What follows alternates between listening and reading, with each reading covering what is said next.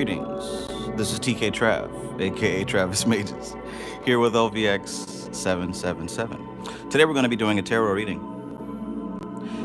And depending on what question you have, depending on what circumstance you're going through, I'll be happy to take requests to answer some questions and hopefully get a little bit of occult teaching intermixed in between the cards.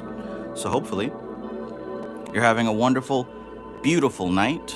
Apparently this is some day that has to do with love and chocolate and roses and all that good stuff. So if that's your thing, I hope that you're enjoying it. If not, I hope that you're enjoying it even more. So, with that being said, greetings to all my favorite people. Peace, peace, peace, and welcome.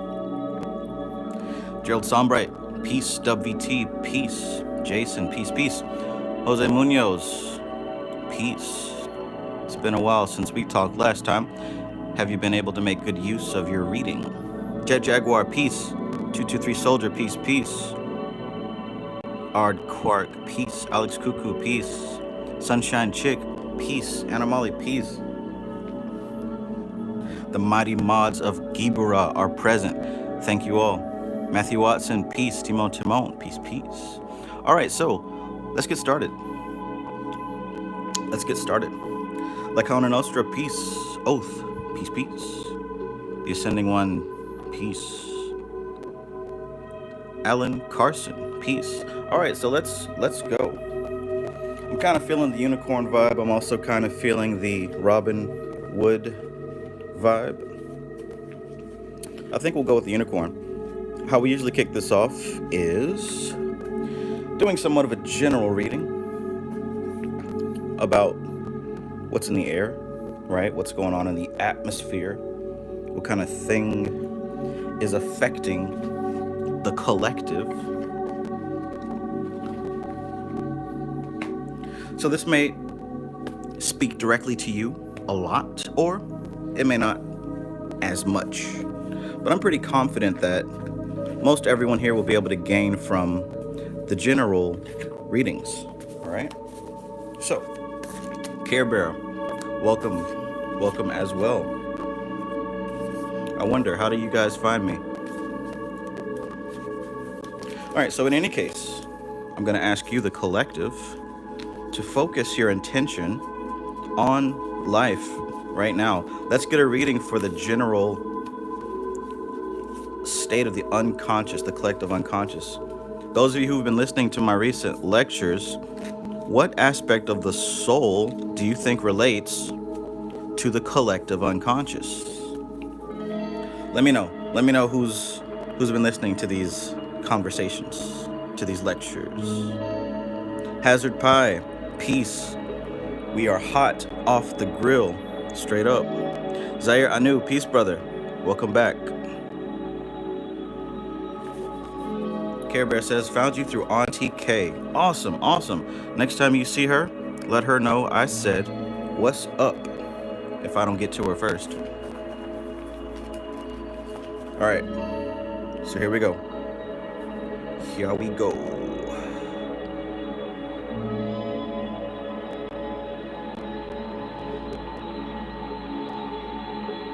What I would say, based on my studies, is that the collective unconscious is actually the nefesh, the animal soul, because that's the one thing that we all share, regardless of how intellectually developed we are or spiritual developed. We all share the animal soul. It's known as the nefesh.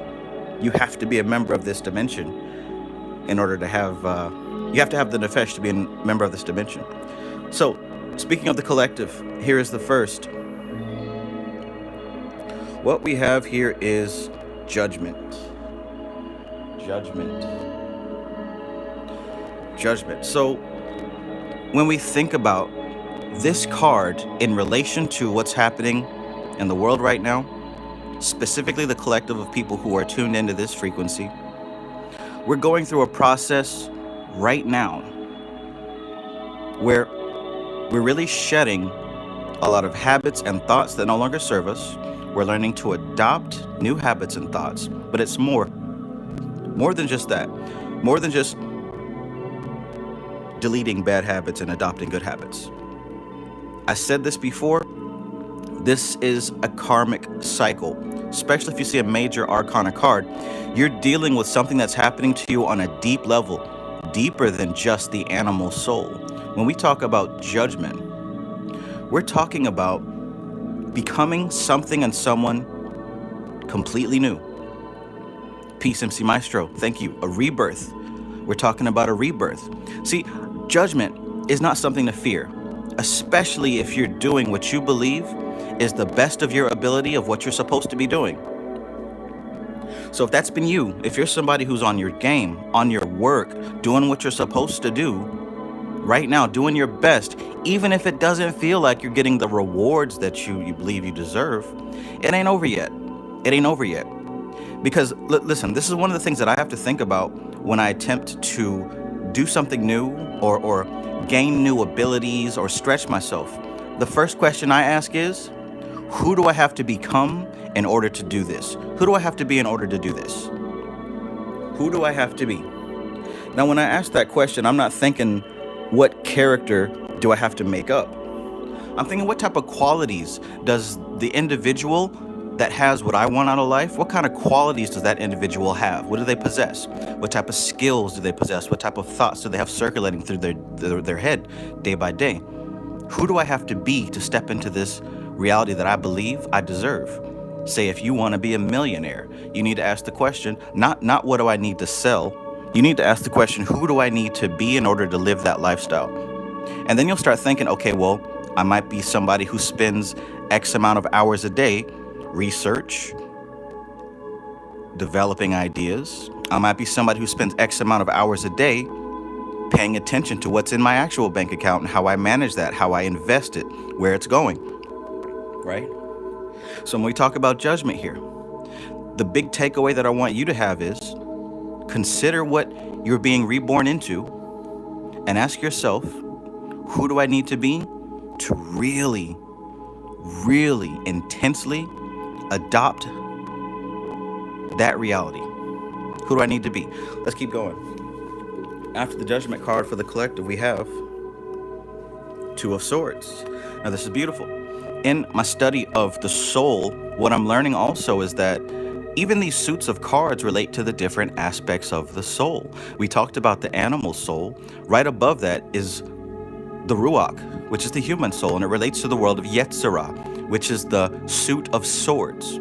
And when we're talking about two, we're talking about the number two, we're talking about the divine masculine aspect of God that shoots forward into reality to change and create and to develop. The bursting forward of energy in the world of the human mind is seen as making a very important decision.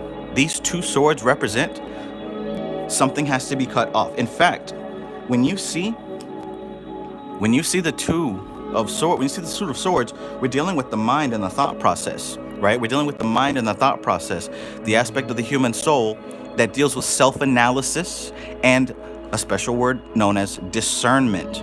Now, in the Indian tradition, in the Eastern tradition, discernment is seen as a sword. It's called viveka. And discernment is seen as a sword that slices off the bullshit, slices off the nonsense, cuts away what does not belong. The Two of Swords is the swords element in one of its most powerful states, being able to slice what is unnecessary and to shape, carve, and chisel what is necessary. So we've got a rebirth, we've got the Two of Swords. Next, we've got the Seven of Wands. Now, the Seven of Wands happens on an even higher spiritual level than the level of the human mind. And when we're dealing with the number 7, we're dealing with reaching down and touching the natural world, nature, the people here, your environment. And what you'll find here is that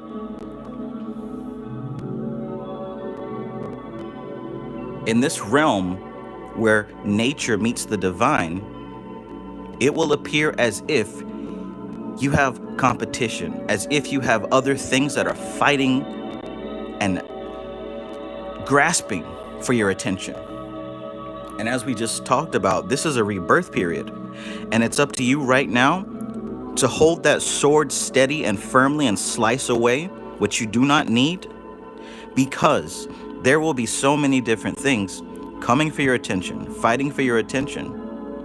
But you got to understand, if you notice all of those different wands that are poking up at that unicorn, 1, 2, 3, 4, 5, 6 different wands, and all he's got is one. It doesn't even look possible that this unicorn will be able to defend itself or to properly put up any type of opposition. Like I said, the wands deal with a spiritual nature, so what you have to understand with this card is you're going to be getting supernatural help. You've got backup. You've got backup. Now, you can call these coincidences, you can call these synchronicities, you can call them angels, you can call them spirit guides, you can call them the deities that you're working with. In fact, it doesn't matter what you call them because they don't need you to call them. They're already there. Like I said, if we're dealing with the major arcana card of judgment, we're dealing with something that is karmic. This is an angel in the sky calling these sleeping ones to wake up. You've got support. You've got support in this already. So here we are.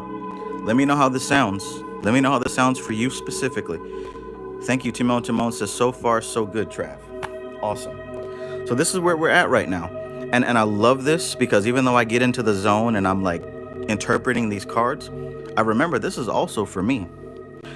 So even for me, this is so far, so good. Right? So check it out. The rebirth, the decision. Don't worry about the opposition because you got backup. And we're going to round it off with 4 because that's what I like to do. We're going to round it off with 4. Behind all this is yet another major arcana card. And we're dealing with the Hierophant. Now, for my studious students who pay attention and who study, tell me, I'll go ahead and tell you, the occult aspect behind this is the fire element.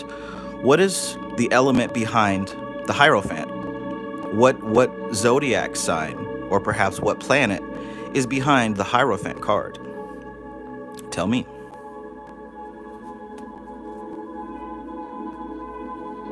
Tell me. And what we're dealing with the Hierophant is structure. We're dealing with structure. We are dealing with a system that is in place, and you're a part of that system. You're a part of that established system. Now, for some people who are rebels, for some people who like to do their own thing and don't like to follow authority, a system is intimidating, right? We don't want to be under a system. We want to do our own thing. But I'm talking about something bigger than a system like the government or the church or the school. This may even be a spiritual system that you've chosen to be a part of. This may be a spiritual system that you've chosen to follow and study and learn and utilize as a way to open yourself up to the highest version of yourself. And by the way, the answer to the question, thank you, MC Maestro, it is Taurus. It is Taurus, which is a fixed earth sign. Again, like I said, a structure, a system that's already in place, and you've chosen to walk that path. Because you've chosen to walk that path, your steps are guided. Your steps are in alignment. You have support. You have backup. It's time to make critical decisions with the use of your higher mind, not the animal mind. And understand that this is a time of rebirth for you. I'm telling you, the last couple of months for many of us have been treacherous. Maybe not life-shattering, right? Maybe nobody died, or I mean, for some of us, yes, people died. You know, maybe it might have been a financial earthquake. Maybe it could have been your belongings and stuff. As I've mentioned in so many of these videos recently, my computers and my phones, right, have all stopped working, and that kind of left me in a vulnerable position because I utilize those things so much for my daily life to go smooth. Maybe something in your life was shaken up to where you had to readjust how you've done things. Well, understand, it's not a punishment. It's a rebirth. It's a rebirth. And at this point in time, months later, you're finally getting on your feet and you're understanding that you do have support, that you're a part of something bigger. It's not just you out here randomly lost. And it's time to make a critical decision to cut away some of these things that you no longer need. So let me know. Let me know how that works for you. Let me know how that works for you. Connor Black, peace, my friend.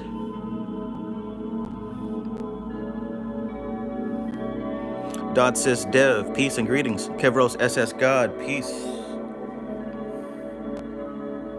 Peace, peace. Oath, peace and greetings.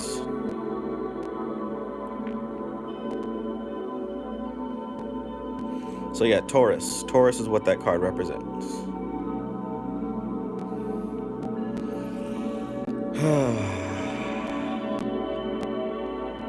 Care Bear says, lost my uncle to a house fire 2 weeks ago.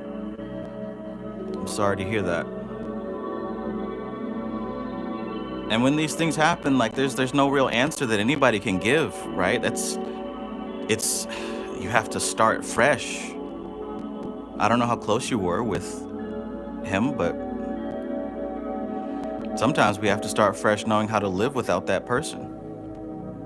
I lost an aunt the past couple of months, and I know that ever since I've been alive, she's always been there. Always. Every single family function. She literally raised me when I was a child. She raised all of us. Like, she's always been like the babysitter in a way. And it is, like I said, don't know what to say, but I do know that it is a process of learning how to live without that element of that person in your life. And again, it's not always a bad thing. Sometimes you're able to look back and see what that person has given you, and you can lean on that for strength.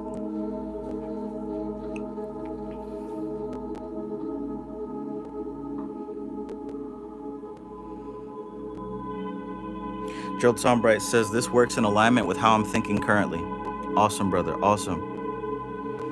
Connor Black says, for me, it was an internal collapse. Nothing outside really changed. And with it being astrological, I'm 100% certain that it lines up with Pluto moving into Aquarius. So it might also have to do with what house your Aquarius is in. It might be in the house that rules the home. It might be in the house that rules finances. It might be in the house that rules friendship, father, mother. I'd suggest checking that if you know about astrology.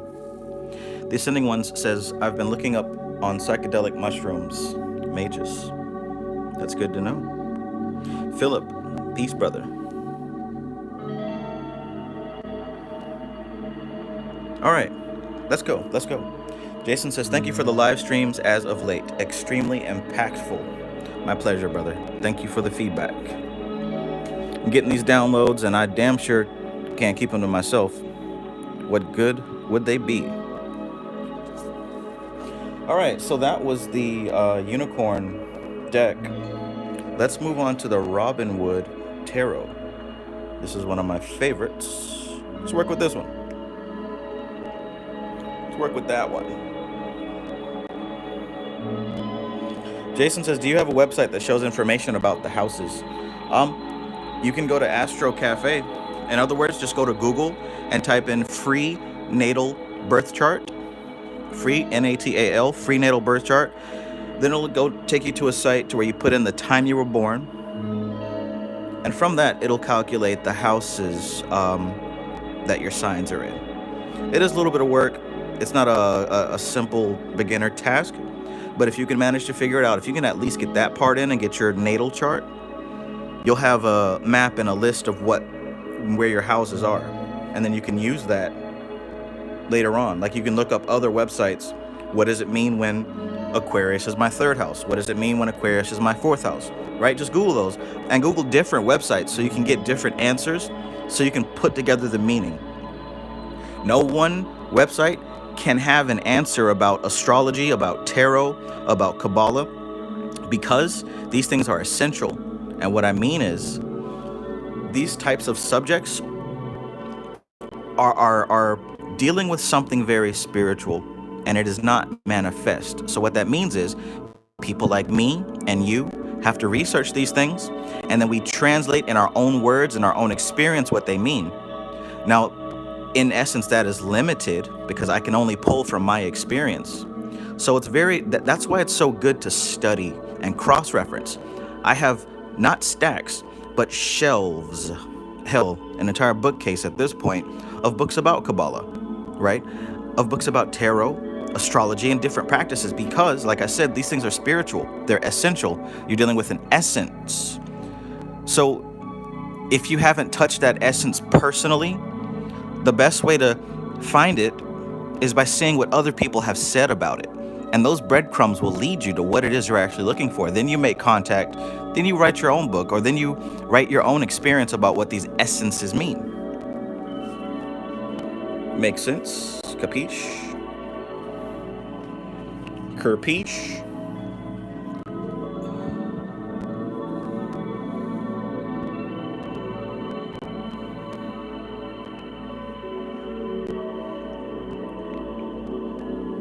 The Ascending One says, I've been looking up on psychedelic mushrooms for guidance and access to the spirit world. Any reference on your channel to further research? Yes, I've had quite a few videos referring to that.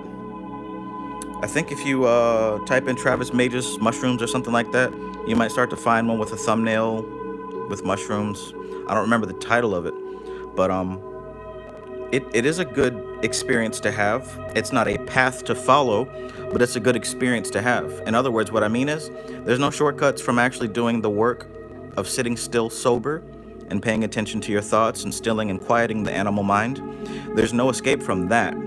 However, if you do come across the experience of psychedelic mushrooms and things like that, it can certainly help based on how much work you've already done. Make sense? All right, let's keep going. Anna Molly says, hey Trav, I was thinking about the houses related to path work. It's super interesting.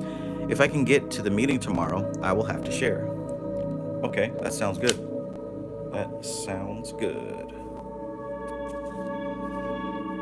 No Face Divination, peace, my friend. Hazard Pie, thank you so much. I appreciate your donation. Hazard Pie says, may I have a general reading?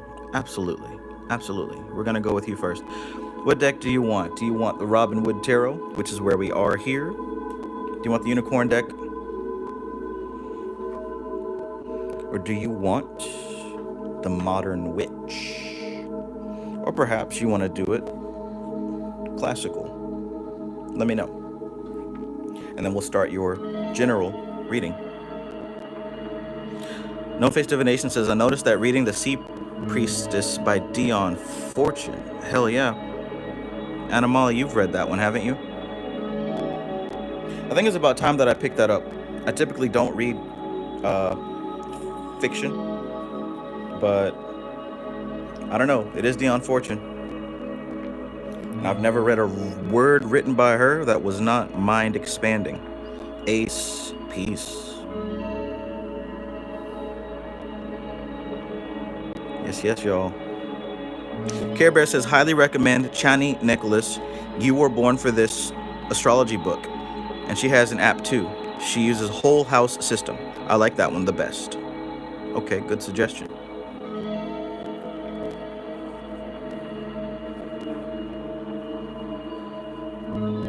Yeah. WVT says, yeah, just earlier I was watching a Black Panther comic. I paused it to go cook, and the guide was telling T'Challa that the god had his back. And then you come with this reading. Awesome. I Am That I Am says, never had one of these. I feel like it's a lot I'm missing out on in life. Well, maybe there is. And who do you have to be? Who do you have to become to be that person to experience what you're missing out on? All right, let's keep going.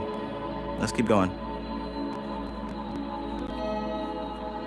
So, general reading.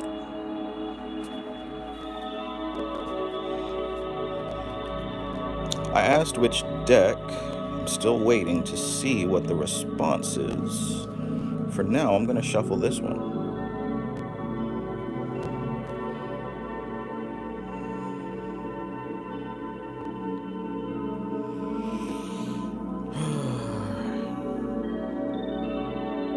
Trade your okay, peace. Okay, let's do the Robin Wood.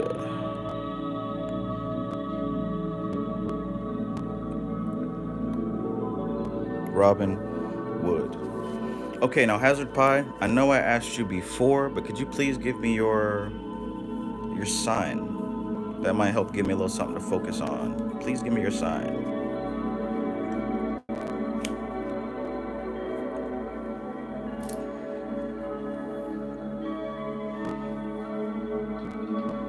Oh no.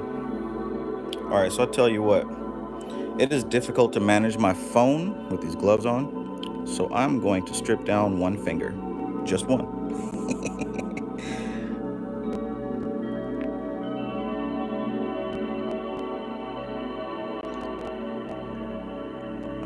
Alright. Let's go. Okay, so thank you for the YouTube donations, and I will get to the next two people for sure. If you would like a reading, donate to my Cash App, because for some reason YouTube kind of takes a heavy cut. But I'll leave my Cash App link if you would like to get a reading after the next three.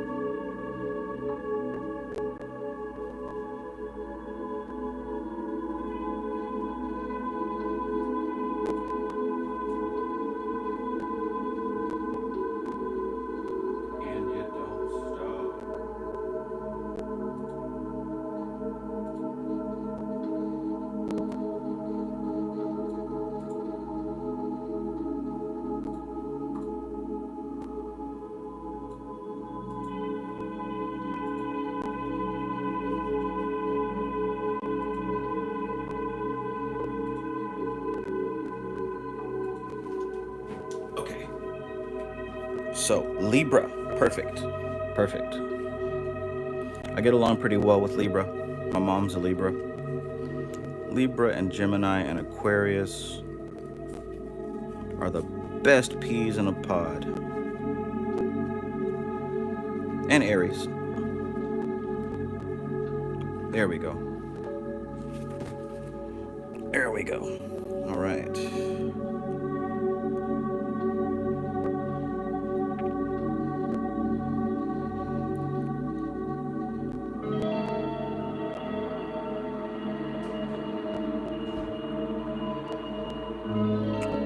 So, Libra. This is a general reading. And here is what we're thinking.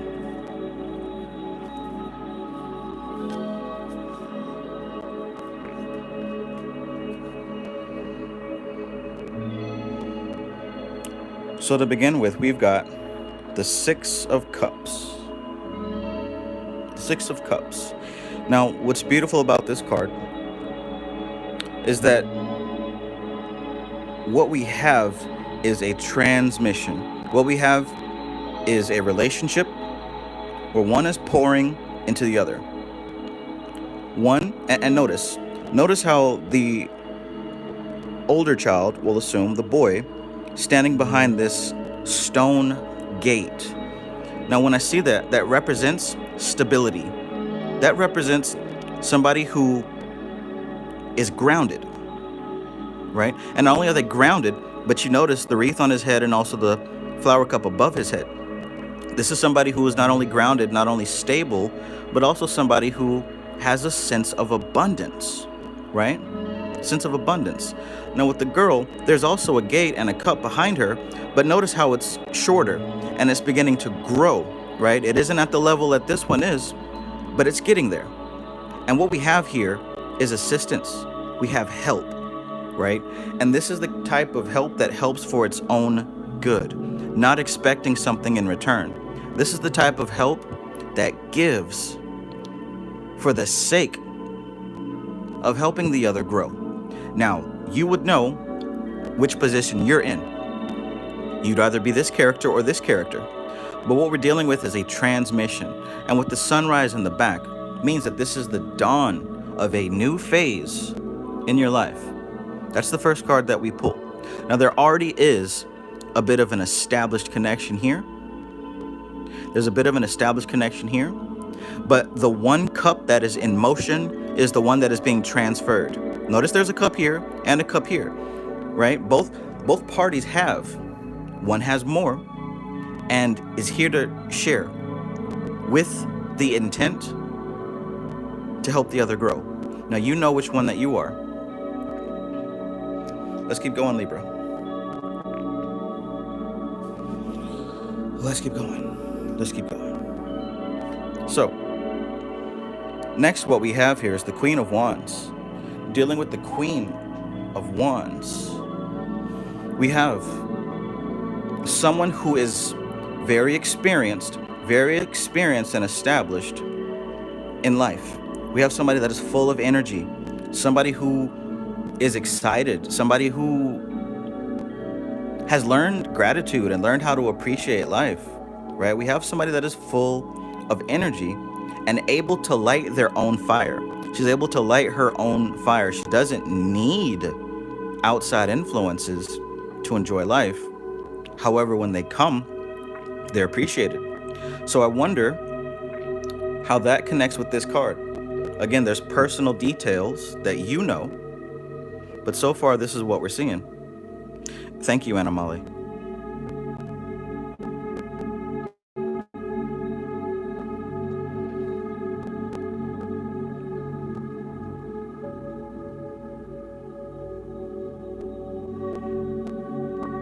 So let's move on to the third card here. We've got this help for the sake of helping and the beginning, the dawn of a new day. We have a character here. This is somebody important. It might be you, or it might be the other individual that you're working with. But it looks like there's somebody here with a passion for life. A passion for life, regardless of what's happening on the outside. And next, what we have here is the Wheel of Fortune. The Wheel of Fortune. Now, this card represents Jupiter. This is a great thing because what we have here is a lot of abundance. We have a lot of energy moving and flowing. And what's really cool here is that even links up to your sun sign here of Libra. The scales, right? The scales. See the two cups balancing what's on either side. You've got these two individuals, and it's almost like a scale. If you can see this center cup as the fulcrum and one cup up here, one cup down here, it's almost like a scale. There's a balancing, there's a transition. The majority, the load is being shifted to where it needs to go. There's a shift happening. This reading means that there's a shift happening, right? Now, this involves somebody very spirited, very passionate. They've got a strong will, and they're a self-starter. They light their own fire. They light their own fire. And what we have here, like I said, this card represents Jupiter, the Wheel of Fortune. We're dealing with the changing of fate. Karma is turning. Remember I said the major arcana cards represent karmic things. Now, if you were at a point down here, the wheel is spinning now. The wheel is spinning. The wheel is spinning. Maybe you're up here. The wheel is spinning. But judging from the other two cards, it looks like this is going to be a spin in a positive direction. It's going to be a spin in a positive direction. It looks like wealth and abundance of whatever you interpret that as. It could be money. It could be ideas. It could be love. It could be a lot of different things. Only you know. You feel it as I'm talking about it. But there's a transference happening right now. There's a transference happening right now.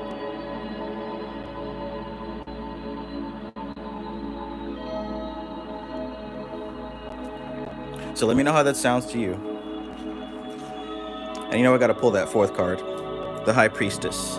Now the High Priestess here represents the moon. The High Priestess here represents the subconscious mind. The High Priestess here represents the one who stands on the gateway between the two worlds. She is the essence of magic.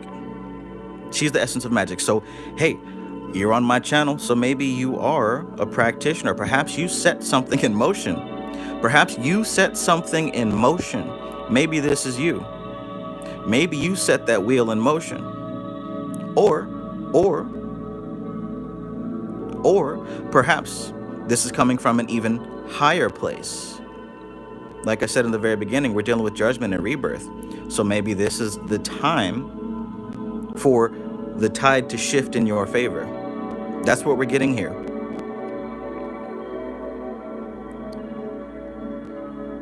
That's what we are getting here.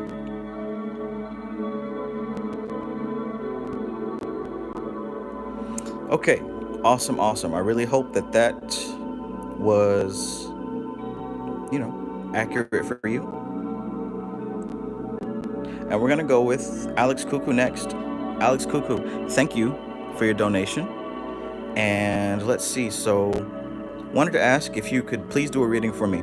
I don't know what info you need, but I'm a Vedic Sun Capricorn, Western Sun Capricorn, Moon Taurus, and Ascendant Taurus.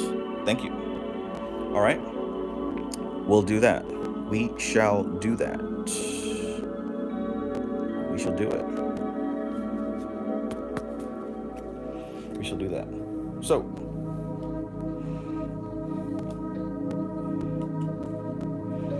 we're gonna go with the flow here. I'm really feeling the Robin Wood deck. So we're gonna stick with that if you don't mind. Unless you really want a different one. All right? Unless you really want a different one. Okay, Jose Munoz says that you sent me Cash App donation for a reading. Fantastic. I will get to you in 2 more.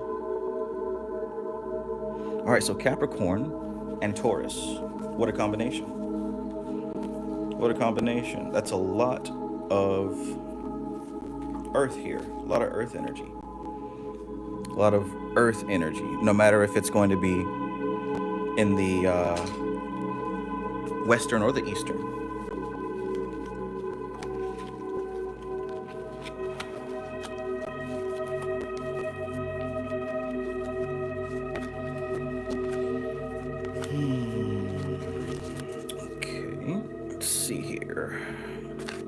Let's see here. Taurus and Capricorn. And I'm kind of getting a feeling to put this Pluto card out as well. Pluto. So right now, we've got this major transition of Pluto moving into Aquarius. Now, both of these two look pretty out there. They've got some foreign ideas that are not typical for what we're so used to. See, these guys, these signs here, especially Pluto, we're thinking about the deep, the underworld, the long forgotten, the most ancient, right? We're talking about some stuff that we haven't seen probably in our lifetimes. Are about to be dug up, unearthed, and introduced. You feel me? This is the time that we are entering in together, all of us. So you'll see that everybody's acting a bit strange lately. Everybody's having something happen. Nobody's exempt from this phase. Absolutely nobody. Amar Ahmad, peace. Amar Ahmad says, if you have Crowley's Thoth Tarot deck, I'd prefer that for my reading. I don't have it on me. My cousin has it. If he's here, I can see if he's got it on him. But yeah. Okay, so Capricorn, pretty cool. And symbolically, when you see these horns, what do you think that represents? And notice he's also got wings, butterfly-style wings. Very nature. And horns typically represent, well, you tell me, what do you think that horns represent spiritually? There's Taurus. And notice the Taurus, of course, has the bull, but there's also a woman, also a female figure here. We can say that that deals with the Venus aspect, which rules Taurus for sure. But again, fixed earth, lots of fertility here. Lots of growth here. Oh, and I missed it. Not only is it horns and wings, but also a tail, almost like a serpentine fish style tail. These are all symbols. And we've been talking a lot about the animal soul. And what I want you to understand is that when you're seeing animal features on a god, on a deity, especially mixed with a man, you are dealing with aspects of the collective unconscious, aspects of that animal soul. So I wonder what kind of images that those bring up for you. And again, those are both earth signs. So there's a lot of earth energy going on with you in your life. And I wouldn't be surprised if that's what we're going to be pulling out here in today's reading. Speaking of which, let's get to it. Let's get to it.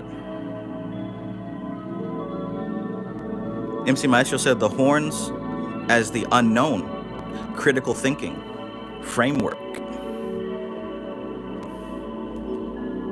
Nice. I wonder what you would say about wings on the head. I wonder what you would say those symbolize. All right.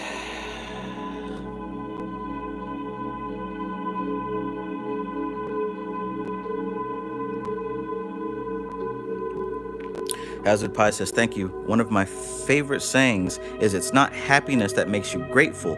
It's gratefulness that makes you happy. I love that. Yes, and I agree with you. It's gratefulness that makes you happy. Especially when you are in a position where you don't have, when you're lacking. Once you switch that attitude to gratitude, you'll start seeing things change.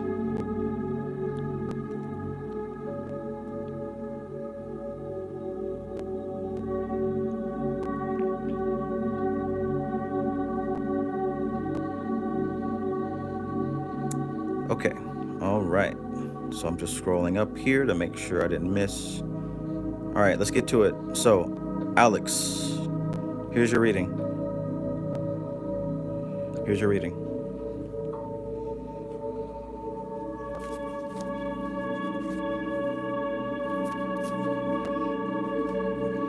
So,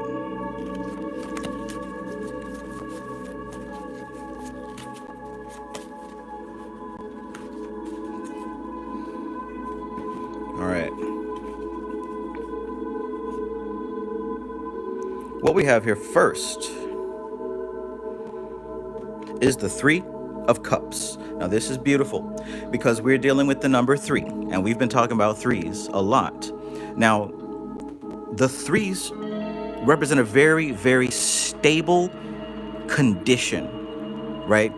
Because we've got generation, organization, and destruction, and it happens in a beautiful cycle. But not just that. When we think about 3, we're also dealing with the Sephirah of Binah on the Tree of Life. Binah, the black sphere, the third one. 1, 2, 3, right? So not only are we dealing with the third sphere, which is the mother, the womb, right? We were talking about the earth element. So here we go, we're kicking it off. Not only is Binah dealing with the mother and the womb, the creatrix of all, Mother Nature herself, but we're also dealing with the cup, which is the water element, which is represented by the queen, right? It's represented by the divine feminine, because Chokmah is the king, divine masculine, Binah is the queen, Tifereth is the son, and Malkuth is the daughter. So we're dealing with the mother of the mother. This is a card that is in very much alignment with itself. And what it talks about here is we're dealing with the astral plane, the emotional plane. There's a lot of merriment, there's a lot of enjoyment. Because harmony exists here, harmony exists, there is a perfect reflection going on somewhere in your life, a perfect reflection.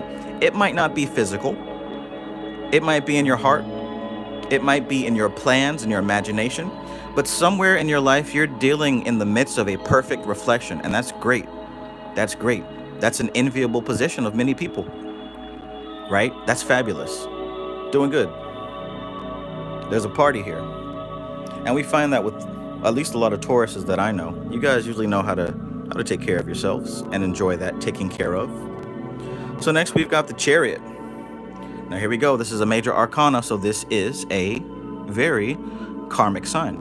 Now the Chariot is a card that represents Cancer, which is another maternal aspect. There's a lot of feminine energy here as far as a stable, nurturing environment. Earth, Taurus, right? Bina, 3. Now, the Chariot also represents movement, obviously. Movement, circulation, things are moving. 3 figures here. Even notice the yin yang. There's more harmony and balance, right? And notice that you can say the Rajasic and the Tamasic elements are what's pulling the ship.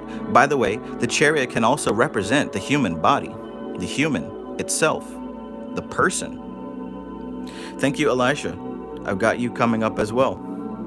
I appreciate you. So what is the human that is singing the song, that is pulling the strings? But in this case, again, the collective unconscious, the animal body, and the enlightened man. So what we've got here is you have achieved a level of some type of peace, harmony, something that you're happy about in life, something you're good with, right? If I'm not mistaken, I know that you work out, you go to the gym, you are very enthusiastic about that. It could be that aspect. And it looks like it's being led and driven by spiritual maturity. Things are moving in your life because of the spiritual maturity that you've accumulated, right? This is what I'm picking up based on the symbols that I understand. And what we follow here with is the 5 of Cups. The 5 of Cups. Now, the Cups exist in the same realm as this first card. You've got the 3 of Cups and the 5 of Cups. Now, while there is merriment, joy, harmony, and balance, perhaps there is also at the same time, right? And this might be due to the Venus nature that's in your moon. At the same time, it seems like there's something that you've lost. Maybe you're mourning over it and not paying attention to what remains. Perhaps there's an opportunity that you haven't achieved yet, or maybe you've passed up. Maybe it's a physical thing. Maybe it's a person. Maybe there's something that is no longer a part of this dance. There's something that's missing from this dance, and maybe you're missing that dance because you're looking at what's not there anymore. Like I said, he didn't lose everything. She didn't lose everything. Those cups are spilled, but there's still 2 here. And maybe these cups were not necessary for the dance, right? As the Chariot goes, and by the way, I just realized that those were 2 unicorns. That's awesome. As the Chariot goes, powered by the music of harmony, we're dealing with Mother Nature, generation, organization, destruction. Things will be cut from the equation and things will be added. Honestly, that's not your business. That's not any of our business. Maybe it isn't the best to focus on those things. Let me know how this is sounding for you so far. Let me know how this is going for you so far.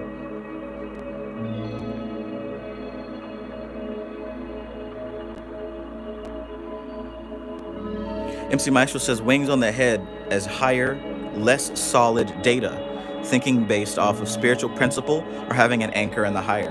That's good. That's really good. Yeah. Those people, those of us who pull down downloads and have a very difficult time translating it into everyday language, or ideas that are just too abstract for the human being to utilize.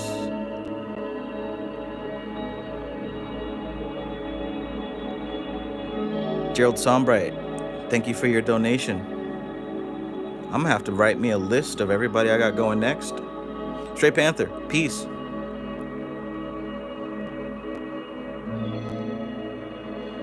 Yeah, okay. I'm gonna grab me a piece of pencil and piece of paper so I can write down who all I've got coming next.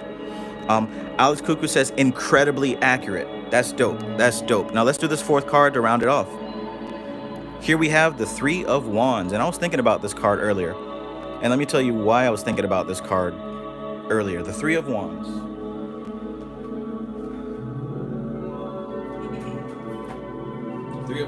So, as I've stated before, right, we're dealing with these different aspects of the soul. You might not know this, but many of you do, right? So, again, Hakma, the 2, represents divine masculine. This is also the king. We're also dealing with the fire element. Over here we've got Bina, the queen. That's the water element. Here we've got the prince, right? That's the sword, the air element. Then finally we have the daughter, the princess, the earth element. So it's 1, 2, 3. Right here what you have is the 3 of cups. We're dealing with 3 of 3 here. This is the feminine in the feminine. And that goes lovely with your astrological makeup here. Now what we have here is the masculine. That's the 2. And in this case, we've got the energy of the 3, the feminine, in the form of the 2, the masculine. So what's good about this is what happens when you get the masculine and feminine together. You get a new creation, you get a new birth. So what we have here to round out the reading that I gave you is that notice how this guy is looking out on the horizon. New things, beautiful things. These 2 cards are high spiritual cards because of the level they're on, Berea and Atziluth. Notice their 3 colors. Notice the 3 colors here.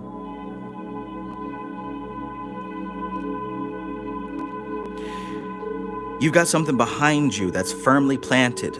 See the vines growing up it? Something behind you, you've already accomplished, you've already established, and it's even lower because that's something you did in the past, and you're moving towards something else that you haven't quite grasped yet, right? You got something else that you're currently working on, and it shines and it lights the way. These symbols speak. So you got something behind you that's established. You're working on something, you got your hand on something that is lighting your way. It's fueling what you're doing, it's shining the light. And there's also something that you haven't quite grasped yet, but you're gonna figure it out. It's not gonna be rocket science, it's gonna be in your realm. But you've accomplished so much that you're looking for bigger and better horizons. Again, it goes great with the earth element, Taurus and Capricorn, planting. Remember what I said, the 3 and the 2, that's the masculine and the feminine element together. So planting, again, new birth, celebration of that new birth, the feminine of feminine. Your life is very fertile right now. Cool stuff. I love giving positive readings, right? Because that's what time it is right now. That's what time it is. I think that we have suffered enough. You know what I'm saying?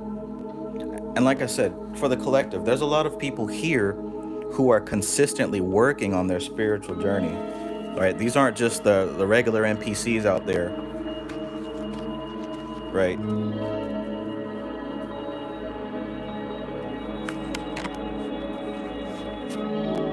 We're dealing with people who are doing the work. So it feels good to give good news to people who deserve it. Know what I'm saying? Cha Edwin, peace. All right, so like I said, let me grab something to write down these names so I don't miss anybody. In the meantime, look at this beautiful witch.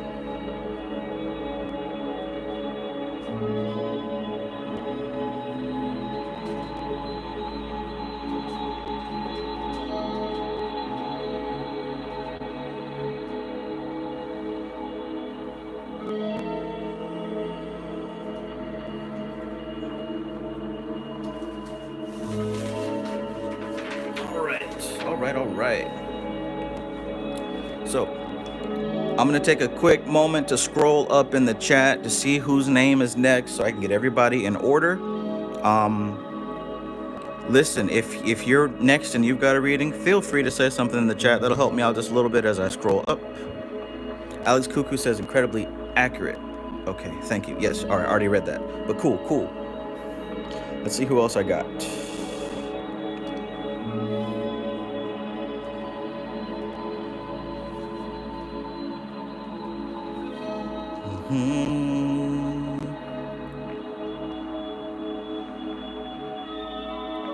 All right, so next is Overflowing Bliss. Overflowing Bliss, thank you very much for your donation. Overflowing Bliss, while I write this list, why don't you tell me your sign, your sun sign, and moon if you want to. Matter of fact, everyone else who's paid for a reading, or I mean, you know, if you just donated, that's cool, but if you're expecting a reading here from me, go ahead and give me your sun and your moon. Give me your sun and moon. And if you have a dying preference for which deck to use, that too.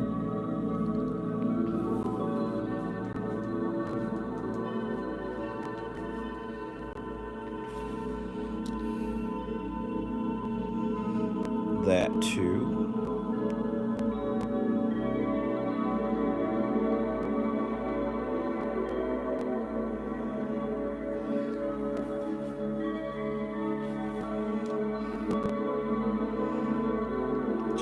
Gemini.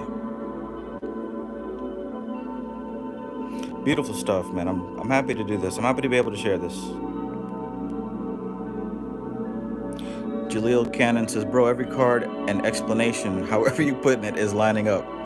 Yeah, man. I'm telling you, that's the collective. They call it a collective for a reason.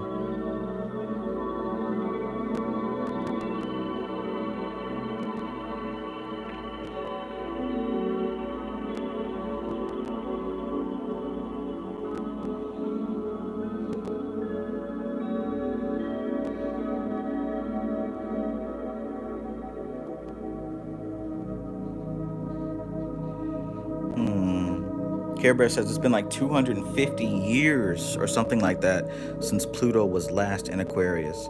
Yeah, what we're going to be seeing here right now is going to be some experiences that we have not dealt with in our lifetime.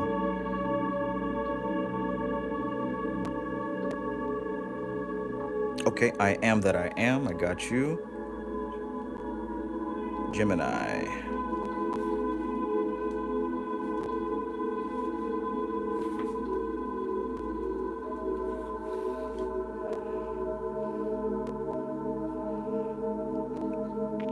Bing, bam, boom.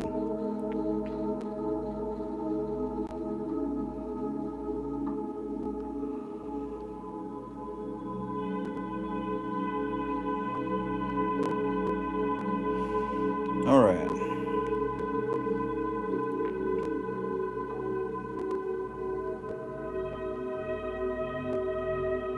Alex Cuckoo says, if you knew my life from A to Z, you'd be amazed about the accuracy of this reading. Thank you. That's cool, man. That's cool. That's cool. Okay, thank you. So Overflowing Bliss is Gemini Sun, Leo Moon. Perfect. Perfect. Good. I get a personal reading now. Awesome. Awesome, possum. So we got the Gemini Sun.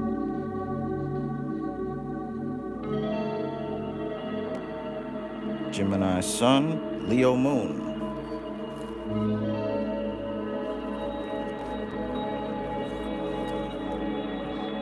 Check out Leo.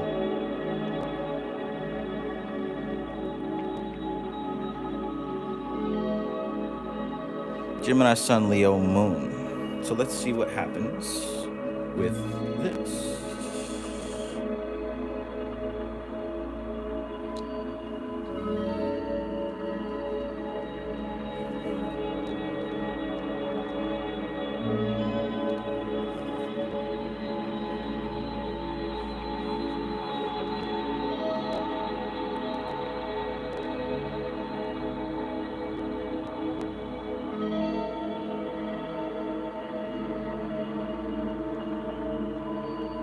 Okay, Moon in Aquarius, Sun in Gemini.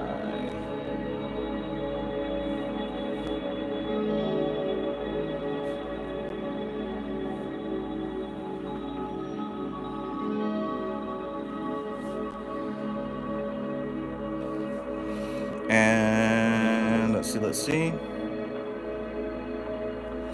Bakuri Hero says, Bakuri here, peace. Bakuri here says, thank you for your teachings. I'm back to meditation because of you, and life is better than ever for having power over the animal. That is dope, my friend. That's always great to hear. Always great to hear. All right, so we are going to use the previous deck that we just used, also known as the Robin Wood Tarot. I'm gonna have to grab some scissors to cut this off, but that's a me problem. Speaking of a me problem, Gemini. Gemini, let's do it. Gemini, Leo Moon. Leo Moon. Leo Moon. All right, so So, here we go. Wait, let me do it one more time. One more time. It's got to feel right. It's got to feel perfect.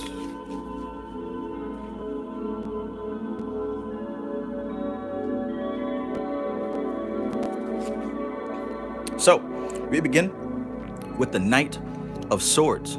And I tell you what, we are dealing with some energy here. This is some firepower. Sometimes this can be seen as an adversary, as an enemy. It can be seen that way because there's so much power.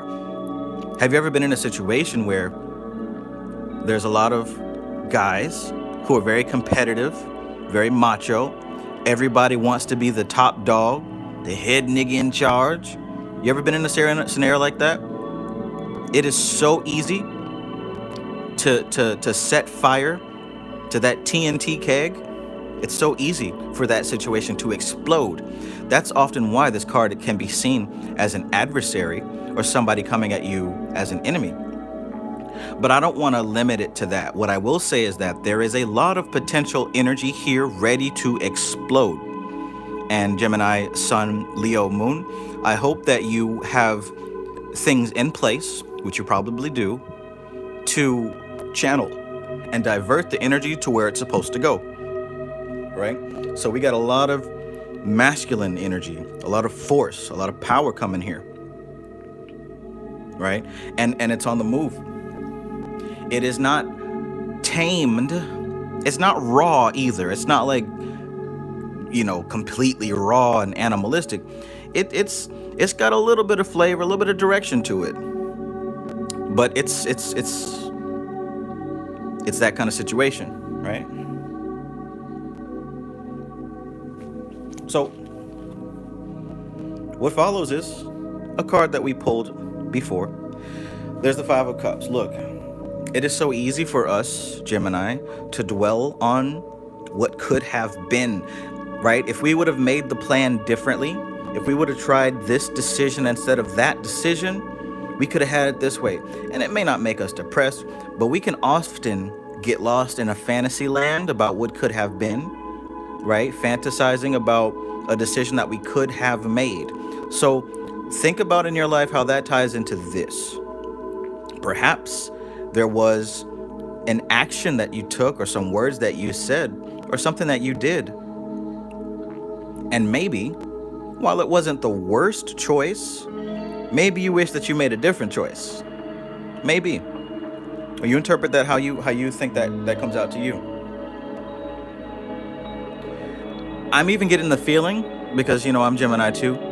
I'm not Leo, so this might just be me. I'm getting the feeling that it's not even over yet. Like, this is new. This is an explosion that just happened. Like, this is fresh. This is fresh. And maybe you didn't do the right stuff so far, but it's far from over. Far from over. That's what I'm getting so far. Again, let me know how you feel about that. Ooh. So, here we have the Ten of Swords. And what's beautiful about this is actually a Gemini card. This card is ruled by the Sun in Gemini. The Sun in Gemini. So what that means is, what happens when the Sun is in Gemini? Gemini is in the center of the summer, isn't it? And when the Sun is in Gemini, it's blazing hot, scorching hot. Things that are left outside uncovered, and for some folks with no sunscreen, are going to get scorched, mercilessly burnt to a crisp, right? That's the Sun in Gemini energy. And that's why this card has this dude in the Peter Griffin fall with all those swords in his back. Let me tell you something about this heat. This is no ordinary explosion of power. This is no regular burst of energy, right? This isn't something that you normally deal with. In fact, I wonder if this is the culprit. Pluto in Aquarius, bringing new energies that we have not experienced, right? The underworld, rising from the dead. And how ironic that perhaps rising from the dead, you get some astounding new life, right? You're dealing with probably some of the hottest fire you've ever dealt with. And while you're over here crying over spilled milk, While you're over here crying over spilled milk, be careful, because you can burn yourself with this energy. You can scorch yourself with this energy. You can melt your own ice cube with this energy, right? My suggestion is, okay, charge it to the game. Count your losses. It's not over.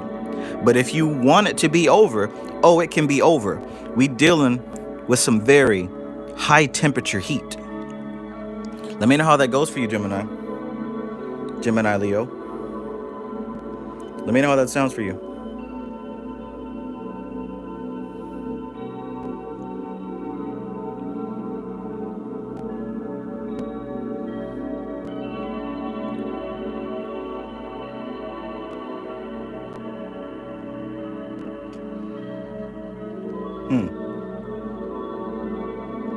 MC Maestro says the first card is exactly an archetypal spirit I've been working with. Knight of Swords. Nice. All right. Let me know how that goes for you. Don't get scared. Be prepared. Don't get scared. Be prepared. This is what we do as Gemini. We make plans. We make decisions. You've got enough knowledge to deal with it properly, but like I said, one of our weaknesses is crying over spilled milk. Now let's round it all out. Let's round it all out with this fourth. Ooh. Brother and sister unite. These two cards, the Nine of Swords, the Ten of Swords. So when you see this, what are you thinking? It feels like this spilled milk is more than just spilled milk. This might be something that you have let get to you in a very bad way. You might be letting it get to you a little too much. In her sheets, she's clothed with the astrological signs. What do you think that means? Notice how she's waking up out of bed. The sword piece piercing her heart chakra, her throat chakra, and her third eye chakra, right? It's getting to her and it's blocking off her higher elements. She's clothed and wrapped in the blankets of the stars because this represents the astral plane as well. Of course, the swords represent the mental plane, the human soul, but we're also dealing with elements of the dream world. 9 represents the sphere of Yesod, the world of dreams, imagination, right? The land where you create with your third eye. You need to listen real close, Gemini, because I can talk to you like this because I'm a Gemini too. You need to listen real close.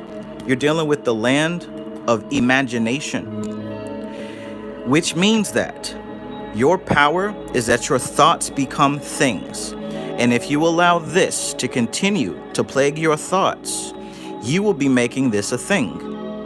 If you continue to use this explosive energy that has been granted in your favor, it isn't good and it isn't bad, right? It doesn't care what it does as long as it does, right? You may not want a problem, but if you want to think about problems, you'll get problems. Control your thoughts, control your mind. We got the swords, that's the air element. Control your thoughts, get back on track. This is no ordinary energy. All right, so then we're gonna leave it at that. Let me know how that goes for you. Let me know how that goes for you.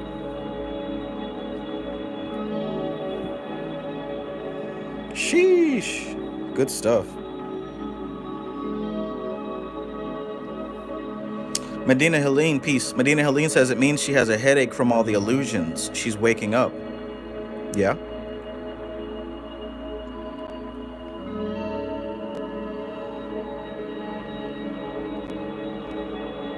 All right, cool. So next we're gonna go with Jose.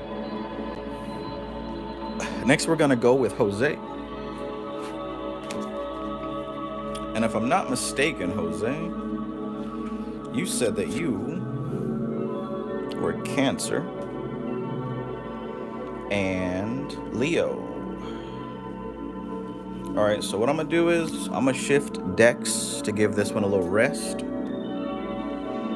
All that hot heat and fire, it needs a break. Check out the Cancer.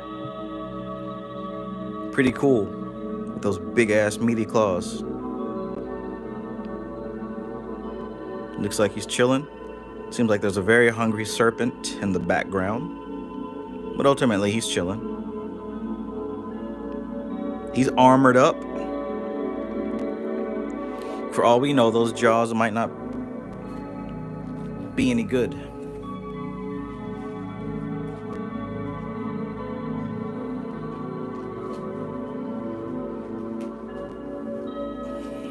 But I remember that you asked about left-hand path and right-hand path and what might be a good choice for you, if I'm not mistaken.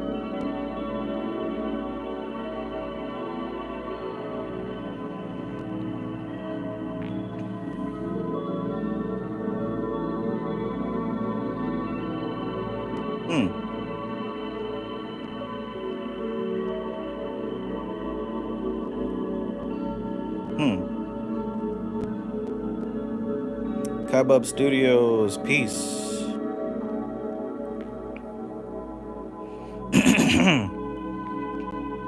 Care Bear says, yes, still your mind, which is a task for Geminis. Absolutely. Absolutely.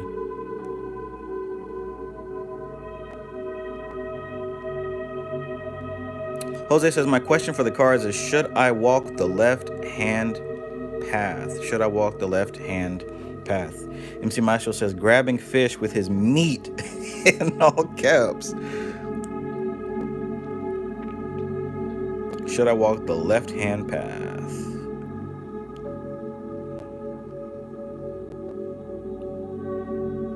WT says he's down there in his shell, away from everyone. Right. Should I walk the left-hand path? I think that the, yeah, we'll go with the modern witch tarot. We'll go with the modern witch tarot.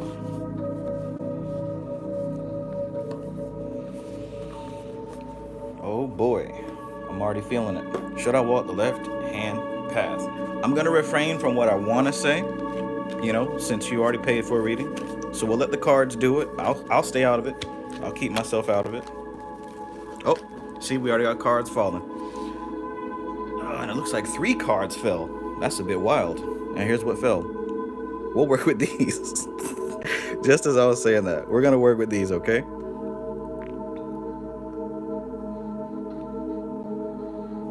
So, here we go. So what we're dealing with. We're gonna go with this one first. Page of Pentacles. Seems like you're brand new here. And I don't just mean that according to my channel. And maybe I might not just mean that according to Magick. Seems like you're brand new here. It seems like you've got a fresh start. It seems like everything looks amazing and awesome. Now, I don't know how much work you've done. I don't know where you're from. I don't know any of that stuff. I'm speaking spiritually here. But in this case, I'm speaking very materially. This card, Pentacles, represents the earth plane, the manifest plane, and the animal soul, your physical life. There's a lot of beginner energy here, and I'm talking about ultimate beginner energy. Now, here's what's great. That's not a bad thing, because this is the bottom of the deck. This is the last card. This is the last card. And when it comes to Kabbalah and tarot and astrology, somebody tell me what happens when you get to the end. Somebody tells me what happens when you get to the end. Where do you go from there?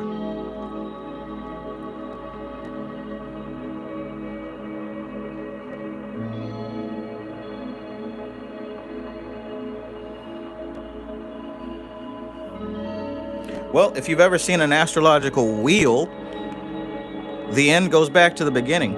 And if you know anything about Kabbalah, Malkuth is right there next to Kether. Right? And if you know anything about the tarot, you just keep shuffling back around.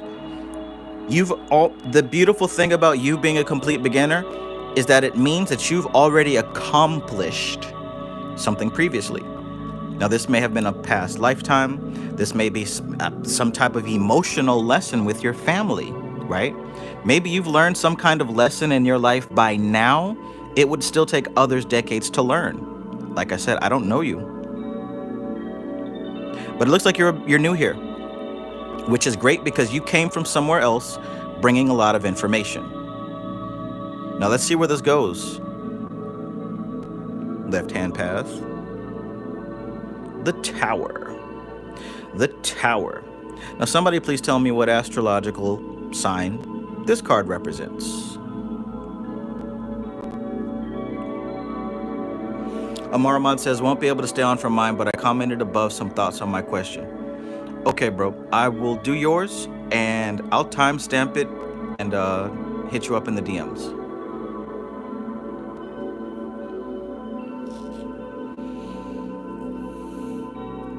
So what does the Tower represent? The Tower? Thank you, Care Bear. Good job. Mars. We're dealing with Mars. And just like the previous reading where I talked about that energy, well, the source of that kind of energy comes from the Mars aspect. Mars isn't just fire. It isn't just violence. Mars is the induction of the destructive element of God. What do I mean by that? The induction of the destructive element of God. What I mean by that is, when we think about the Most High, God, the Creator, whatever word you want to call it, doesn't matter. But there are three phases. The first is generation, the creation of something.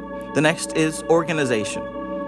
We allow it to flow and prosper. And finally, when the time is right, it's time for it to be cut cold, right? Disciplined.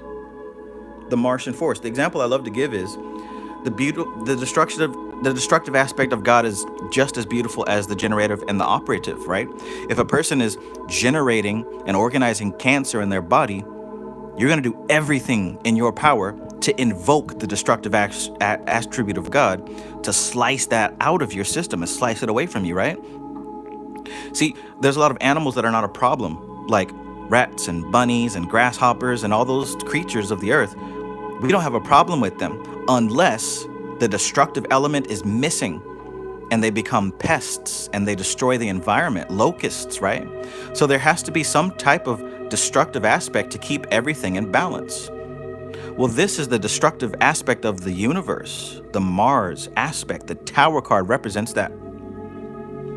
There's a big shakeup. There is something, this is a karmic card because it's one of the major arcana. How do I put it?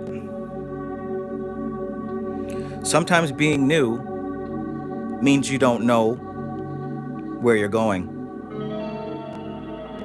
Now, why does it matter to know where you're going? So that you can avoid painful lessons and get to your destination quicker. So before I say too much about this, let's check out this third card and see how it evens things out. Two of Swords. There we go. So if you recall earlier when I spoke about the Two of Swords, we're talking about a big decision. A big decision. Look at that. Look at that. What I also said about the Two of Swords is that we're dealing with the masculine aspect, the divine masculine, within the world of the mind. For those of you who know, we're dealing with Chokmah and Yetzirah. We're dealing with the divine masculine aspect within the realm of the mind, which means your sword has to be sharpened. Sharpened. Your sword needs to be sharpened so that you can make the right choice. Look, I'm not even going to tell you what to choose. That's not what I'm here for. That's never been what my channel is about. Because I'm something you've never met before. I'm not a right-hand path or a left-hand path. I'm a middle path person. That's what I am. Because that's the only path that leads to where I'm trying to go. So I'm not going to tell you what side to go. But what I will tell you is this. Seems like you're new here. You got a decision to make. One of those decisions, hell, maybe both of those decisions, has a deep lesson for you. Now, those three fell out of the deck. Let's choose one here to round it out, to balance it out. Let's choose one here to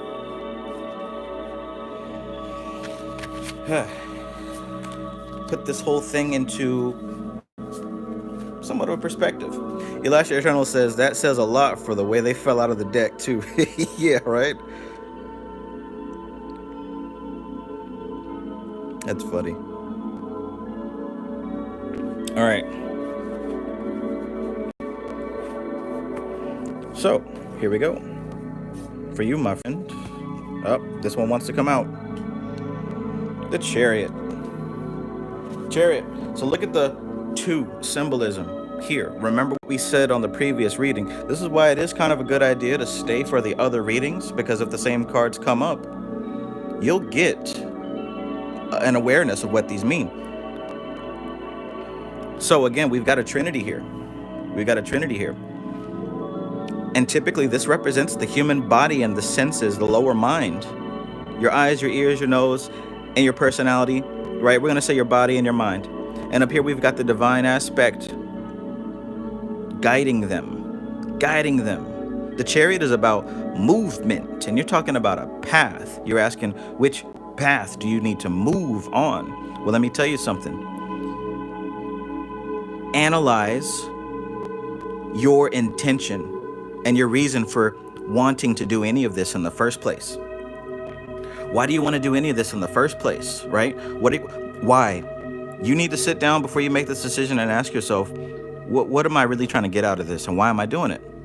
And when you answer that question, right? When you answer that question, I want you to see, did the answers come from the animal body? Did the answers come from an unhealed ego? Or are the answers coming from a spiritual sense, from a higher self, perhaps? I want you to analyze your decision. Ask yourself, why are you doing what you're doing? And analyze those answers. And if you like, you say me. Okay, me. All that is me. You are the animal body.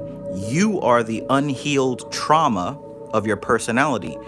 You are the divine God aspect. You're all of those. What I'm telling you to do is to sit down and ask yourself and see which of those portions of you answers the question. All of it's you. But if you haven't learned, right? This is what I said about newness and being new and being fresh. And this is also what I'm saying about the sword having to slice and make the right decision. All 3 aspects are you. The animal, which says, I'm hungry. I have to pee. I want to watch a movie. I want to play a video game. I want to sleep. That's the animal voice. Then there's the mind, which thinks and has these thoughts and says, this is me. I'm self-aware. I have memories. I have a history. There's a future that I want. I'm still angry about what happened to me as a kid. I'm still angry that I never had this opportunity, right? All that's the mind aspect. And then there's the spirit. There's the spirit which makes decisions and communicates without the input of the body or the mind. It comes from a higher place. So if you're able to sit down and analyze the answer and see which of those voices is speaking the loudest, does the animal body have the most input? Does the mind and the ego have the most input? Or have you heard the voice of the spirit?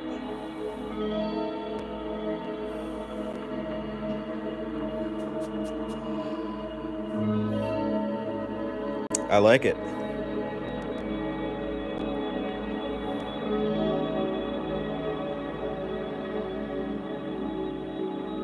That's a pretty big one. Hot diggity dog.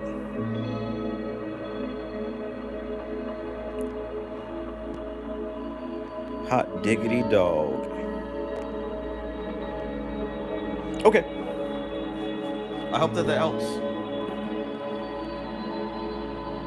I hope that helps. Okay, so next we have I am that I am. Lucky me, I get another Gemini. Another Gemini. Aquemini even. Aquemini even.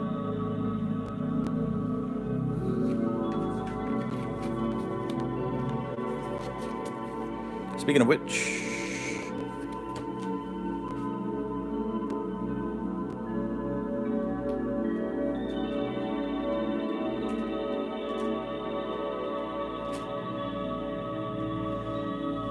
How's everybody enjoying this session? How are you enjoying the session? If you're enjoying it, hit the like button. Hit the like button. That just shows YouTube that this content is enjoyable by viewers, and more people will, hopefully, not more people, the right people will have it pop up on their algorithm. I don't necessarily want more people, but I do want people who are seeking this kind of information to receive this kind of information, that's for sure. Once again, I thank you to my mods. Thank you for the mighty arm of Gibra, for slicing away that which does not belong.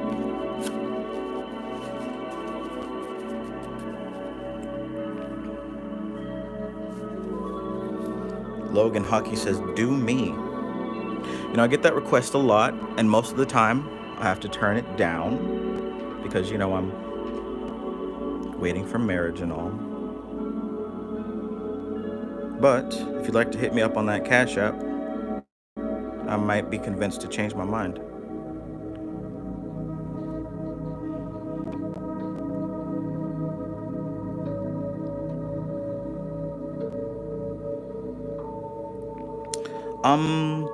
Elisha, are you still here?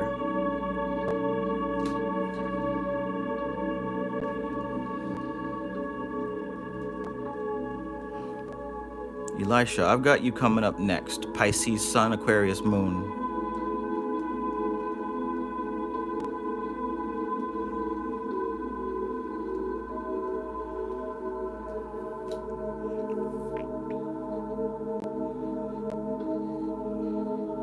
And also, we've got you as well, Stray Panther.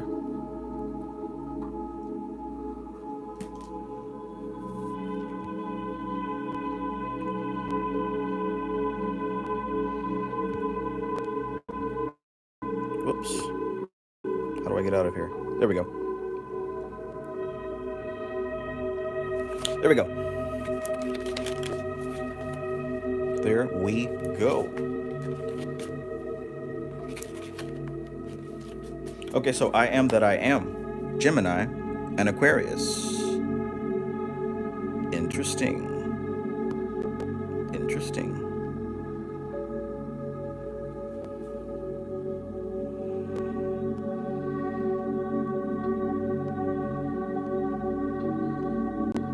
Jose Munoz says, thanks for the reading, man. Talk to you later. Awesome. In and out. Good stuff. Elisha Eternal says, if you don't mind, can I get another deck? Oh, for sure. For sure. Let me know which one you want.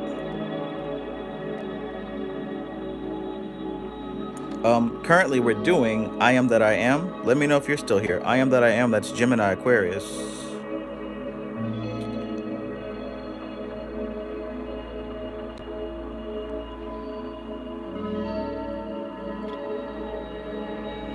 I Am That I Am. I suppose if I don't see a response, we'll go with Elisha, and I guess I'll do you whenever you come back.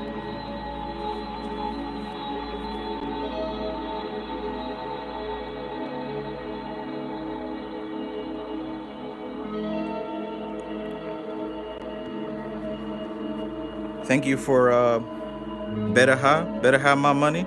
I appreciate your donation. Thank you. Let me know your sign whenever you get a chance. Looks like we're gonna be here for a little while, huh? All right, so I Am That I Am. Cool beans. Cool beans. I Am That I Am. Let's go with the classic deck. How do you feel about that?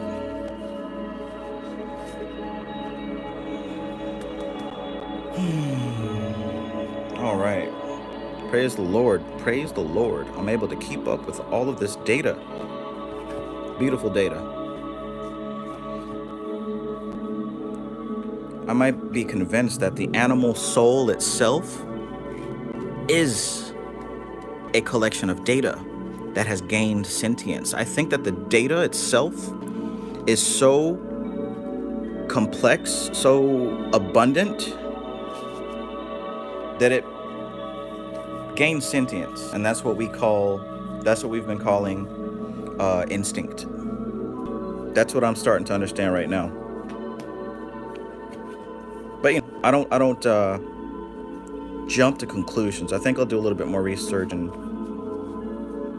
meditation on that. Because if that's the case for the animal soul, then what's that say about the human soul, right?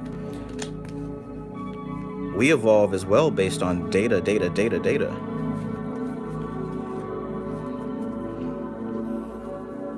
And it's all artificial intelligence, right?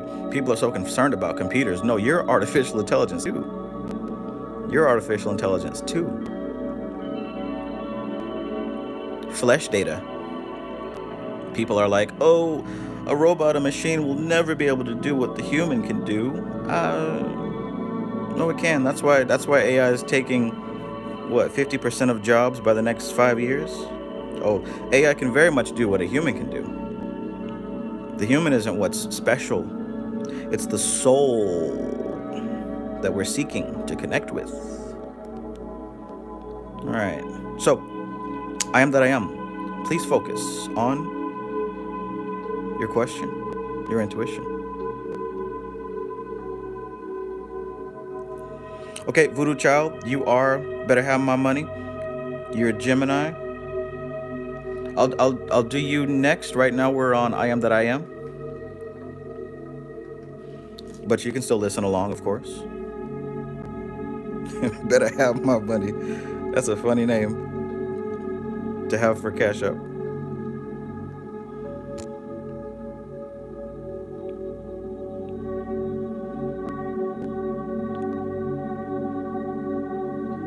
Okay, and by the way, don't respond to the trolls. Like, speaking of AI, I'm pretty sure many of them are AI. And other than that, they're not here for this, so don't spend any of your energy on them. The mods will take care of them. Don't waste your thumb energy. All right, here we go. So,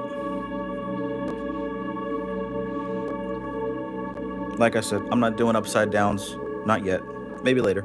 I tried it once, didn't really like it. I am that I am. So it looks like right now, the first thing that we pull is the 9 of Wands. And as I spoke before, the Wands represents Absoluth, which is the highest spiritual plane, dealing with the Kabbalah, which means that the movement here is happening on a deep subconscious level, beyond the subconscious and unconscious level, beyond the collective, to the point that we're starting. Because here's the thing, when I speak about these levels, when I speak about these layers of consciousness, you've got your individual self. Underneath that, the memories that you were built upon. Underneath that, the memories and the data of your family. Underneath that, you keep going to your bloodline, your ancestors. Underneath that, the entire human race. Underneath that, all the animals of the earth. Underneath that, the planetary solar system memory. And you keep going until you start to reach what we call angels and gods, right? Memory is deep, and there are layers and layers and layers. So when we're dealing with the world of Absoluth, we're dealing with a stirring of energy on those deeper layers, which means that this is probably not something where you can trace the origin of. And speaking of that something, we're dealing with the 9, which represents Yesod, the world of imagination. The world of things starting to come into form, but not quite solid yet. And it's possible that it's not quite solid yet because this thing has been going through trials and errors and tribulations and tests. Maybe you've been attempting something. Maybe you've been working on something. Maybe there is this sense within you that you haven't quite achieved what you're trying to do,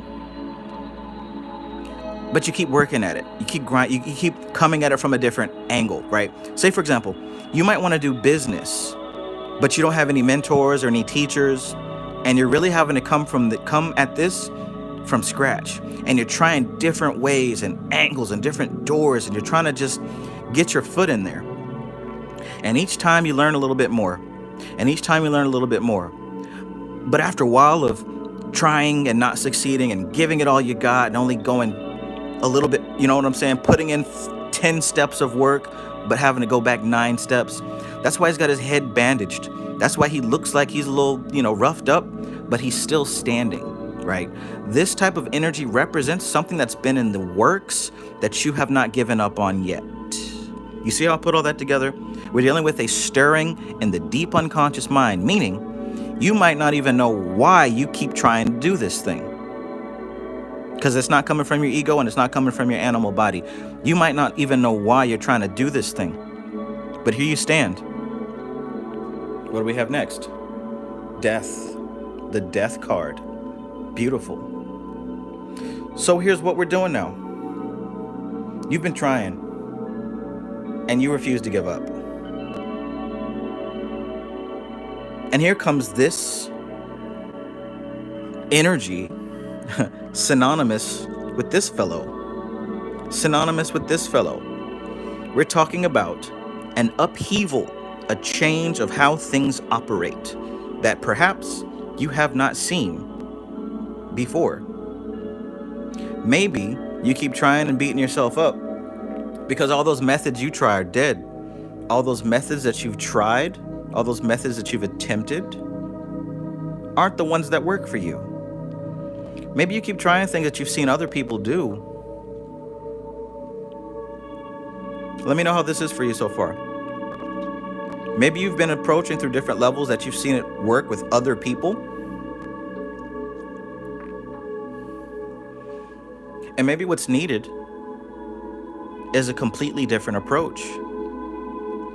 Maybe what's needed is a completely different approach because all those previous ways were already done before you even tried them. And perhaps all this trial and error is changing you. Maybe it's changing you. What I said at the beginning of this video was, when it comes to the thing that you want to do and the person that you want to become, you have to ask yourself, who do I want to become? What kind of decisions do I have to make? What kind of thought process would I have on a daily basis? What kind of foods would I eat? How would I dress if I was that person? Maybe that old you has to die so that new you can start to come forth to actually step into that world that you're trying to manifest. Let me know how this is going for you. I am that I am. Trey says on point. Awesome.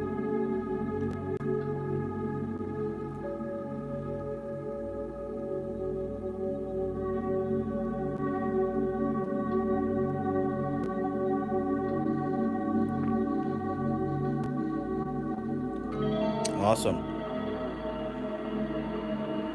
All right, I am that I am. Let's continue here.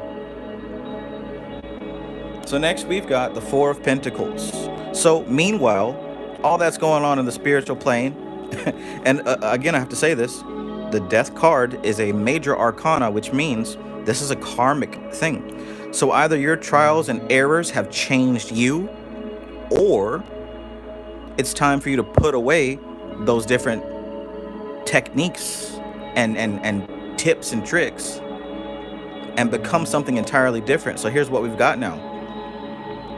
The Four of Pentacles. Now, the fours typically represent the Sephirah of Jupiter, Chesed, which deals with expansion and abundance, growth. Notice the horizon of the city compared to him. And I want you to also notice that he's standing on business, as the young folks say. He's standing on business. He's not moving anywhere because he's got to keep a lockdown on what he's earned. He's not letting go of that. He's clutching it with both hands. He's got 4 discs. He could have used one for each hand, no, and the other one is sitting on top of his head. Right? What does that read to you? And I want you to also understand, like I said, the horizon of the city here. He's got his mind on the money and the money on his mind. Thank you, Anna Molly. This is happening even above his world.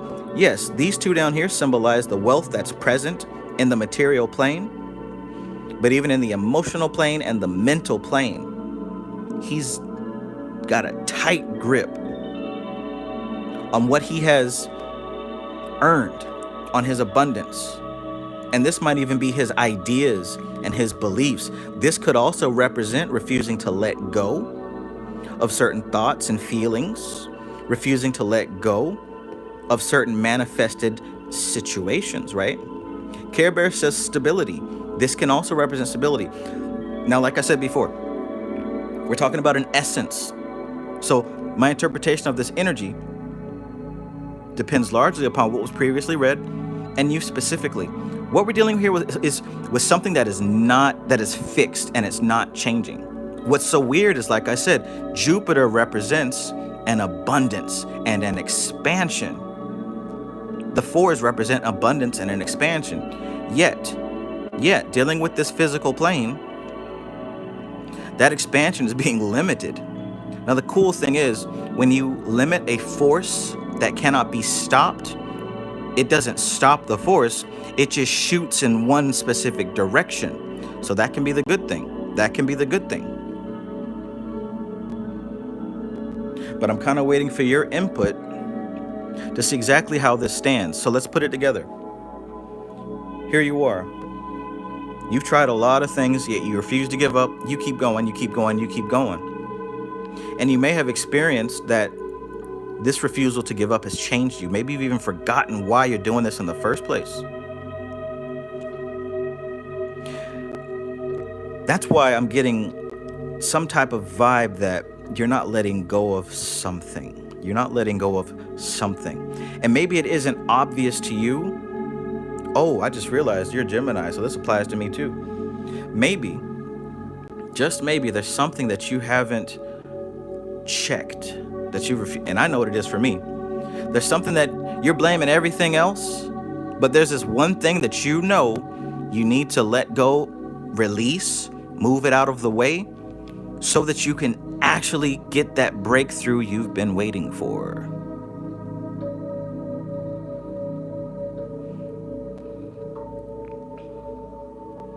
I Am That I Am says this is wild.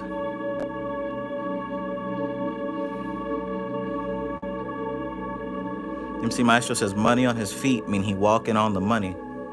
Yeah, man. See, I've got this $100 bill rug that I put next to my bed. So my New Year's resolution was every day that I wake up, the first thing that I step on is the money. It's funny you say that.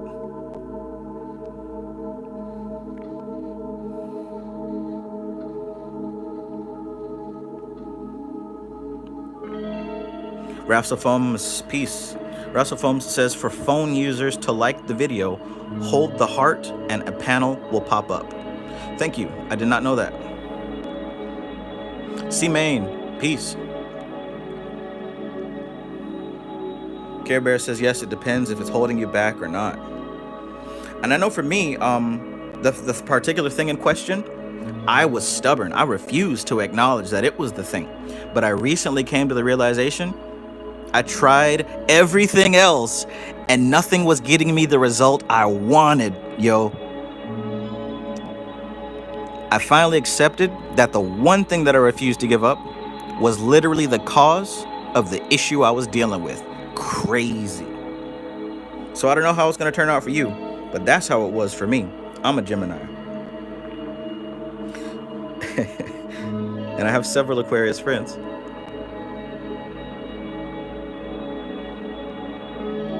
I Am That I Am says I have been trying to live better. Okay, I know what that sounds like.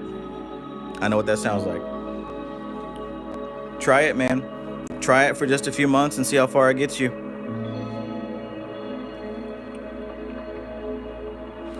Kaibub Studios says, through all his trials and tribulations, he's learned he's got to kill his old ways and become something different, but stay true to his roots and keep the same energy. I like that. You should read tarot. So let's round it off with this fourth card. We saw this guy not very long ago on the last Gemini reading, didn't we? There's something here. There's something here. Pay attention, right? The last Gemini person, this was the first card pulled. And I talked about this explosive energy, right? This masculine energy, right? The fiery, explosive Knight of Wands. This is an energy that is waiting to be unleashed. And I'm going to say it's related to these wands. You may have forgotten why you refuse to give up. You may have forgotten why you continue to try. You just keep doing it out of the motions. Well, here is why.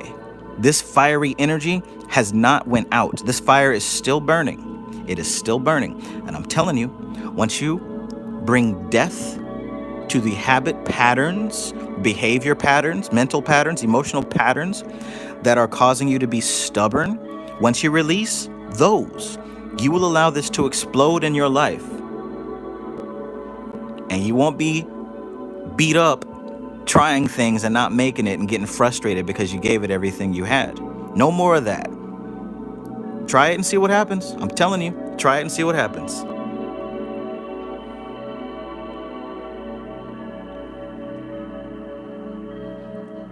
Try it and see what happens, my friend.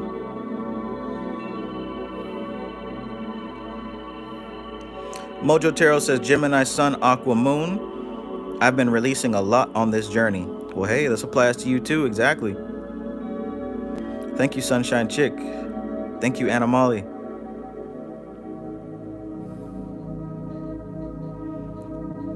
All right, all right. All right, all right. Okay. So, now we are going to go with Elisha. Elisha, if you're still there, you said you wanted a different deck. I'll remember that. Elisha, you are Pisces, Sun, Aquarius, Moon, Virgo, Rising.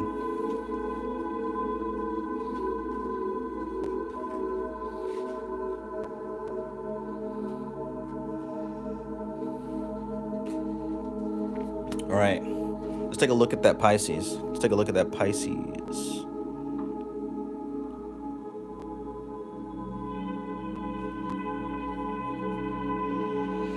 I always enjoy looking at beautiful things. Usually the Pisces in my life, I'm not going to say nothing about... Never mind. All right, so Pisces, right?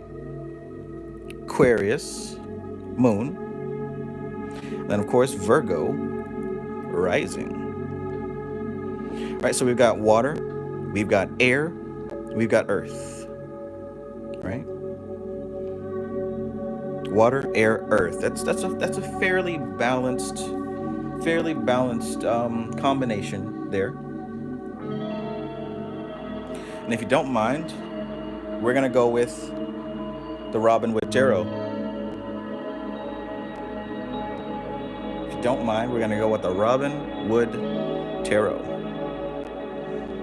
Pisces, Aquarium, and Virginia. Virgo rising. So if you got a Virgo rising, listen up. If you got an Aquarius moon, listen up. If you got a Pisces sun, definitely listen up.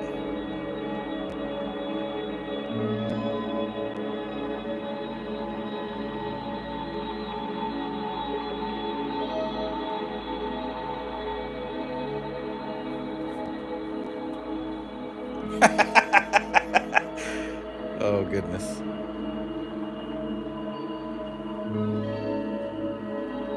Here we go. That man said anything but the Witch Tarot. You don't like it? It's funny because that's the one I had in my hands thinking it was the other one. That's why I left.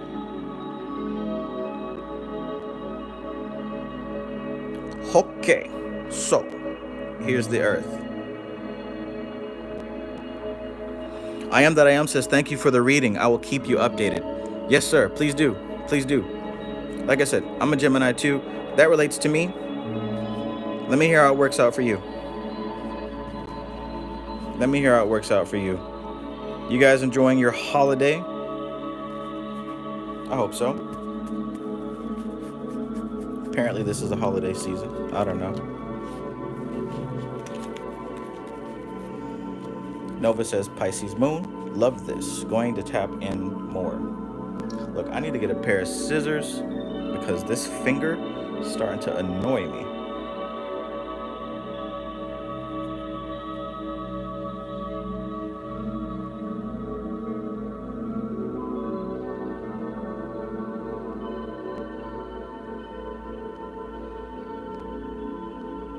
Beautiful.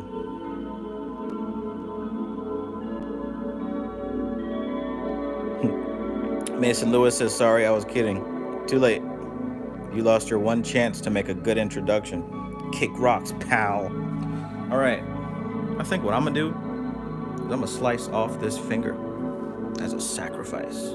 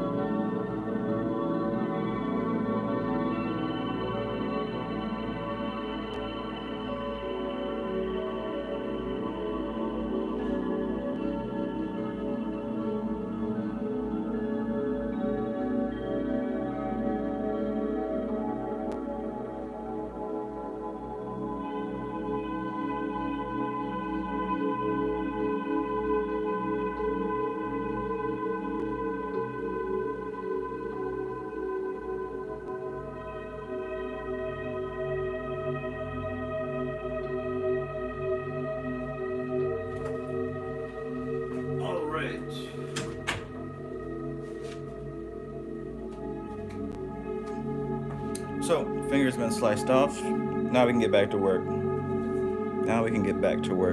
This is my phone manipulation finger. It's kind of hard to touch the screen with these gloves on.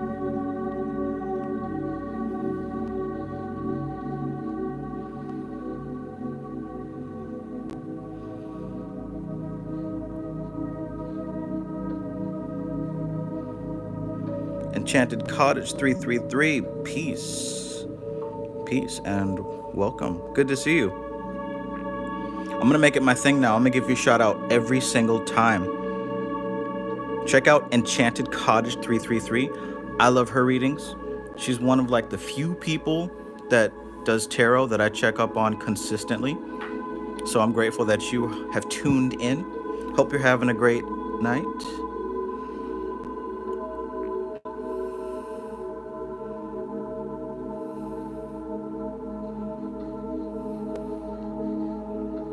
All right, let's do it. So, Elisha.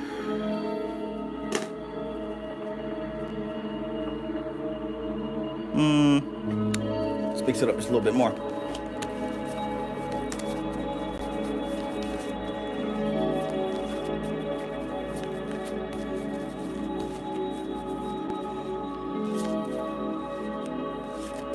Spirit 619 says, what does the word tarot mean? That's a good question. While I'm doing this reading, why don't you check out Google or Wikipedia, get a good definition that you like, and come back and share it with us. That would be pretty cool.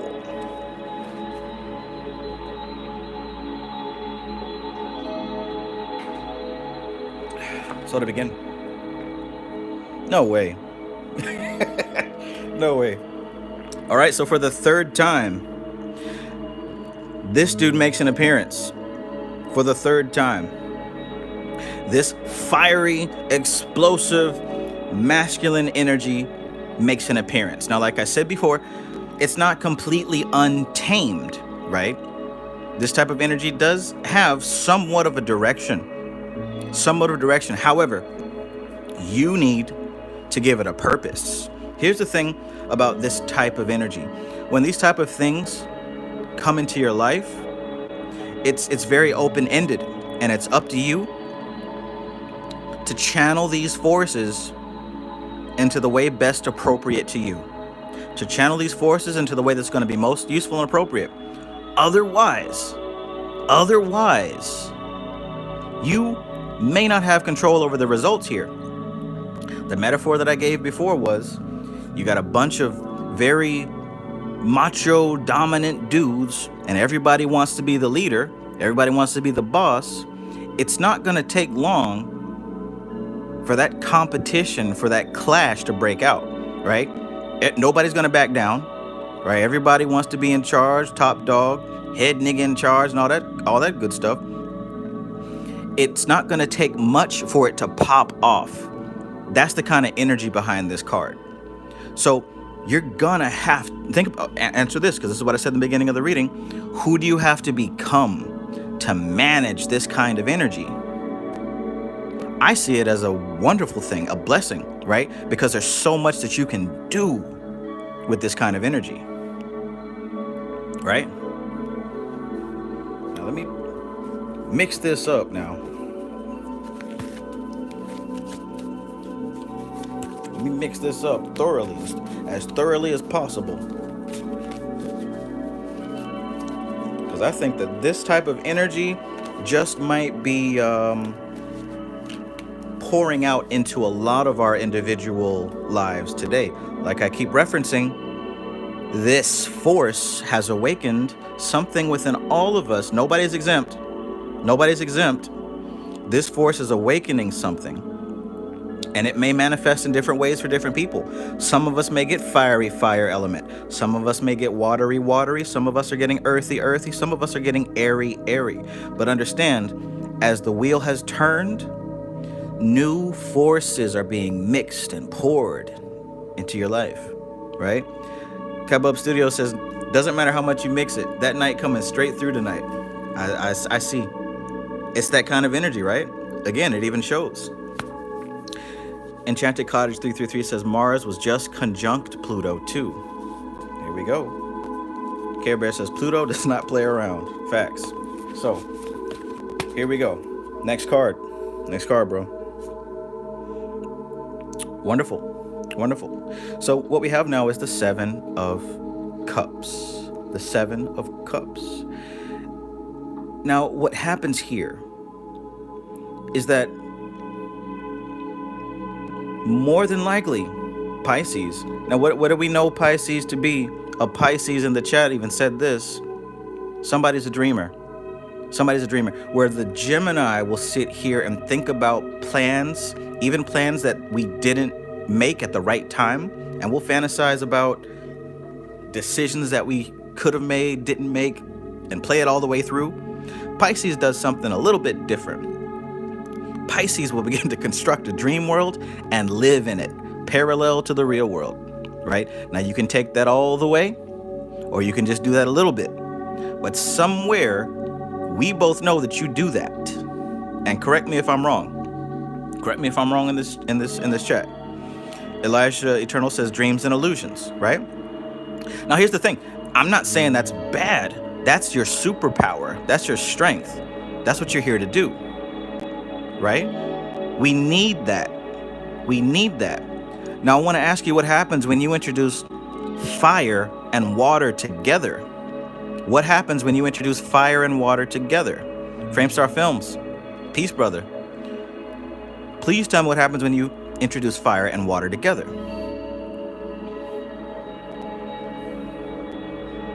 Anybody tell me why we die. And see, I knew this was gonna happen. That's why I pointed it out. You've got Pisces water, Aquarius air, Virgo's earth. What's missing from this equation? Fire. I knew that was gonna happen. So Elisha says steam, right? Hazard Pi says steam. That's one option. The other option is the water will put the fire out. You got two choices here. The water's going to boil and create steam, or the water's going to put the fire out. One of those two options. Because neither of these are fixed signs. Neither of these are fixed signs.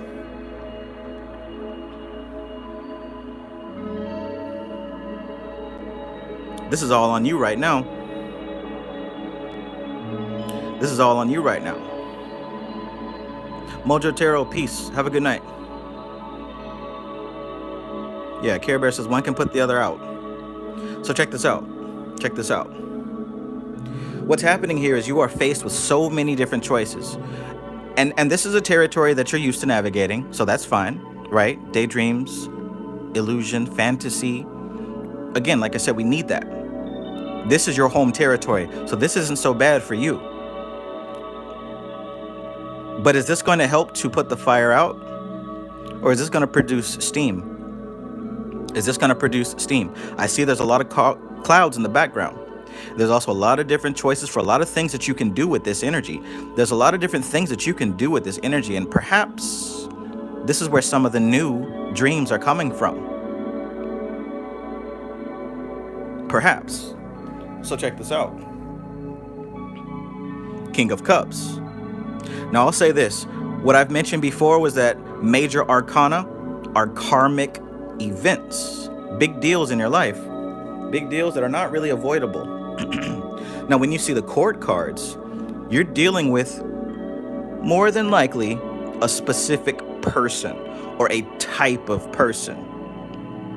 So when we're dealing with the King of Cups, imagine, let's see. Oh, what's a good show or a good cartoon for this guy? You ever see one of those Disney cartoons or shows where there's like it's a kingdom, and the king is like, he's really nice and he's old and he's really comfortable, but he's mostly kind of just there, right? Just in, for example, Powerpuff Girls. Remember the mayor? He was kind of just there. You know, he wasn't like on the throne or the war horse. Like, he was kind of just chilling, kick back, you know. He had that hot redhead taking care of him, right? He knew how to pick up that phone and call the Powerpuff Girls, right? But he really just kind of, you know, he was kicked back, laid back. If you can think, I can't think of another cartoon. Like, I have an image in my head of like a short, it might be a Disney cartoon or something, but there's like a short king, and he's kind of just jolly, just hanging out. Straight Panther says Aladdin. I think that might be it. It might be Aladdin. I feel like it might be something else. Anyway, these are two figures. One of them might even be you, or they might be people in your life. Elijah Eternal says Aladdin is my favorite Disney movie. That's what I was thinking of, right? This is your reading, so perhaps you sent that to me. That's why I couldn't figure it out. So we've got this masculine energy. This is either a person, or this is going to be coming through you or somebody close to you. Same deal with this. This is the laid back king. He knows how to have a good time. He ain't trying to hurt nobody. He's trying to enjoy everything he's built and worked for, right? He might get a little sloppy with it every now and then, but like I said, he's not hurting anybody. He's enjoying his life. He's done a lot for sure. He's not just a bum, but he is enjoying his retirement, right? He's enjoying the peace that he's created. So look at the extreme parallel between these two forces, and look at what lies in the midst. Look at what lies in the midst. You've got energy that's coming through, and it may come through you or it may come through someone else, and it may inspire you to some new ideas about life. But here's the thing. We're going to go with you because Pisces water sign. You might be the one. This might be you. Are you going to put that fire out with all this ocean? Or are you going to let it steam you into something new? It depends on what you want. I don't know what you want. You know what I'm saying? You might be somebody who's pretty well established and you just want to chill. You might just want to relax, retire, whatever. But consider what's happening here. I'm not going to tell you what to do. That's not my purpose. But I am here to read the energy. That fire may be producing steam that's giving you dreams. But like we said earlier, right? Is the water going to put the fire out, or is it going to continue to produce steam? It's up to you. It depends on what you want. Elisha Eternal says, I might be a bit too lackadaisical. Okay. And like I said, this is your judgment. This depends on you. Depends on you. Let's round it out. Fourth card. The Two of Pentacles. And I was thinking about this earlier as well, because I was thinking about all the twos. The twos represent the divine masculine energy. The pentacles represents the manifest dimension, the animal soul as well. The pentacles represents what you can actually see, taste, touch, hear, and feel. Now, I said the twos represent the divine masculine, and that would be a ring back to this guy. However, the divine masculine is tamed. He's tempered, right? He is concentrated. So what that means is, with this new energy in your life, you are now having to walk what feels like a tightrope. You're juggling this new way of being, it's not really going to be possible to continue the way that you've been with this energy going on. How can you be lackadaisical, in your words, if you got all this fiery furnace burning, ideas and stimulations? Like I said, I'm not going to tell you what to do, but if you want to utilize it, who do you have to become to walk this tightrope without falling off? Notice the clouds again, head in the clouds, right? Notice how this kind of lines up, right? You see that?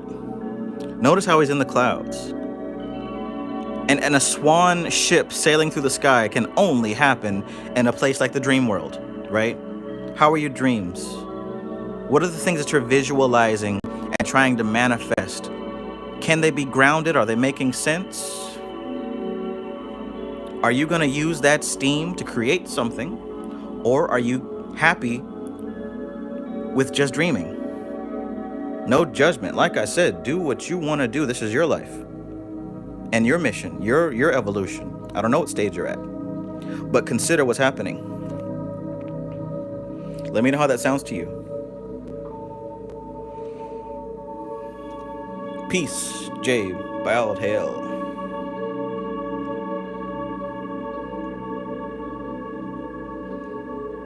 Twos have been the number of the night. Yes, Care Bear, thank you. The twos and that doggone night right there. WVT says on point. I get it. Yes, sir. Good, good, good, good, good. Awesome possum. Elashi Eternal says, thank you. I have many passions and things I want to accomplish, but haven't put much drive towards them.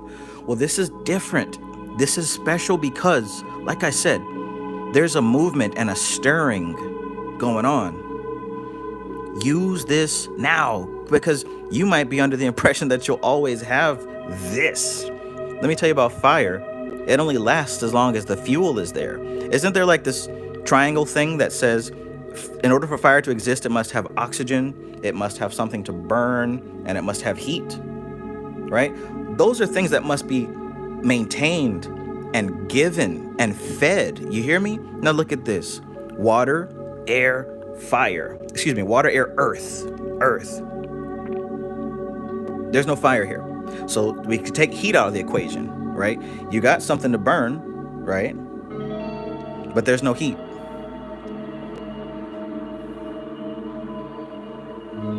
If all the components of the triangle are not present, you can't really count on this fire to be there the whole time.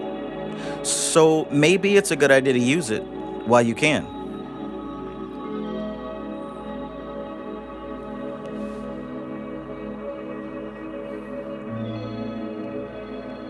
Turn those thoughts into action, as Care Bear says. Elash Eternal says, you know when you're capable of many things, you're not sure which you want to invest in? Take it from me, bro. Pick something. Just start. And what you'll find is that you quickly decide whether you like it or not. And that will even give you more input to decide on one of those other options. Just try something for the sake of doing something. Because it's better than just daydreaming if you want to actually create a change.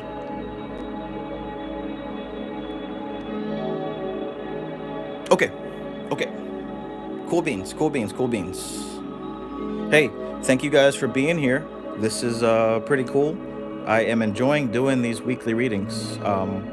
You know, kind of keeps me in that state, right? I get to utilize my knowledge of these symbols. And we're going to go to the next reading. So what we have here is Gerald. Are you still with us, Gerald? Are you still with us, Gerald?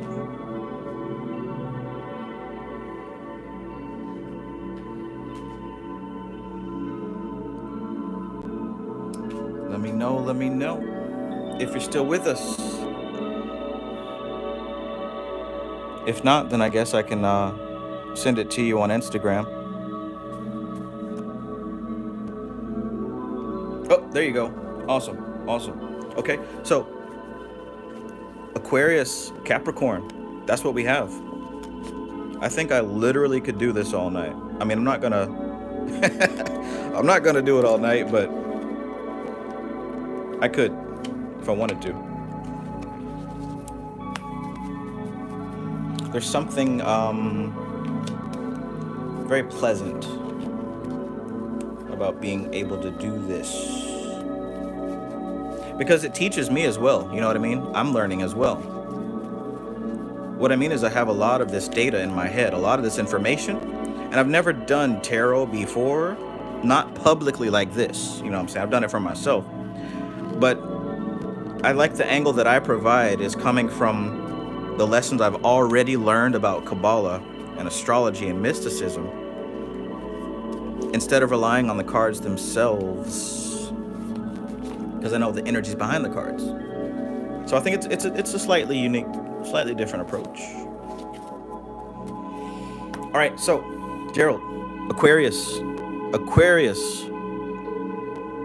got your best friend right here, buddy, nestled up, coming up with some earth-shattering plans to disrupt everybody. No one is spared.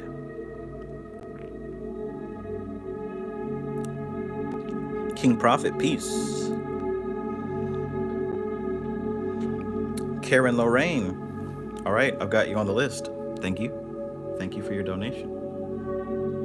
Karen L. Karen Lorraine, if you could just send me your sun sign, moon sign, all that good stuff. Sun sign, moon sign, or just sun. And if you have a preference, if you want to use the Unicorn Tarot, the Modern Witch Tarot, Robin Wood, whatever, classic deck, just let me know. Okay, so here we go. Aquarius. And I have to say, Aquarius is my favorite sign. Next to Gemini, of course. We always tend to get along pretty swimmingly. Whew. We've got a knight. But this time, this is not the Knight of Wands. This is the Knight of Pentacles. And this knight belongs to an entirely different kingdom. An entirely different kingdom. See, this is not a knight from a kingdom that is conquering and wishing to expand across the globe and take over anybody who stands in their way. No. This is also not the knight of an army full of people who are really just there for a job, hanging out. This is the knight of an army that has already done the conquering. This is the knight of an army that is well established. Hell, you can think about the U.S. military. We're not really worried about anybody else. I mean, you know, every now and then every now and then the government has to create an enemy for people to, you know, remember why we have a military in the first place. But for the most part, we're pretty good. So when you think about this knight, we think about an established kingdom. You can see him kind of on patrol, right? In other words, he's skilled in that he knows his job and he knows his duty, but he also knows he's not really going to have to fight today or tomorrow or probably for the next couple of years. So think about that. Being in the service, you know that you're not going to war. Instead, you're really kind of spending your time doing other things. I would know. I was in the military. I didn't see a lick of action, but I saw a lot of computers and a lot of officers, right? And I had to fix computers all day. Basically a regular job. Okay, so when we think about this Knight of Pentacles, we're thinking about you kind of have your world established. You're not really in dire threat of war or having to do anything like that. You get me? And that can be a very fruitful position. This is the earth element, Pentacles, the manifest dimension. So we're dealing with established physical reality. Here's where we start.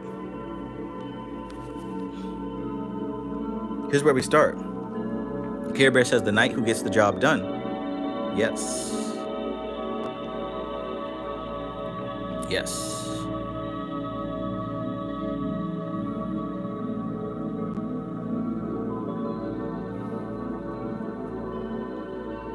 Okay.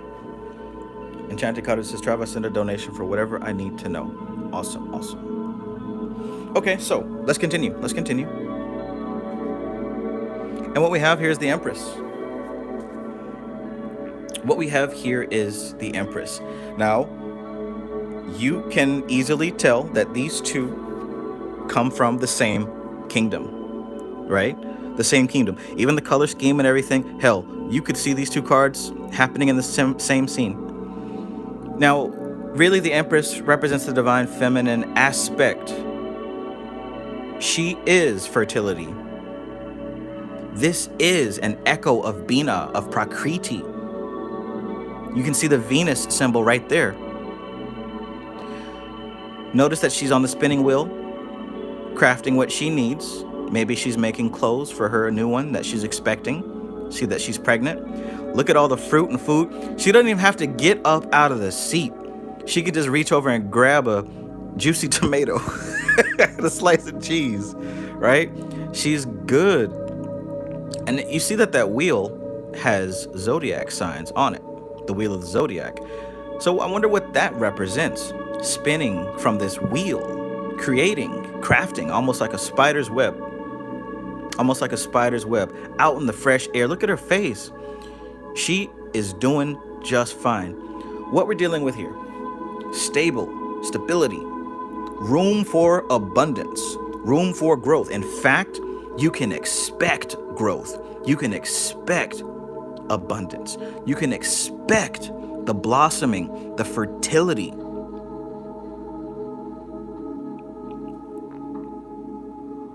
Good stuff so far, right? Now let's see what happens next. Oh, look who makes his return. The Four of Pentacles. And might I add, all extremely earthy energy here.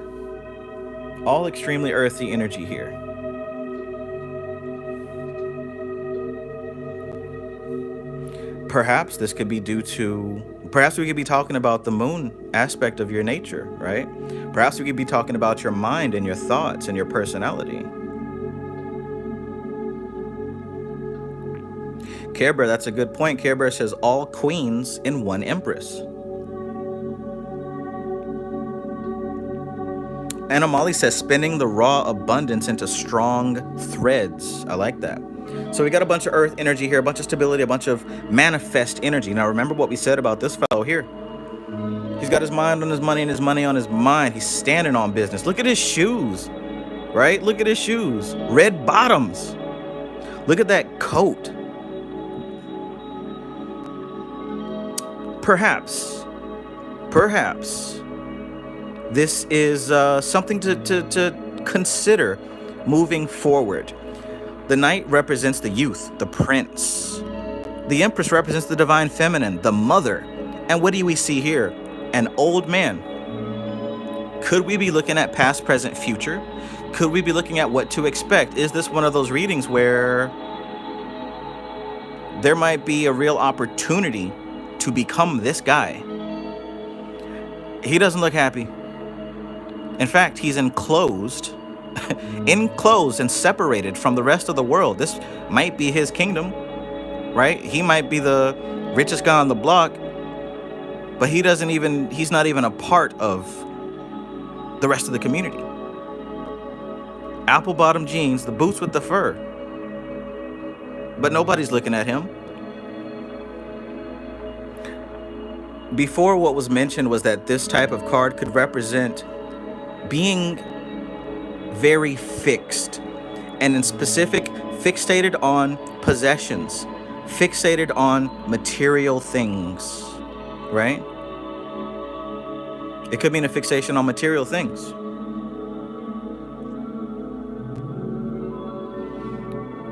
With it on his head, he's not moving his head to look around, not looking up, not looking down. Fixed where he is, covering his heart.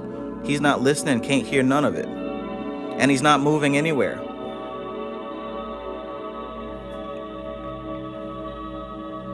Let me know how that sounds for you so far.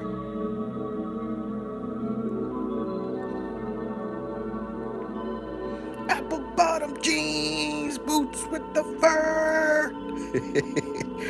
Nice one, Anna Molly. She hit the floor. Next thing you know, shawty got low, low, low, low, low, low, low, low.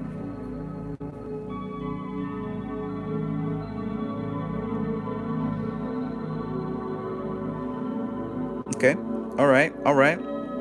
Care Bear said something great here. She says the Empress wants you to grow. So look at the dichotomy between this fertility and growth potential. This doesn't look very much like growth. Again, look at the pictures. The gates, the walls are barren, closed off. There's not even ivy or grass growing on it. It looks like he's cut off from the abundance of the Empress, right? Looks like he might be cut off from the abundance of the Empress. It's all part of the same kingdom, mind you. But he's locked away in his own little place. Locked away in his own little place. Now, I don't know if that's what you want, but let's get this fourth card to kind of round things out. Oh, there he is. There he is. There he is. You see it. You see it.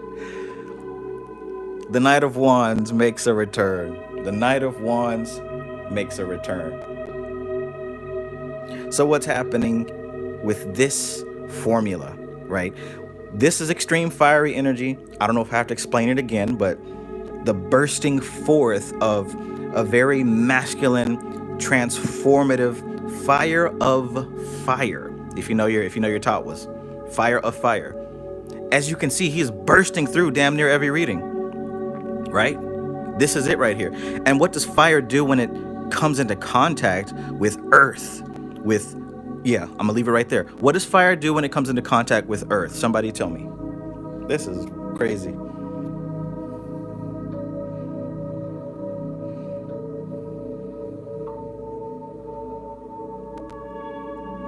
Somebody tell me what happens when fire comes into contact with earth.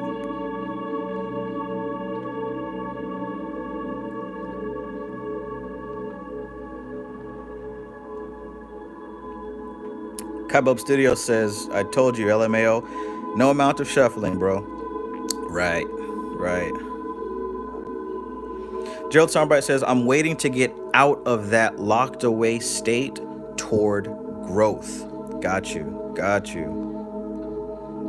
Straight Panther says, it burns.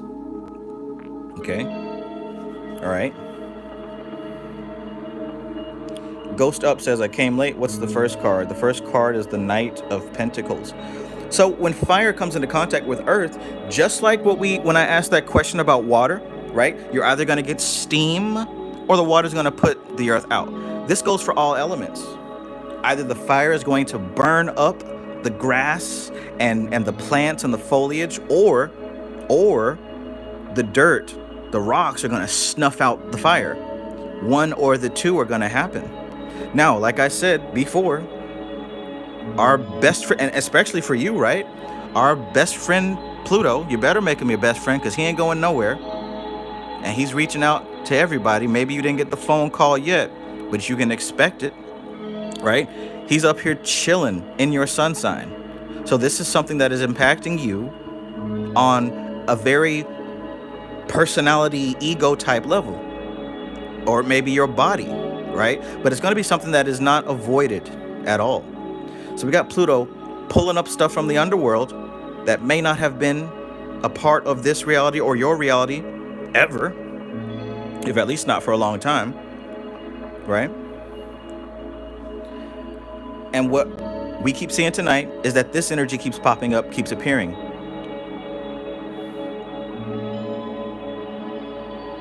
Where are we going to be?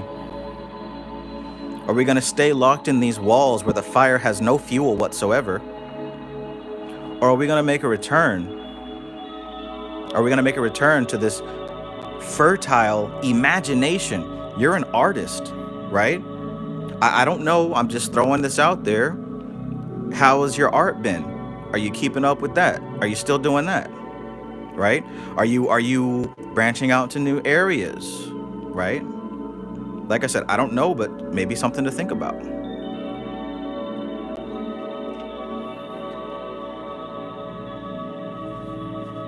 AV555, thank you for your donation. Yeah, if you could just give me your sun sign at least. I will show you some of the cards. But yeah, let me know how that goes for you, Gerald. I think that's hilarious that this guy keeps popping up.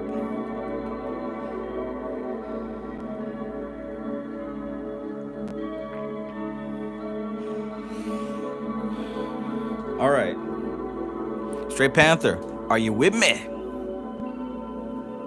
Gerald says, art's been quite shaky for me recently, but I've been branching out into new areas recently. Music. Okay. Okay. Cool, cool.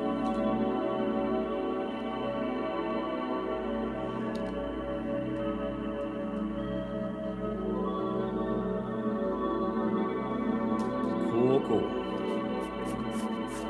All right, Straight Panther, I've got you up next. If you're still here, are you still here? Okay, Enchanted Cottage. Yeah, I know. I figured it out. I just saw the Cash App thing, and I didn't put two and two together until afterwards. But yes, I got you. Yeah, and you did give me your information, so I'm gonna scroll up and write. I know that you are a Gemini like me. I can't forget that.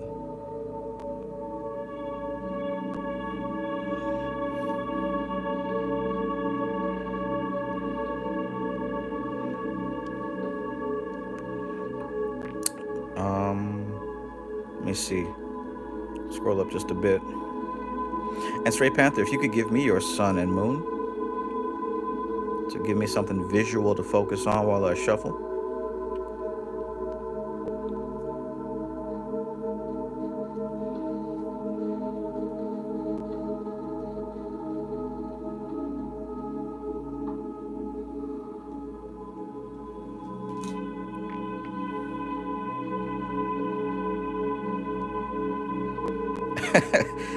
Enchanted Cottage 333 says, I'm a closet Pisces, though.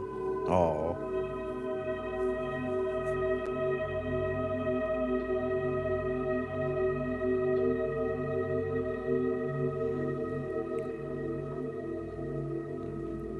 All right. So let's keep going. Aquarius Sun, Sagittarius Moon. All right, another Aquarius reading. Just curious, Straight Panther, did this reading relate to you at all? Did it resonate with you at all? Let me know. And this guy, we're gonna have to make sure that you get triple, quadruple shuffled. I'm gonna have to shuffle you one at a time. Matter of fact, we might have to go with a different deck on this one. We might have to go with a completely different deck.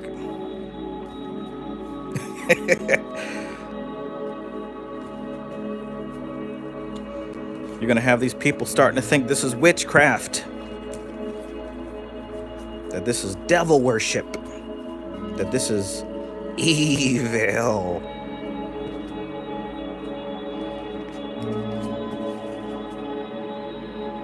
We don't want the people thinking that.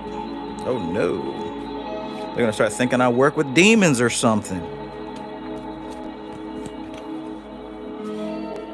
All right, on a serious note, those of you who've been paying attention to my live streams, I've been talking about the soul, right? The animal soul, the human soul, the God soul. And there's actually two more. They correspond with the 5 elements. But think about this now. Mostly the mainstream public are stupid. When people talk about selling your soul, how do you think that lines up with the Kabbalistic aspect of the soul?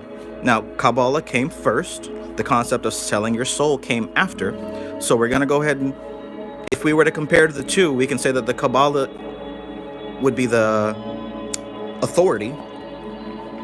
When people are here talking about selling your soul for a music deal or whatever, how do you think that relates to what's on the Kabbalah?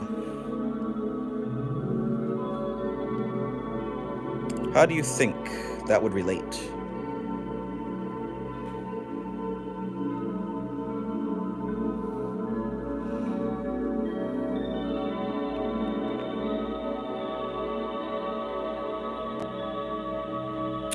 Rising in Scorpio. Haven't seen Scorpio here yet, so let's go ahead and put her out. Rising Scorpio. Terrifying creature. Check out the Sagittarius. That's pretty cool. I like that one. Looks a lot like that Knight of Wands, huh?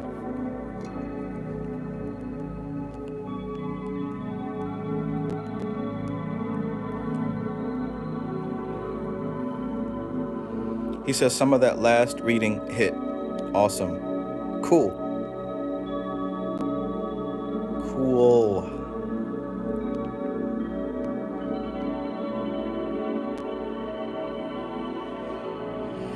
And Amali says, can't tell if troll or sarcasm sometimes. Sorry about that. Don't mean to make your job a little bit more difficult. They usually, you know, they reveal themselves easily. These people are not, well, if they're people, they're not very smart. So it won't be hard to tell. Trust. I can tell immediately, honestly. I'm just not always at the ready to snip. Gerald Tombright says, thanks for the reading, by the way, Trav. Thank you, my friend. Thank you. Best of luck on what you are working on.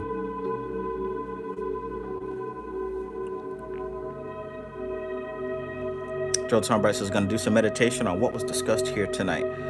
Wise decision, my friend. Wise decision.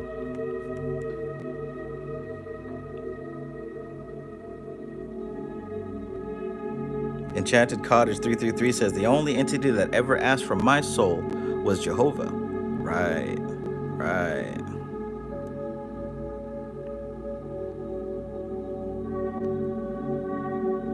All right. Selling your soul. It sounds to me like the soul isn't even something that we could be in the capacity to sell, right? The animal nature of the self. How can you sell that? Who are you going to sell it to? And what is it even worth, right? The mind soul, the human mind, right? I mean, I guess if you could consider selling, but I mean, like it's not something to sell. And then the God soul, of course, most people don't even have access to that, let alone talking about selling it. So, I mean, you know, it's people love to talk about spicy things because it's exciting, but when you actually study, you'll see that none of what the hell they're talking about makes any sense. Enchanted Cottage 333 says, Lucifer said he didn't need my soul for anything. Exactly. Exactly.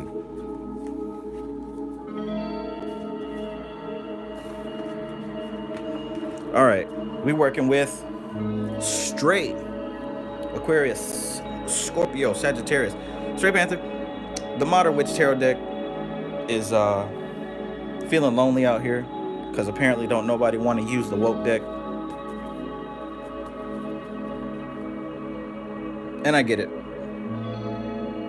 So how do you feel about the unicorn deck?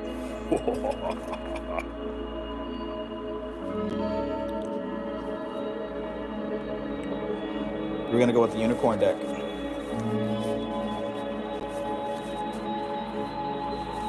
All right. And if I get that Knight of Wands,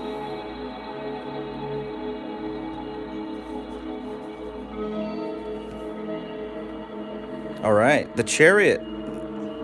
We have seen the Chariot tonight. So, as was stated before, when the Chariot was pulled, we have a situation where you really are coming into terms with this aspect of working with a higher self, with the higher aspect of yourself. Maybe you're starting to work on, maybe starting to do dream work. Maybe you're really getting back into your meditation. Maybe you are starting to harness once again the animal nature, right? Maybe you're actually putting in the work right now to get back in control, to grab the reins and really get back on track. And this is good, if I had to give a judgment, right? And inherently, when you start that process, inherently, it means that you're beginning to move, you're beginning to traverse, you're beginning to transform. So it looks like there's movement happening here based on intentional work. Intentional work. Again, this is a major arcana, so this is a karmic thing. So what we have next here? Seven of Pentacles. Seven of Pentacles. So even just looking at this card, we're usually thinking about hard work. Now the seven deals with Venus, also known as Netzach, nature, nature, and Pentacles deals with the manifest dimension. So we're dealing with something tangible. In the real world, in the physical, well, this ain't the real world, but the physical world, you've been building something. You've been working on something. And this isn't the beginning.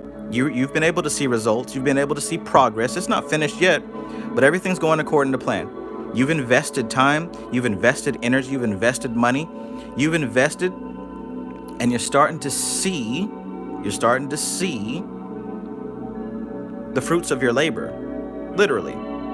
Now, the fruits of that labor might be something that you trade and cash in for profit, or it might be just something personal that you do for yourself, right? I mean, this could even mean things like college, right? Or learning a new skill, hobby, starting a business. I don't know. But it seems like there is something that you've been putting your energy and your time and your effort into, and you're starting to see some results. Let me know how we going so far. So this is what's next. The Magician. All right. Everyone's favorite card on this channel. So we got the Magician. Now look, you are putting in the work. You're in the process. You're moving. You're grooving. You're doing your thing. You're doing your thing. Now notice that this is the seven card. Getting to the 7 of Pentacles, 777, the Magus. I mean, technically it's the 1, but you know, like I said, for this channel. Thank you, Kyle. Kyle, I've got you on the list. I appreciate you. I appreciate you. So we've got the Magician here. Now what this means in combination with the others is that you've put in the work. You've got the profit. You've invested. Now you might not see it yet. I see that you noticed you said maybe in the future. I want you to really just kind of look again. This might be something that you're not taking into consideration. Even me, right? There's even, like I said in my reading previously, when there was something that I was stubborn about and I realized and accepted, you know what, if this thing I move, I'll be able to get to where I'm actually trying to go. Maybe there is something that you've been working on and investing your time with. Because all in all, these fruits here are the tools on your table.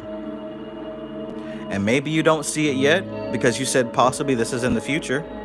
Possibly it's in the future. That's what you said. Maybe you don't see it yet, but you've got a real opportunity already here. You've got an opportunity already here. Whoa, deja vu. Hazard Pie says, I ate mercury when I was a kid. I feel like I read that. Nice. You got an opportunity, man, to really transform not just your physical surroundings, but also your spiritual walk. A Christian pastor, I once heard him say, when we talk about different seasons of our life, a different season of your life is nothing to do with the time. The different season of your life has everything to do with the people that you meet. You could meet somebody and that'll transform the season of your life. You'll walk right into the next season based on the relationship that you have. Peace, Lachange de Côte, right? And what I'm saying here is, all this hard work that you've invested is building somewhat of a catalog, somewhat of a library. You've got something that you've been building and building and building. And in this new season, you're gonna realize that all that stuff that you have been working on is actually the tools that you're gonna be using in this next season. It's not like you have to get somewhere to do something. You've got it already. Maybe you just didn't realize it yet. But once it's activated, we're talking about plugging in that switch, plugging in the outlet and turning on the switch. Again, these are two karmic cards. So it looks like what separates you from being in the driver's seat metaphysically and being in the driver's seat physically, driver's seat, right? What's separating you from that driver's seat just may be taking a good look at what you've invested in so far. It might not be what you think. Again, I'll say, even with myself, when I started to acknowledge what I refused to see, took me into the next season. Took me into the next season.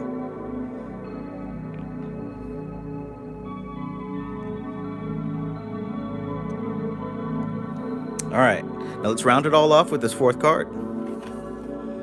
The Sun, another karmic card. Now, we started this whole reading off with the Judgment card, which represented rebirth. And here we are again, new birth. Not rebirth, new birth. This is the beginning of something completely fresh. Completely fresh. Think about the sun and its vitalizing energies. Hey, I'm feeling that Knight of Wands. This might not be the Knight of Wands, but we've got the same kind of energy coming through. The sun is not just fire, it is a healing energy. And if you recall from the Kabbalah studies, it actually aligns with the element of air and information.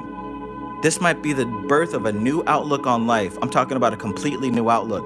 There might be when we talk about this new season of your life, it's going to come from a new outlook. And I'm telling you, it may have something to do with something you're overlooking. New birth, completely new birth.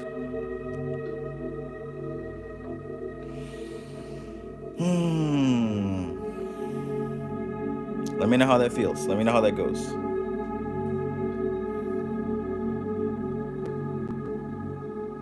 Goodness gracious, goodness gracious.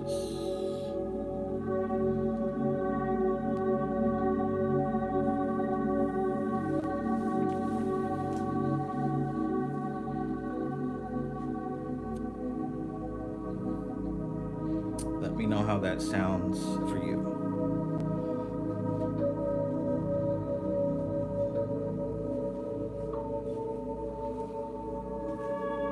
Cool. We got a lot of Geminis tonight. So my next two readings are going to be for Geminis. Now the first Gemini that I'm going to hit is Miss Better Have My Money. And after Miss Better Have My Money, we're going to go with Miss Karen. So we got double Gemini. Miss Better Have My Money, are you present and accounted for?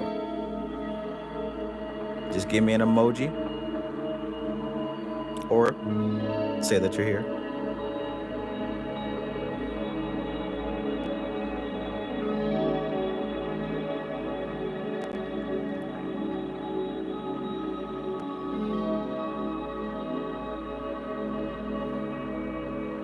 Aw, thank you. Karen says that was a beautiful reading. I appreciate it.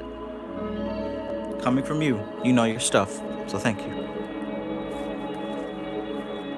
All right, Miss Better Have My Money. Are you present? Are you here?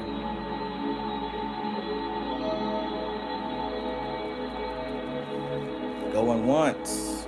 Might have to come back around to you. It's a waiting list, you know.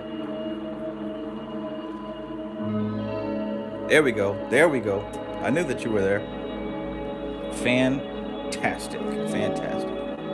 All right, so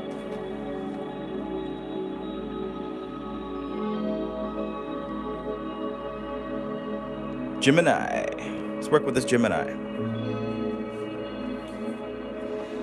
I think you guys kind of pissed off my Modern Witch Tarot. She doesn't want to do anything now. This is why you have options.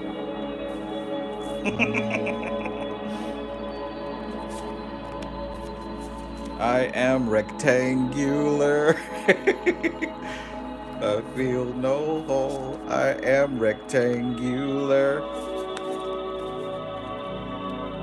Has anybody ever heard that song before? I am rectangular. Uh-oh, we got a lot of Geminis here. This has been a very Gemini night. Lots of Gemini stuff. So look, for you, we're gonna go classic.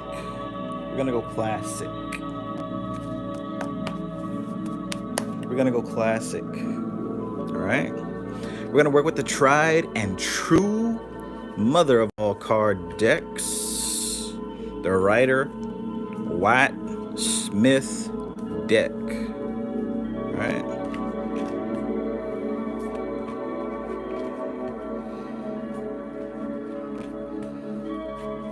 Let's do it. Let's do it.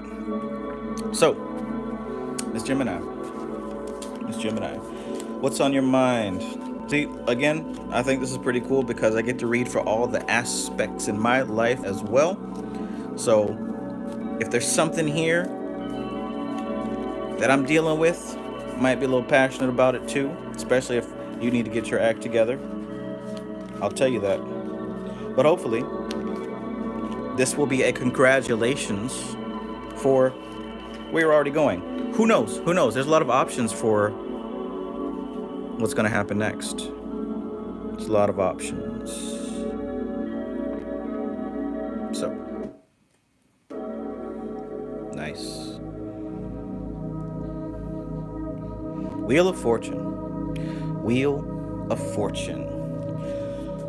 Speaking of options, the tables are turning for you. The tables are turning for you. The tables are turning for you. Look, in the four corners, you see the four fixed signs, and they represent the boundaries of existence. The boundaries of existence.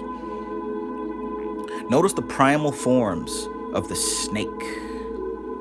There's a thing about a human being. Remember I said earlier, the animal soul, I believe right now so far, that the animal soul is actually created of pure data over countless millennia. In other words, imagine just like AI, a supercomputer that has so much data that it literally has no choice but to come alive. I believe that's what the animal soul actually is. It is so much data that life had to happen.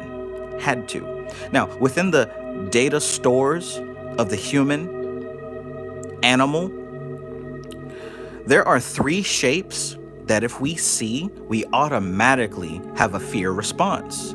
And within those three shapes, you've got something sharp and jagged, right? Because as soon as we see it, we think, oh, danger, it's gonna hurt us. I forgot the third shape.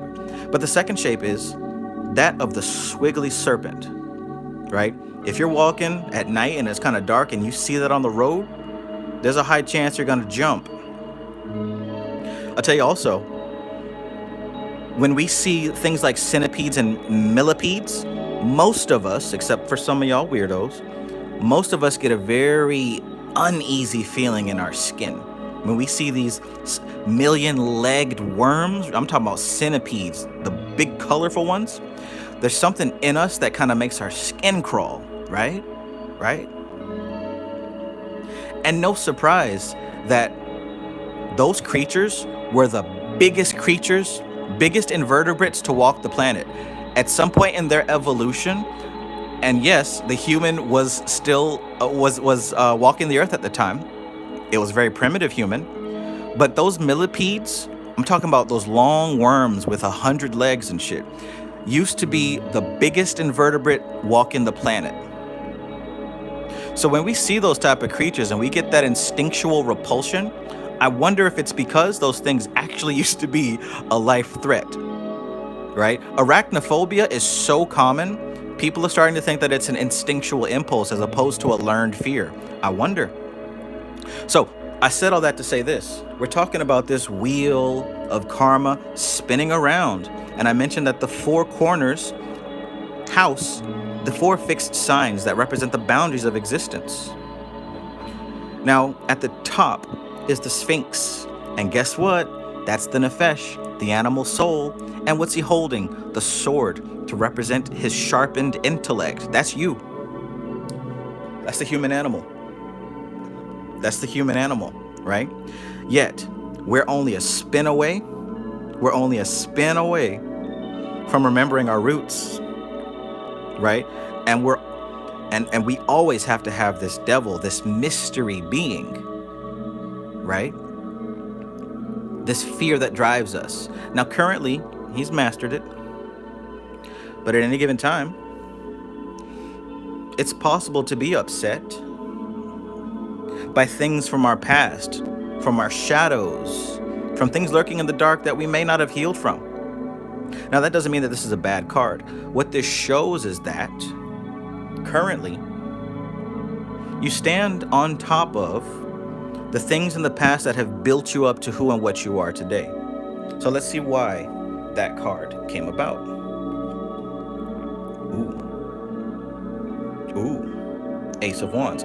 By the way, Enchanted Cottage says, oh, no, you're talking to somebody else. But hell, we can say it also. I think it's a past life thing. Again, that lines up with what I was saying. The Wheel of Fortune is a major arcana. This is a karmic card. We're definitely dealing with energies from the past. So look, the next comes the Ace of Wands. Now, the beautiful thing about the Ace of Wands is that we are talking about the essence of creative potential. The essence of creative potential. Now stick with me because this connects. Maybe you can catch up before I get to it. Here we've got the essence of creative potential, and here we have the subconscious understanding. We've got past life influence. We've got things from our maybe collective past, personal past. Maybe there's something in your past, again, personally or collective, that's starting to spin and turn. Look at the Gemini sign, right? Starting to spin and turn and work up new creative energies for you. And we all can make good use of creative energies. It's the sexual energy, right? Now you can just use it for that, or you can use it for creating plans and building something new, right? Care Bear says, this is awesome. I've been bursting with ideas this week. So have I. I almost forgot this is a Gemini reading. So the wheel is turning and churning and spinning up a type of creative energy for you right now. Now let's see what happens next. Uh-oh. We done came full circle to the beginning of this reading. Judgment, which means rebirth. You have been through a trying time these past couple of months. I know it. You've been through a trying time these past couple of months. It's not something to break you. It wasn't something to really make your life, oh, I can't believe it. But it's been, you've been having to deal with a couple obstacles here and there. We always do, but this is a little bit more than usual. But this stirring and this shifting, you're finally starting to feel like you're coming out of it. The words that I use is I feel like I'm starting to defrost, right? I'm starting to defrost and I'm able to move again and flex my muscles because I felt like I was asleep. I felt like I was in some type of trance. But it looks like the energy is moving and stirring, becoming excited to the point that you are about to be reborn. You're being called from your spirit to get up. The hibernation is over, right? Primitive animals hibernate. They hibernate. But you're being called now because the winter is coming to an end. The ice is defrosting. And it appears that, let's go ahead and pull this fourth one to round it out. Let's round it out.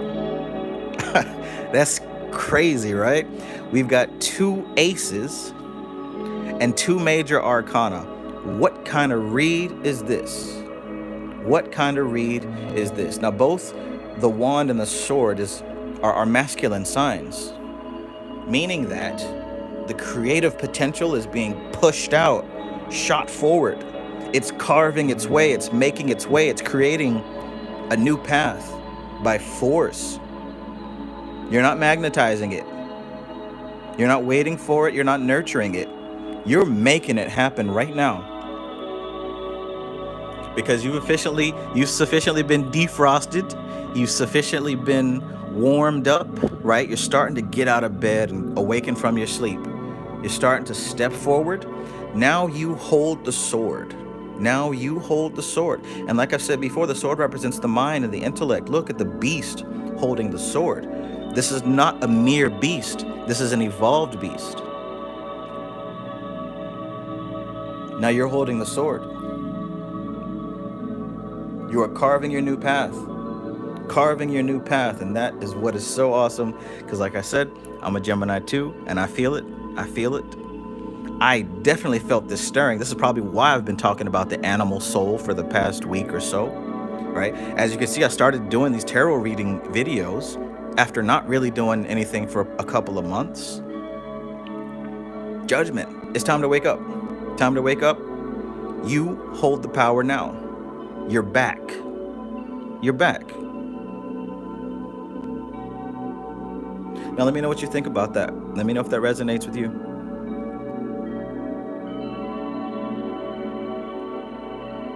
Let me know how that sounds. Peace to everybody who's joined. I didn't really catch everybody because, I'm reading, but welcome, welcome. If you enjoy this, hit the like button because it helps. It does help. Big Dreamer, peace. Voodoo Child says, oh, ish, we just started and it's getting deep already. Yes, ma'am. Lasarne Code says, the making your own way is real. Right, right. I feel like I'm finally understanding something about myself and my connection with Belial. That's cool.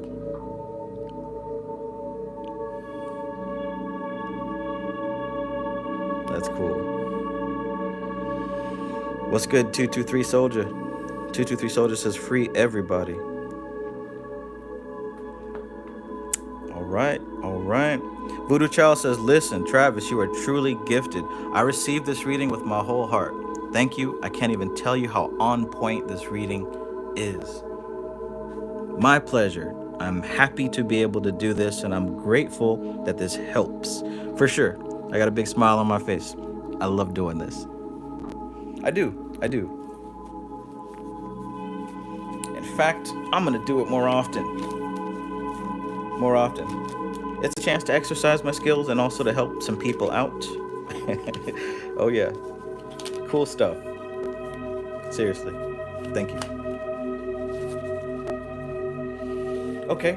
All right. So we're not finished with the Gemini readings. Like y'all might have thought we was done, but we're not done with the Gemini readings whatsoever. No. In fact, we got another Gemini reading to do. We have another Gemini reading to do. And I'm quite excited about this, right? More Gemini time. Certainly what the world needs. Gemini Sun, Capricorn Moon, you know who you are, Miss Karen L. Are we ready? Are we ready? And by the way, which deck would you like? Do you want to go with the Rider-Waite-Smith, the Robin Wood Tarot, the Crystal Unicorn, the Modern Witch? I guess next time I'll have to bring down my Thoth deck. I got some other ones too, but this other one I have is primarily for study. I mean, I guess maybe I could pull it out, but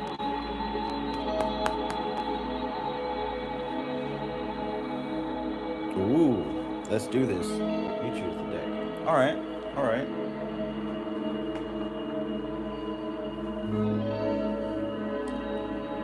Say less. Right now, I'm a huge fan of this Robin Wood deck. I'm a huge fan of this Robin Wood deck.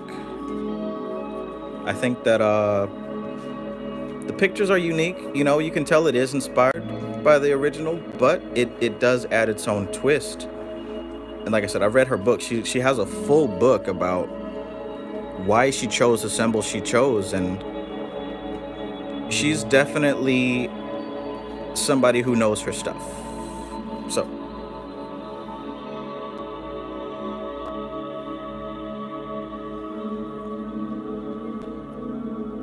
let's begin.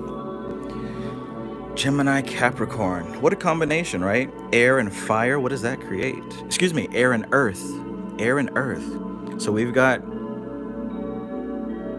almost two opposites here.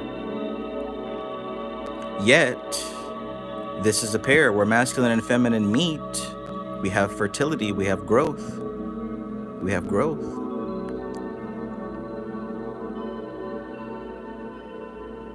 Supremacy McCoy says the Capricorn energy been showing up often today. Yes, it has. Let's see what happens. Let's see what happens.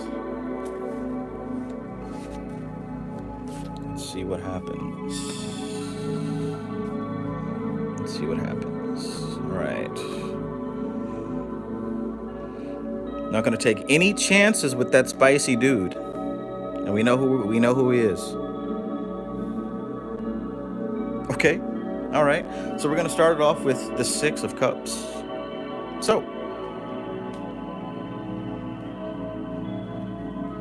there is a movement happening, and this movement is a transition of resources. Now, I try to use my words somewhat vague because you know the details, and I'm reading the energy itself. There's a transfer of resources. And as I did describe before, it seems that this is a transfer of resources that is happening for the sake of goodness, not trying to get anything out of you or you out of someone else, not out of manipulation of any sort. This is somebody who's transferring to someone else out of love, straight up love, no hidden strings attached. Now, don't get it twisted. Don't get it twisted. There is establishment of resources already present for both. Matter of fact, the arena for this relationship to develop is an environment of stability. There's a sense of abundance, right? So this isn't just like some rich person helping some bum on the street. There's a mutual reason for these people to know each other.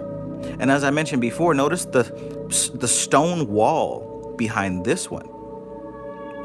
There's an establishment all the way up to the third eye, right? There's establishment, there's security, there's responsibility.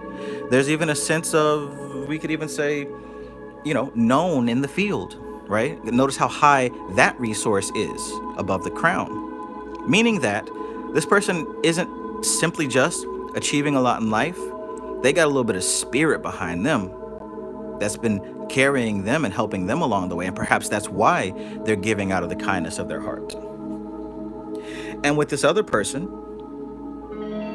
like I said, this isn't just any geek off the street. She's got a stone wall behind her as well. And it looks like she's still building hers. It's still starting its process of growth. It isn't as high as this one, but it's still growing. It's still building. And there is spirit here. The height of the wall might not be the same, but the spirit is the same. And maybe this is why this connection was made. There's a transfer of resources between both of these parties. Now, again, I'm not going to make assumptions. I don't know which one is you. And I almost feel like I pulled this card for you before. I'm not sure. So it looks like there's a transfer of resources happening here, which is cool, which is very cool. It's always nice to have help. Always nice to have help, especially when you need it and it doesn't come at some scammy cost. So let's see where we are here.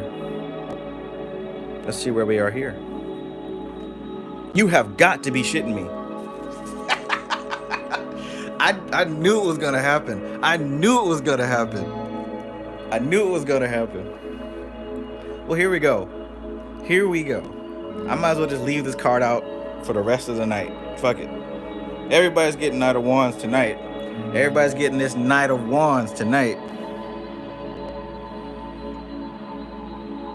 Check this out, man. Check this out. So we've got a shifting. We've got a shifting of abundance, right? Shifting of abundance. It might be money.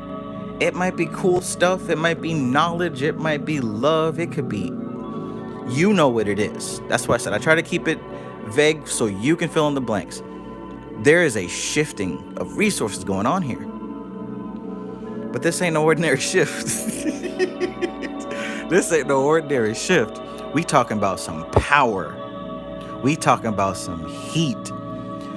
What's being shifted around here? What's being shifted around here is enough to burn everything down. However you interpret that. What's being shifted is going to change the game. It's going to shake up everything. And it might be shaking up everything in your world, or it might be shaking up everything in the world at large. This transfer that we're dealing with right here, this is the start of something powerful.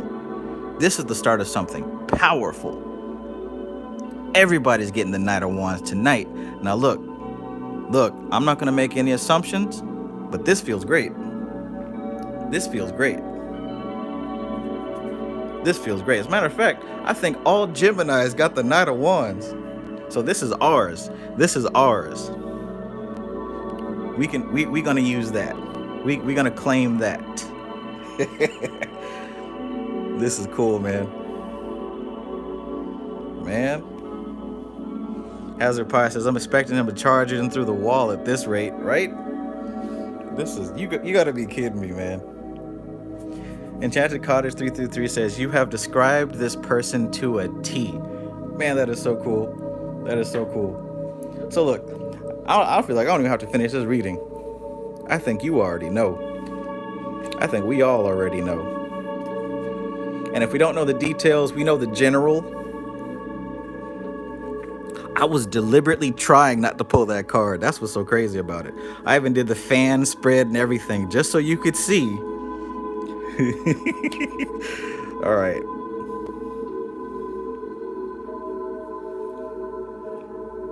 Ooh. Now I expected one of the later swords to come out. You know what this means. This energy is volatile. It's great. It's exciting. It's invigorating, as it's supposed to be. But don't forget it's volatile. Don't forget that it is volatile.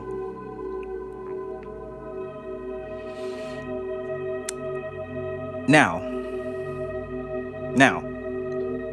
it can be very easy to allow that volatile energy to cause you to lose sight of what you're supposed to be doing, right? The curious thing about this is that this woman, this character, is bound. She's tied up. She's contained. She's captured. She feels stuck. She feels stuck. And she seems to know that if she makes the wrong move, there's going to be a lot of pain. A lot of pain, right? She knows that if she makes the wrong move, there's going to be a lot of pain. But what she might not realize is that there are directions that she is familiar with. She knows if she goes over here, she's going to get cut up, sliced up over here, back here. She knows if she walks backward, it's probably not going to be good. But what she's not realizing is maybe she just needs to walk forward. Maybe she just needs to move forward, because I don't know about you, but I don't see any swords in front of her, only behind her. Only behind her. Now, you see also as well that hill, that high terrace with that castle in the background. And you see the sunlight breaking forth through dark clouds. What those symbols represent is that this is not a terminal fate, right? And we've even got the waves crashing against the rocks. This isn't a terminal fate. Yes, danger is present. Yes, darkness is present. However, this is a transition period. The sun is breaking through the clouds, right? And that castle in the background behind her means she kind of saw this coming, right? She kind of saw something like this coming. So that doesn't mean that this is a bad ending. What it does mean is move wisely. Yes, she's blindfolded, but that's the beauty of it. That's the beauty of it. If she utilizes her other senses, I think that she'll be able to make her way out of that situation, or maybe even avoid it completely. Let me know what you think about that. Let me know what you think about that.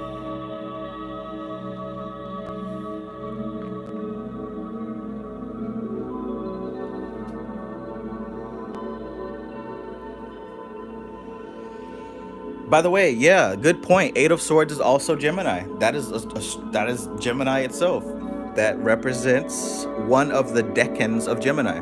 That's not my decan. My decan is I want to say 9 of swords, maybe 10. Mine's 10 of swords. I wonder if you know which one yours is.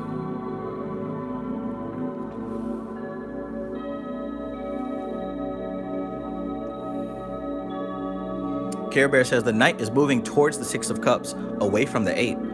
That's a very astute observation. That energy is actually moving away from this. So I wonder, because this can happen to us too. Sometimes we're the ones that initiate certain outcomes.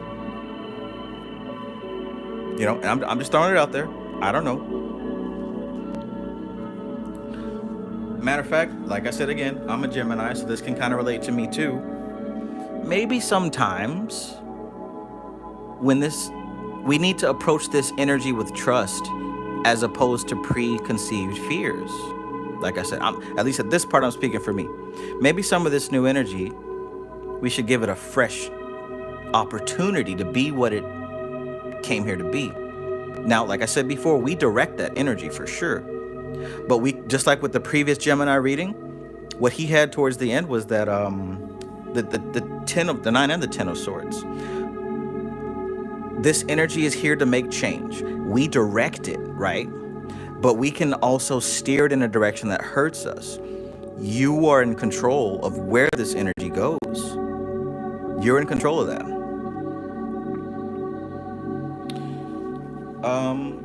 Let me check this image real quick. Here we go. Oh, that's okay. Yeah, so this wheel, right? You see Gemini right there? So yeah, that's me right there. I'm the 10 of swords. You said that your first decan. So yeah, I guess you're 10 of swords as well. Which way does the zodiac go? It goes this way. So you're a May Gemini? You're end of May Gemini? So you might be 8 of swords. Oh look, it's the 8 of swords. That's funny. It's the 8 of swords right there. So if you said that your first deck in Gemini, that's you right there. That is you. That's literally you in this position. That's so interesting. I love this stuff, man. I really do. Now that I got this book open, okay, you said May 30? Yep. See right there? May 21st to the 31st, that's the 8 of swords. That is literally you. Okay, so you already know. You already know. But now that we got this book open, let me find that Knight of Wands. This guy here. There's the King, there's the Ace. Nah, where's the Knight? Show me there he is. Prince of Wands. So he's in between Cancer and Leo. All right, that's that Leo energy, see? That's that Leo energy. Now, don't tell me this person is a Leo. I don't know. I'm just throwing it out there, but it looks like this Prince of Wands, this Knight of Wands, is Leo energy, a little bit of Cancer energy. Okay. All right. Interesting data. Interesting data. Interesting data.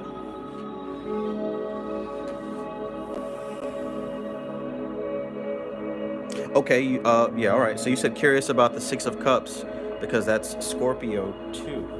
All right, let me get that book back out then. 6 of Cups.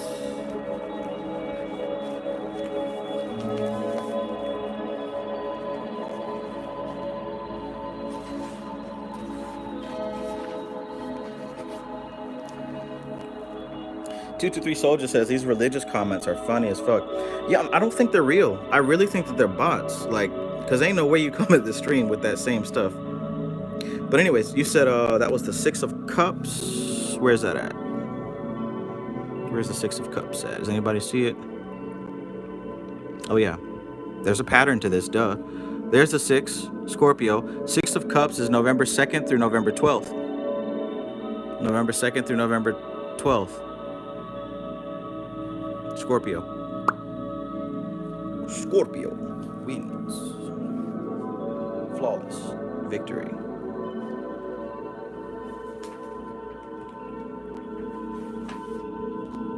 Okay. let's just kind of round it out. Wow. It's been 3 hours, bro. Like, it never feels like it's been hours. But here we are. Let's round it out with this fourth card.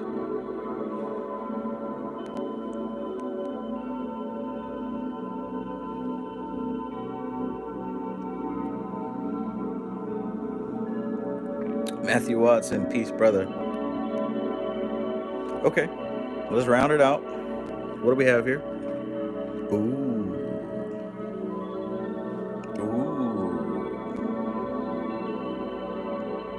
So here we are in the land of Yetzirah, the astral plane.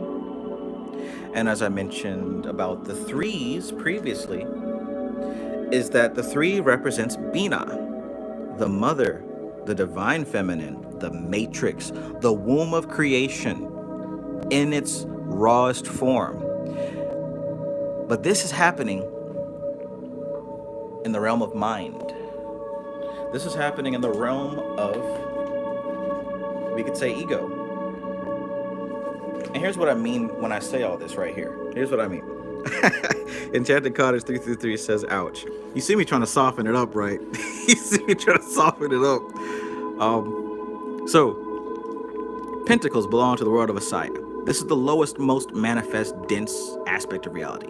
Yetzirah is the human ego, right? The human ego. Then we get to Bria, and this is our connection with God. We could call this our soul. And this up here is the closest that our conception can have to God itself. Wands, cups, swords, pentacles.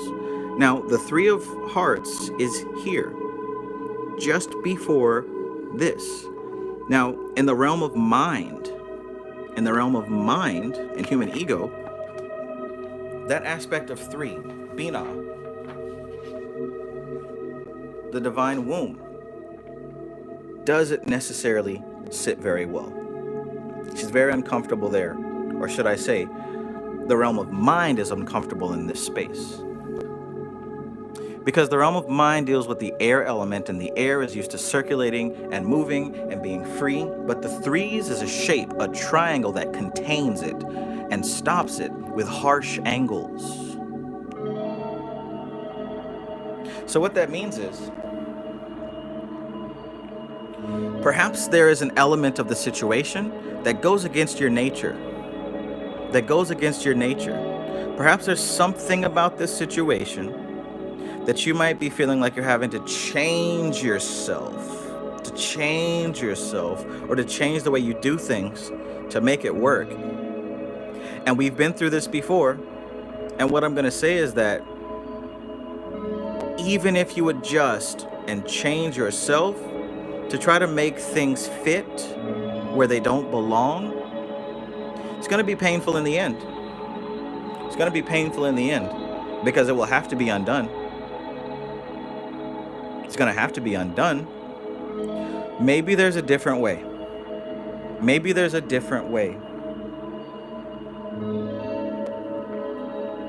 But you know the details better than I do.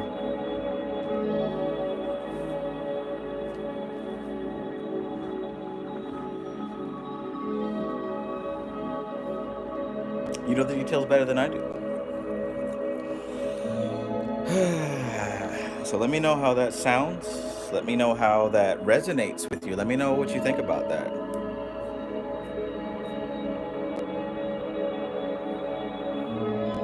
That's pretty cool. Like I said, I'm a Gemini too, so let me think about that for just 3 more seconds.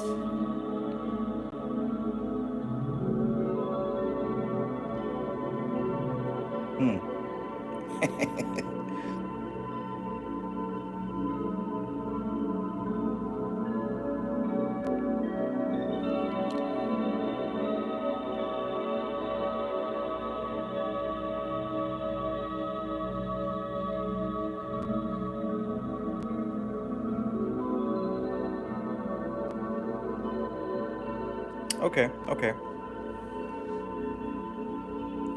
All right. I hope that you enjoyed that reading. I certainly did. Let's keep going. Enchanted Cottage says, Travis, you're so spot on. Thank you. Thank you. I'm going to give you another shout out. So look, y'all, when you finish with this video, or whenever, really, click on Enchanted Cottage 333's channel. I really enjoy her readings. Really, I'm going to keep it real. She's the only reader for Gemini that I go to. I try to look around at different people, you know, and, you know, some people are on and some people are kind of lukewarm. But I like going to people who know their stuff, who understand what they're doing, and who have personality with it too. You ever seen a dry reader? Well, she's certainly not one. So go check out Enchanted Cottage 333. Now, let's move. There's two people who sent me a donation. There's AV, who is a Cancer / Capricorn, and there was Kyle. I don't know what Kyle. Yeah, neither of you. Kyle didn't give me his signs, so AV and Kyle, if y'all are here, please speak up. Please speak up.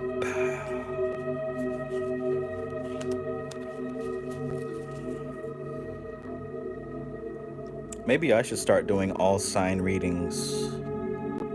I mean, hell, this was 3 hours. I'm sure an all sign reading would be shorter than that, right?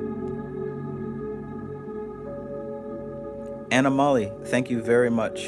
I appreciate you. You are very good at what you do.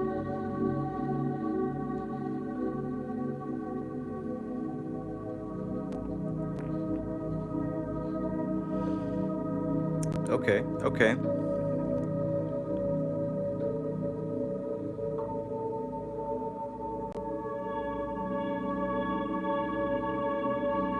All right, there's AV. Oh, Kai Bub Studios is Kyle. Okay, gotcha. Okay, so AV, Cancer Capricorn. Wait. Leo Sun, Aquarius Moon, Virgo Rising. That's completely different. All right, whatever. Care Bear says yes, or by element if you need to do shorter time. Okay, that's a good idea, by element. That's an interesting one.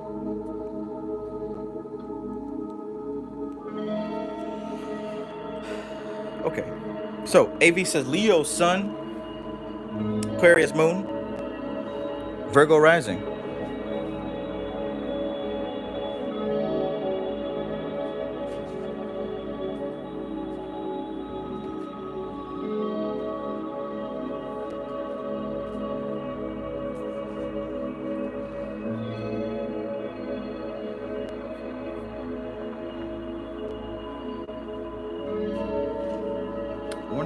Got Cancer and Capricorn from. That might have been somebody else.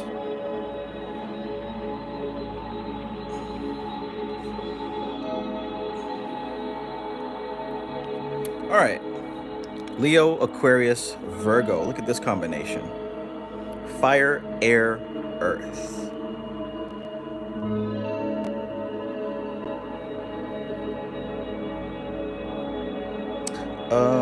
Sent you a note on the app though. Okay, all right.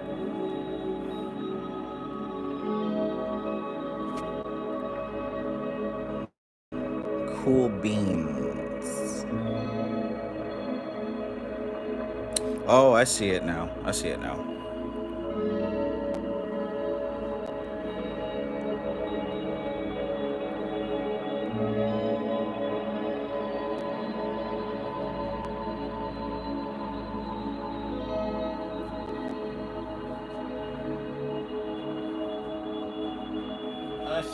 Okay, so let's get started then.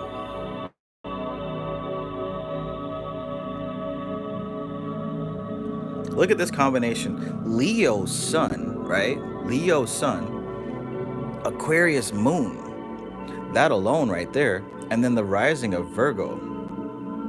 Sounds like an interesting personality so far.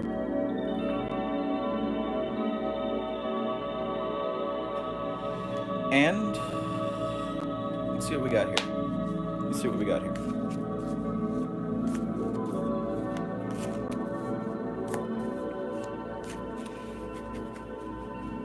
Yeah, we're gonna stick with this deck because I like it. It's starting to make its presence known. What I found is, I don't know if how many of you all do read tarot, but maybe you'll notice that some of your decks have their own lives, their own personality, their own flavor. Now, I know that books have their own spirit for sure. I've got enough books to know that. Books have their own spirit. And I'm starting to see now that different decks have their own spirit as well. Like, of all these decks, none of them are the same. And I don't just mean obviously, I mean like spirit-wise. I'll tell you right now, y'all done pissed the Modern Witch deck off. But that's all right. Okay, so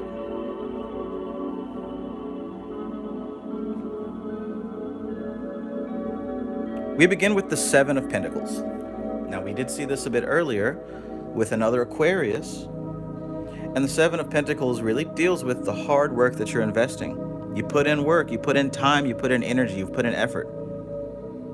You've been doing your thing, and you feel pretty good about it, right? We're talking about your hands getting dirty to get the things that you want. Now, the beauty is that the sevens deal with Netzach Venus, which is the manifested Mother Earth, the manifested nature, right? So plants and trees and herbs and fruits and all that other good stuff, as well as your businesses, your art that you've created, anything that you've actually brought down into the physical plane to create. Now, the beautiful thing about the seven, Netzach, and the Pentacles is that they all represent the earth energy. They all represent the manifest dimension. They all represent the manifest dimension. And it seems here that your position right now in the manifest dimension is a position of confidence as well as being satisfied. All right? Ooh, critical decision right here. Critical decision right here. Judgment makes its appearance once more. There's a rebirth. I'm gonna jump to this, right? I'm gonna jump to this. It seems like, fortunate for you, and correct me if I'm wrong, it seems like it didn't necessarily take a negative event to trigger the rebirth. Quite the opposite. Perhaps things have been good for you to the point that you naturally started to see the higher aspect of life. Now, what I mean is that a lot of people, a lot of us, go through bad experiences, negative experiences, pain, before we can start to reach for a rebirth. But it seems like in this situation, you might not have had to go through something so painful to get to this rebirth, this phoenix.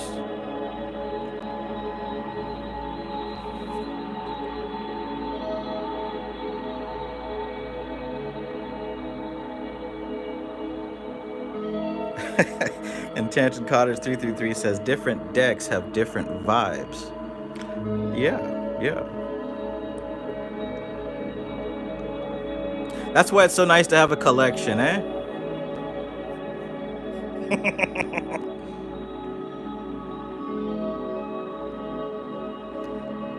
The Science Decode says, right, I didn't have to go through pain like that. Yeah, and it happens for some people, right?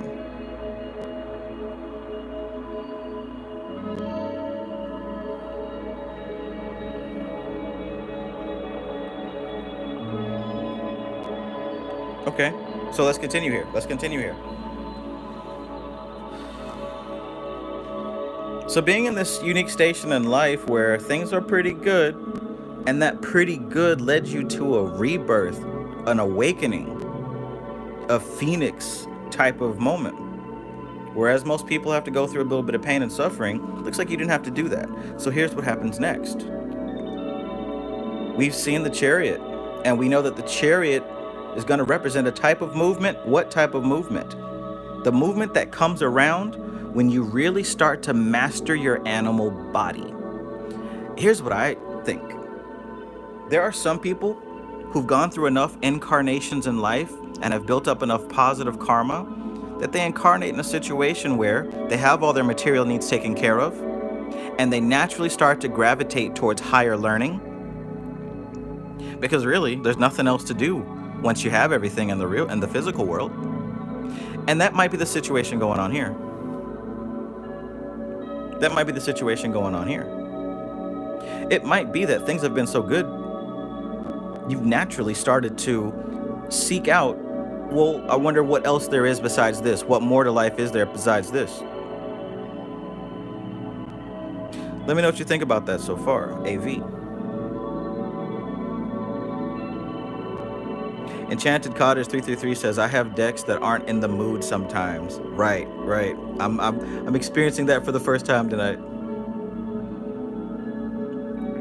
Anna Molly says the Seven of Pentacles can also be kind of a lonely card too, not yet enjoying the harvest. Yes, that's true.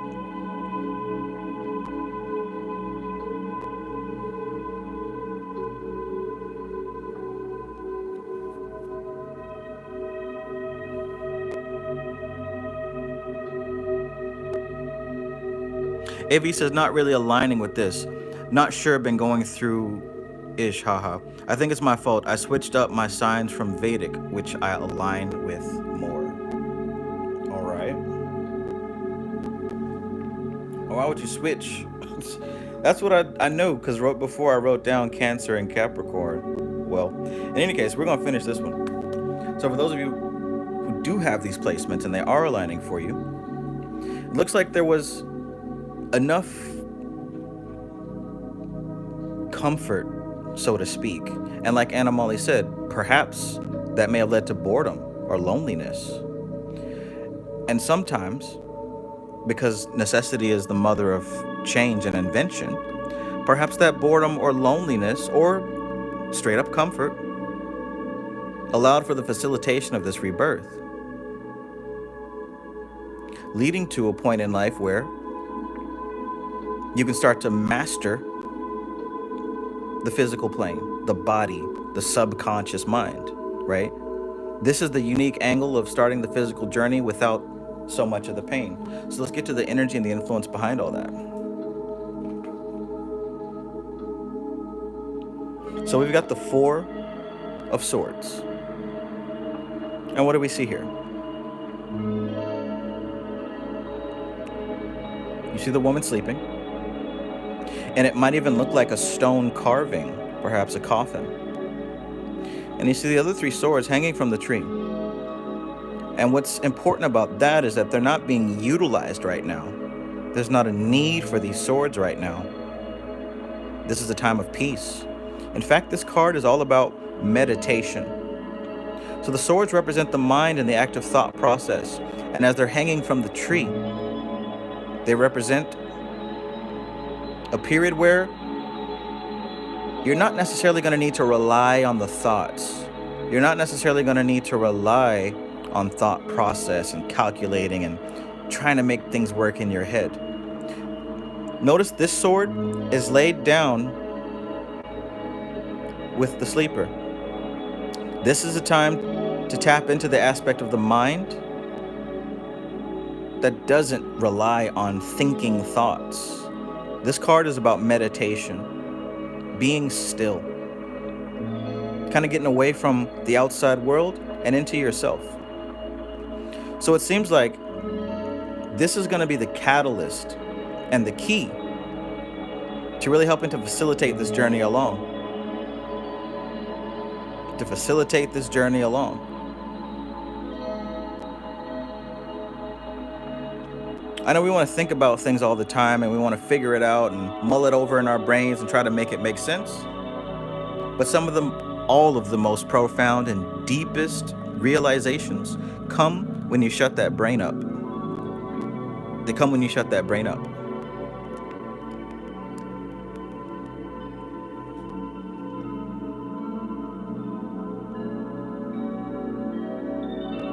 Care Bear says that's the prettiest Four of Swords I've ever seen. I agree with you. That is really cool.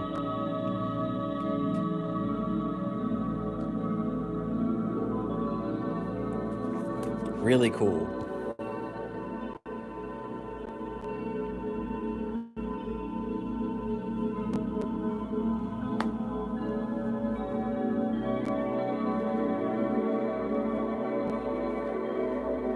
Okay, all right. Moving along. Moving along.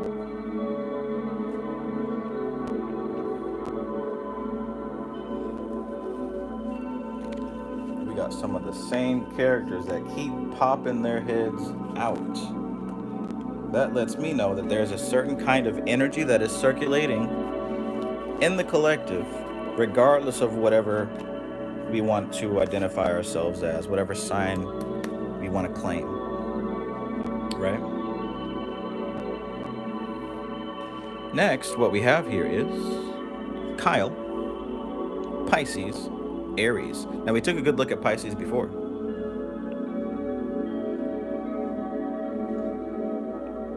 Take a look at Aries. Check those horns out. Interesting. I like it.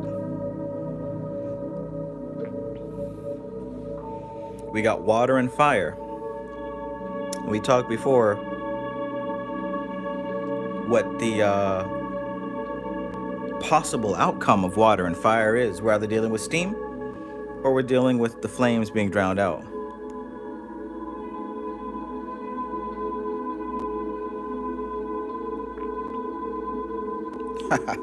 All right.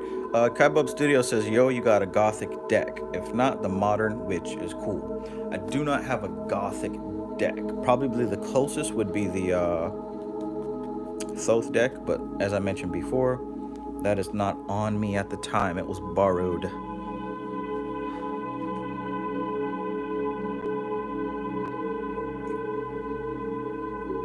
Have you ever been borrowed? All right, so we're gonna go with the Modern Witch.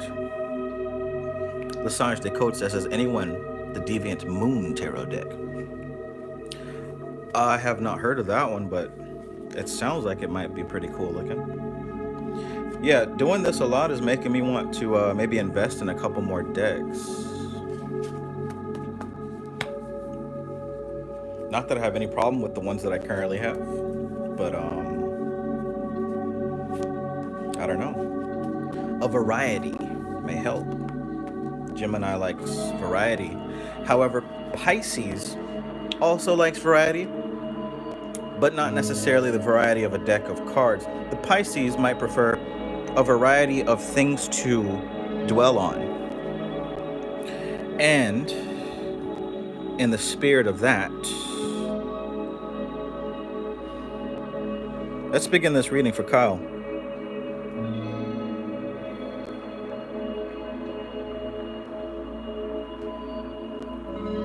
We start with the Lovers, right? So we just talked about things to dwell on, the imagination, dreams, visions.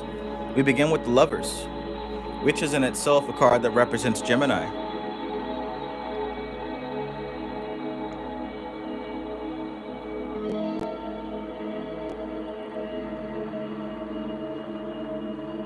So what we see here is you can take this as romantic. You can take this as another person who you may be interested, right? Kaibub Studio says, I'm talking to a girl right now. There we go, right?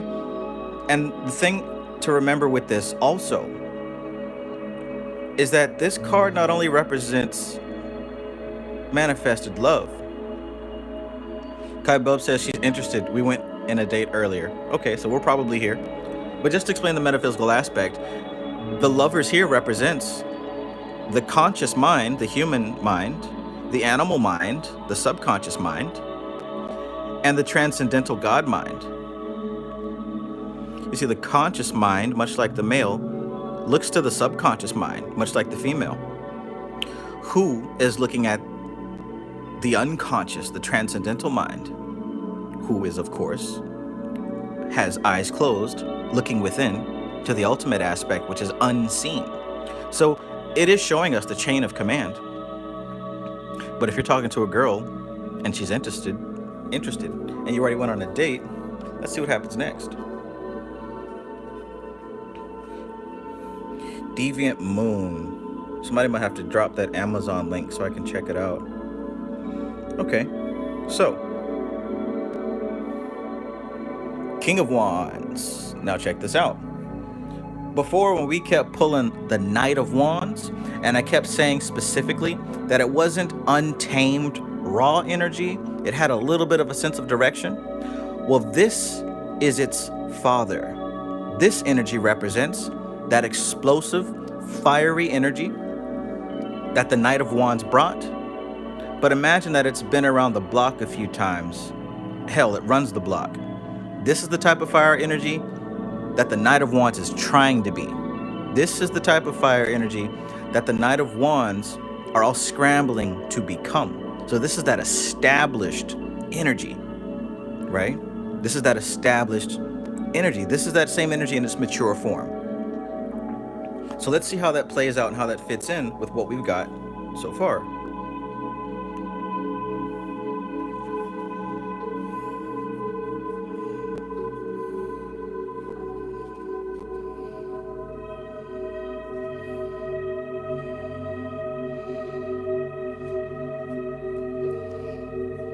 How does that play with what we've got so far?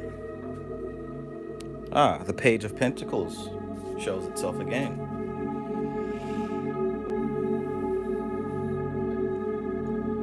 So we're dealing with freshness, newness, and a beginner. So let's tie this together. Where we've got the Lover's card, and we've got an experience of where two are connecting and perhaps establishing something new. Behind this whole thing is a very mature and concentrated passion. This is a type of energy that gets things done efficiently, correctly, not recklessly. Gets the job done correctly. So perhaps this energy could be inspired by this new relationship. This energy could be inspired by this new connection. Or this energy could be the driving force to keep the relationship going, to keep this connection going.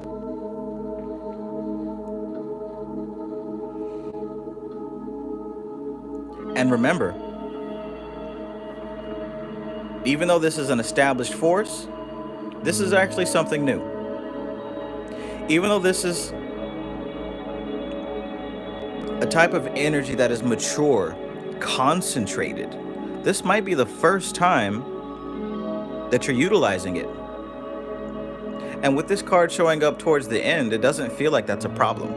It feels like you're pretty confident about knowing what to do from this point. Even though perhaps you haven't done it before, it seems as if with this being a very fresh and unique experience, it doesn't look like that's going to be a problem for you. Let me know how that sounds so far. WVT says accurate. Nice. And that's a really cool feeling, right? To be new and fresh at something, yet not afraid. That's really nice, because now you can direct your attention to enjoying the experience as opposed to being afraid of what could go wrong. Enjoying the experience. So let's round it all off. The Seven of Swords. The Seven of Swords. Now we talked about the seven energy being that Venus, being that Netzach, being the manifestation of Mother Nature and all its beauty. And we talked about the swords being Yetzirah, the world of the mind and the ego. It looks like all this is going to result in the blossoming of ideas that you've never had before. Ideas that you've never had before, that the fruit of which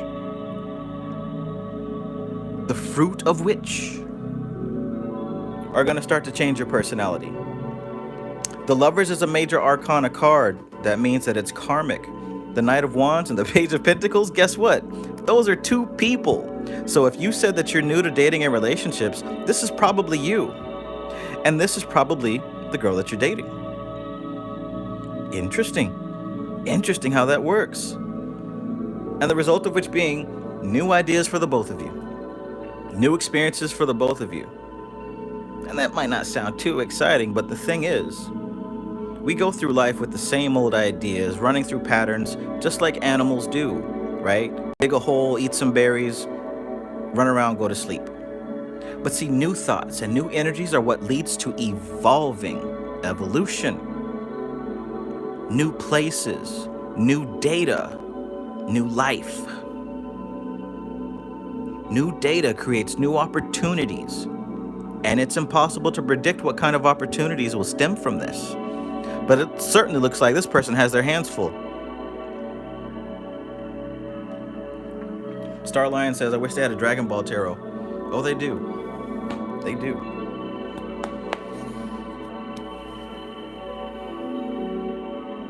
Most certainly do. Wow, 6, 12, 18, 24. You gotta be kidding me. We've been going for 4 hours? That is insane. And all of y'all are still here. Whoa. Whoa. Whoa. All right, Kyle, let me know what you think about that. Let me know what you think about that. It's funny that the Lover's card was first and you actually just started a new relationship, and we actually have the Page of Pentacles, right? Which is all about being new at the manifestation. And then we got this King of Wands, which, like I said, is a concentrated force of passion, right? Somebody who knows what they're doing and somebody who doesn't. But when they connect, we bridge the gap. Because I tell you, somebody who is very skilled at something, we forget what it's like to be a beginner. So what I love about beginners is they constantly remind me and refresh me about what I study, so I don't get out of touch.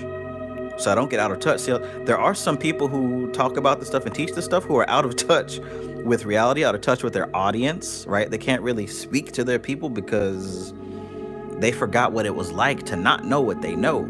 So the beauty of connecting somebody who's experienced versus somebody who's inexperienced is that you both learn from both sides of the equation. Kaibub Studio says, can also be applied to my apprenticeship. I'm new in the trades. That too. Like I said, this doesn't necessarily have to mean, matter of fact, this whole reading can go to that as well, right? This whole reading can go to that as well. You got somebody who's very experienced and somebody very fresh, and when the two come together, you're going to start to pull out information that neither of the two would have pulled out without each other.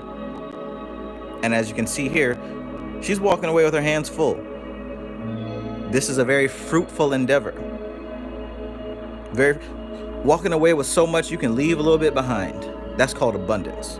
Having more than enough.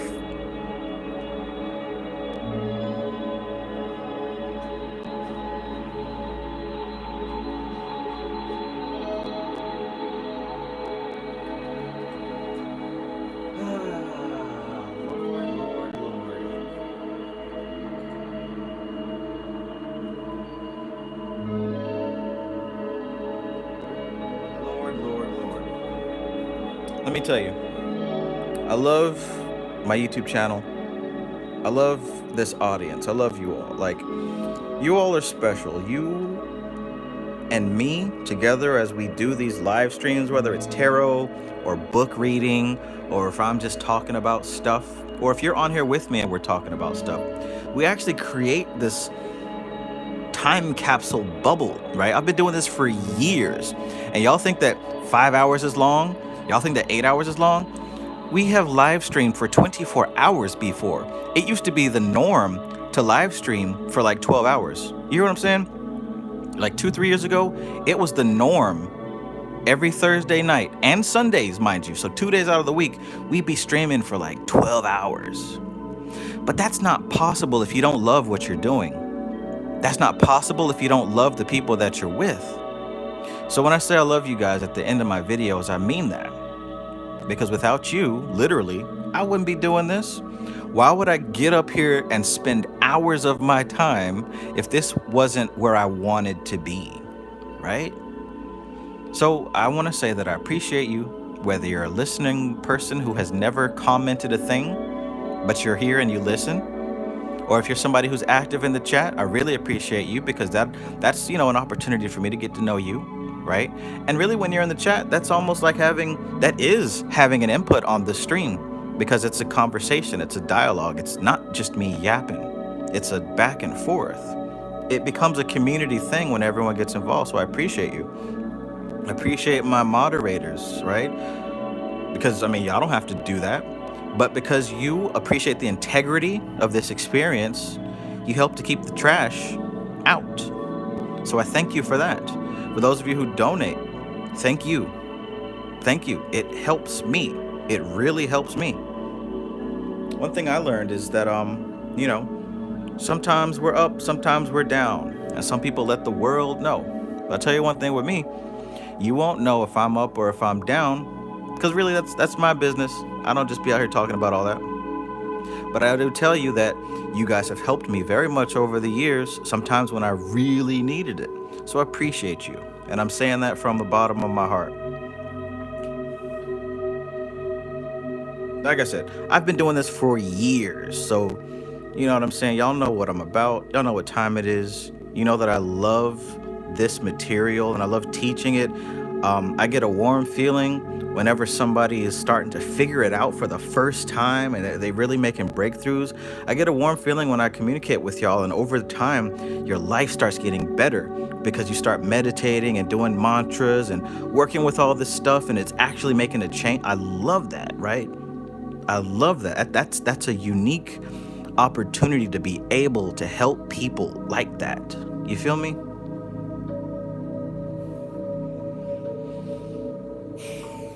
So, thank you. Thank you very much. I can't really say it as much as I want to convey it for different reasons. But I appreciate you. I'd give you a hug right now, if I could, if you're open to that kind of thing.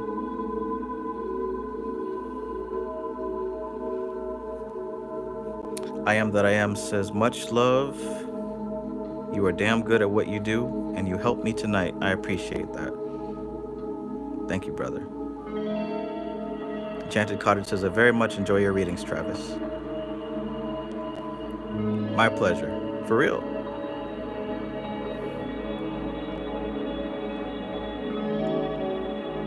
Patchwork, peace, greetings. Stray Panther says, your reading helped me. Awesome.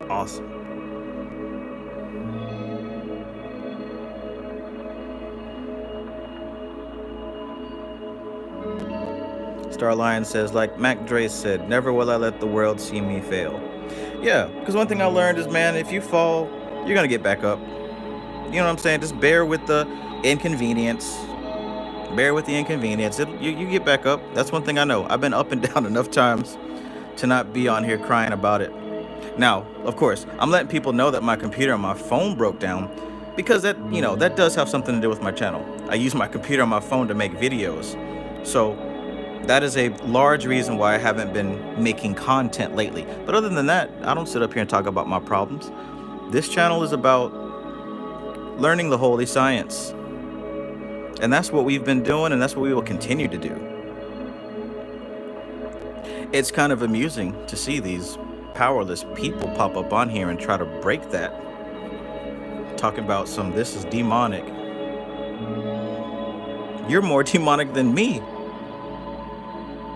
But anyways, we don't speak of the trolls because they don't exist. Thank you all.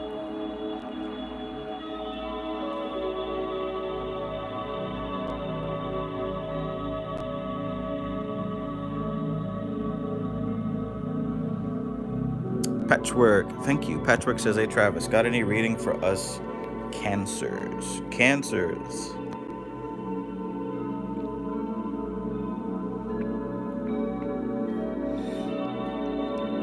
All right.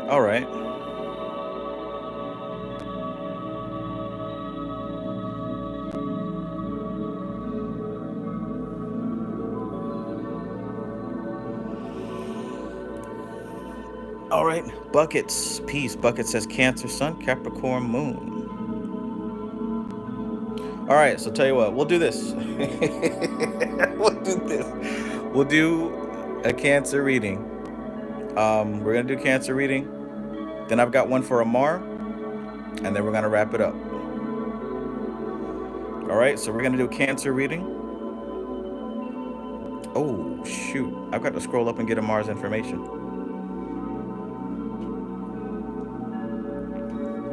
Hot diggity dog.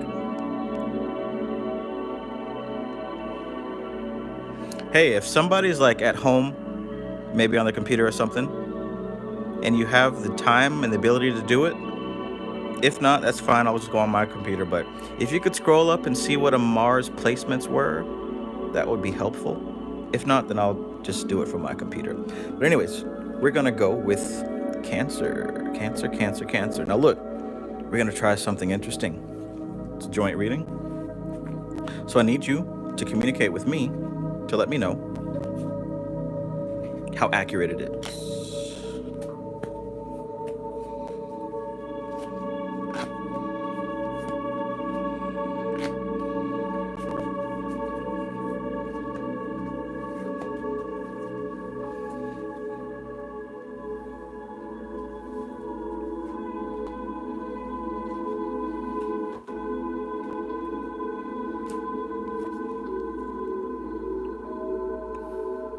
We're back with the big meaty claws. Louis, peace.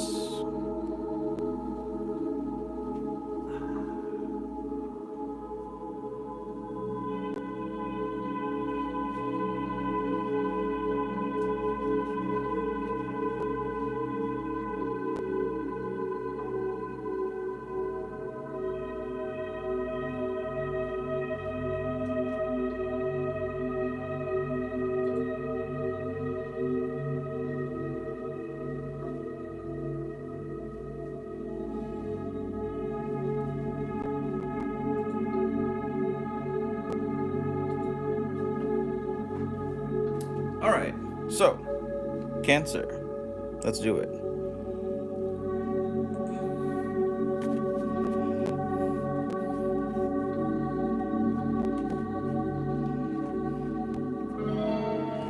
Let's do it.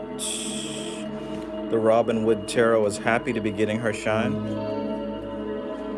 That's fine. Give me some strong readings here.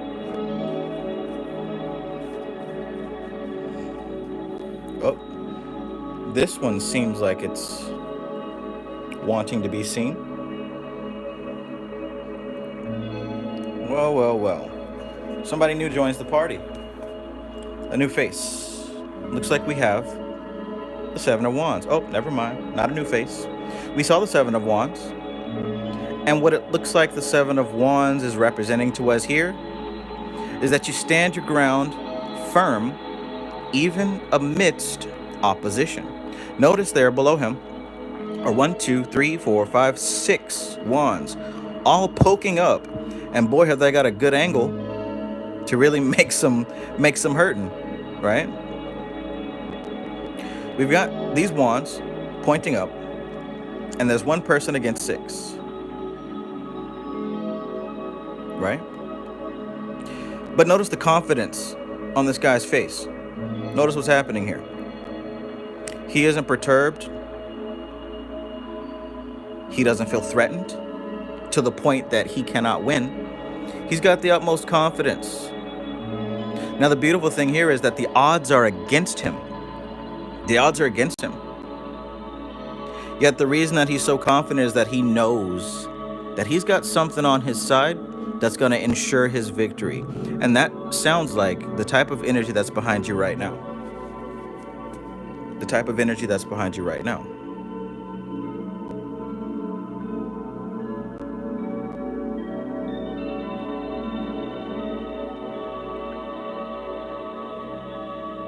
Oops.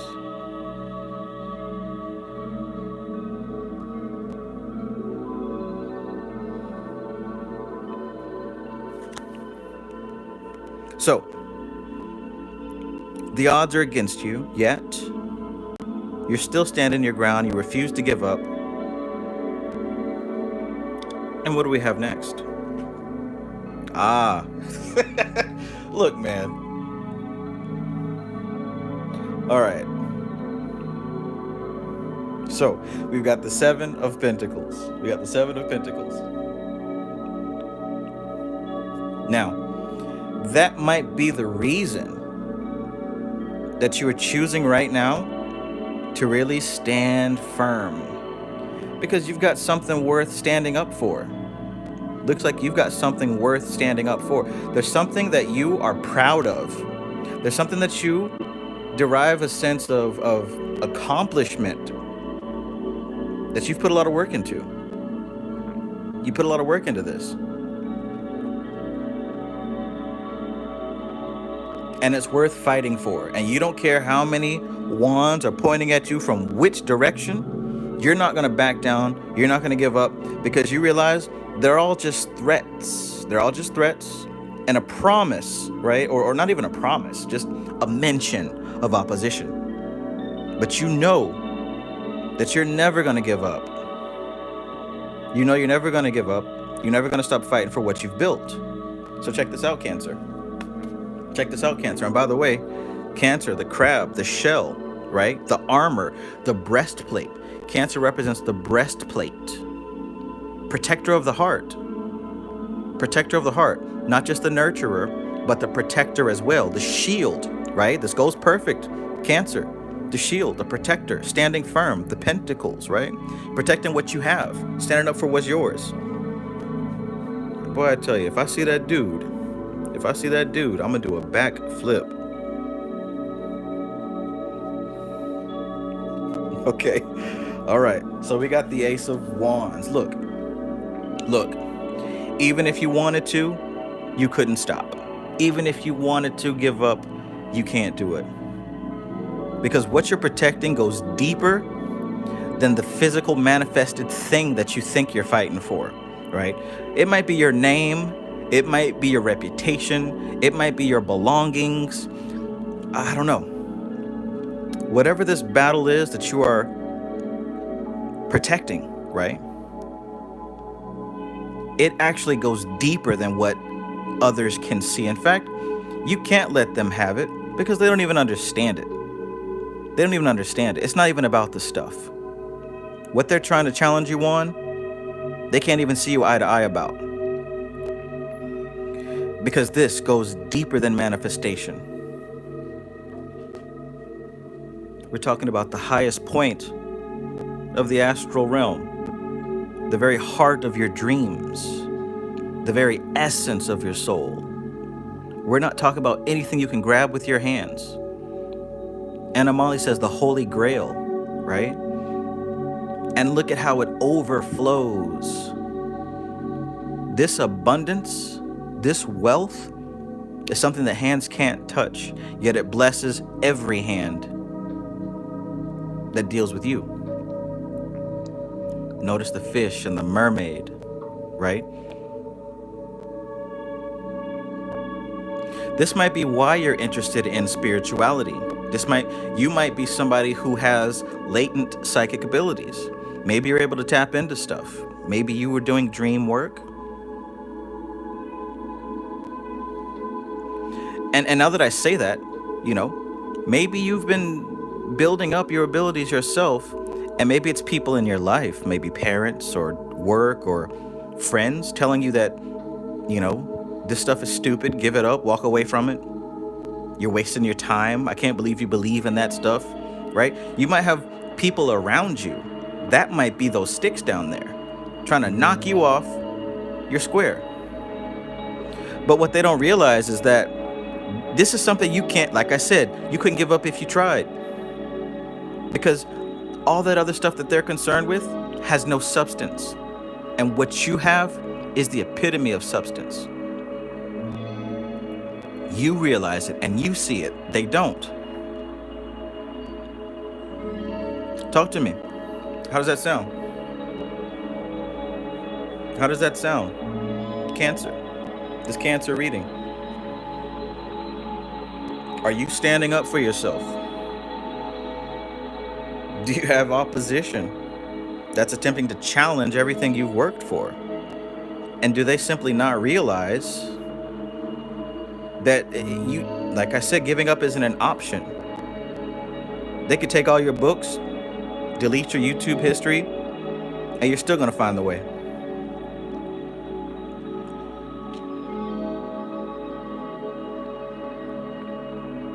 Let me know. Ascending Butterfly says 100% accurate. Patchwork says pretty accurate so far. Awesome. Chill Will says, on the real, I love you, Trev. Thank you for really showing me how to save my soul. My pleasure, man. That's what it's all about.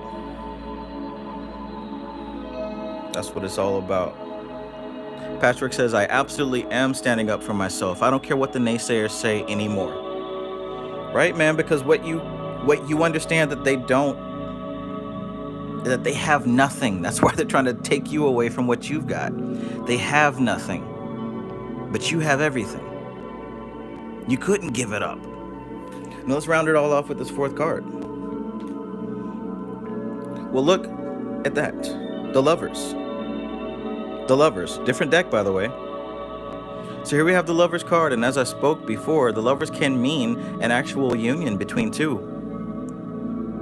But metaphysically, it represents the conscious mind coming into a divine union with the subconscious mind. In other words, according to my last couple of live streams, you're really starting to master the animal body. You're becoming an evolved individual. You are on your path. You have taken steps. You are there. Look, you've cultivated that work. This ain't new for you, right? And this even taps back. Remember I said you're probably activating psychic ability, or you probably have them already activated. You're probably just trying to figure out how it all works. You're a Cancer. Water signs naturally have psychic abilities, right? So when we talk about this Lovers card, that union, that bridge, that connection between conscious and subconscious is thoroughly being woven together.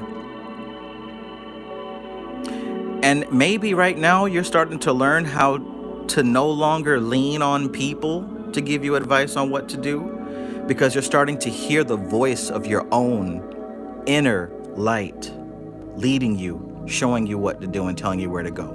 Maybe this whole thing is about you trusting that inner nature. Let's look at this Cancer card. You see the crab guy with his big meaty claws, and it almost seems like he's underneath this crab totem, this crab statue, right?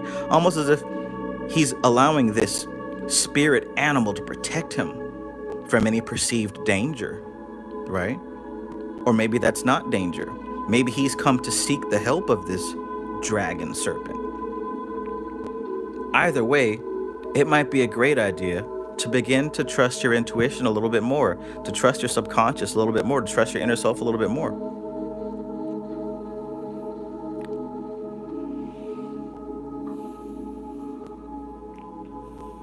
Cancers, what you think about that? Cancer placements.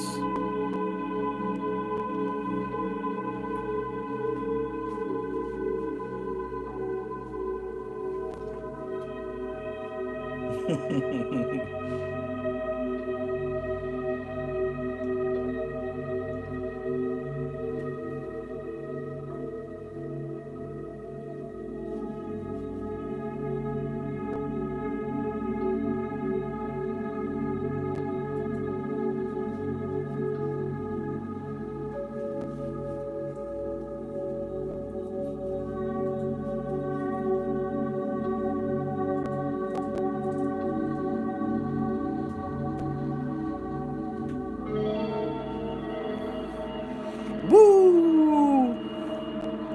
Patrick says, sounds pretty legit, actually. Dope. Dope. I am blessed to have kind of figured out how these signs and symbols can translate into actual practical reality. So I guess on my other videos, I'll be doing my best to teach you how to do the same. Or, if you don't care to learn, at least you can come and listen.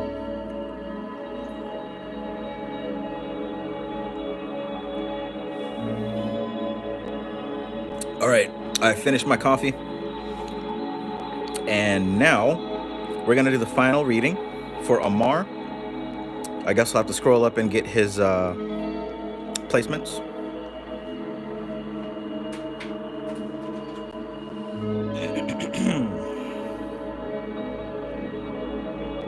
Patchworks has been working, listening to myself more so I can better communicate with the divine. Awesome. Right, and that's what we have here.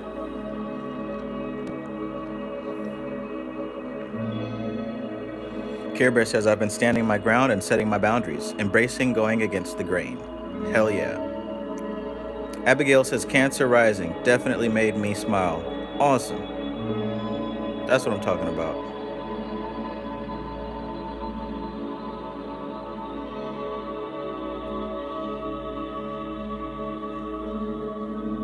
Bucket says, books for dream work.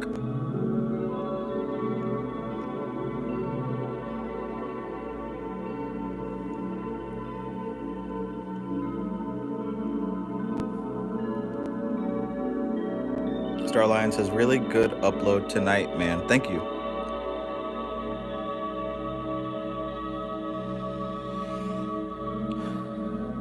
Dadgum.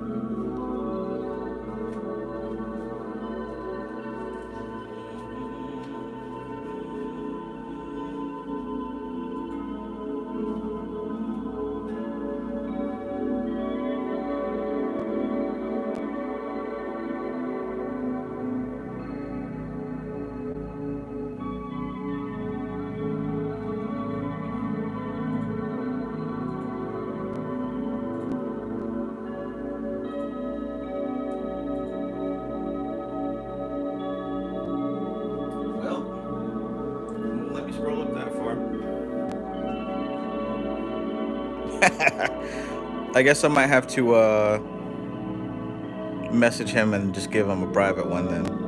We'll do it that way. Alright guys.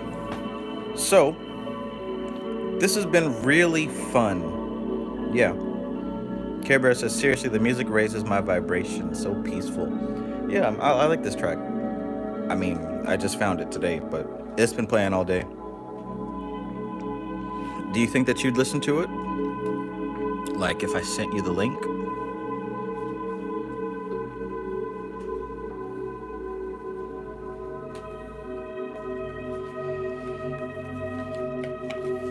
Now remember, Pluto has moved, and the movement is stirring up a lot of energy.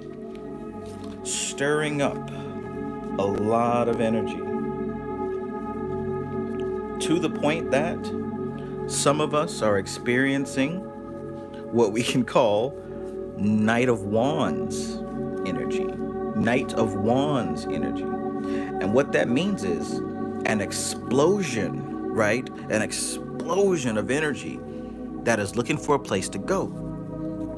And for those of us who are prepared, you know what to do with that energy.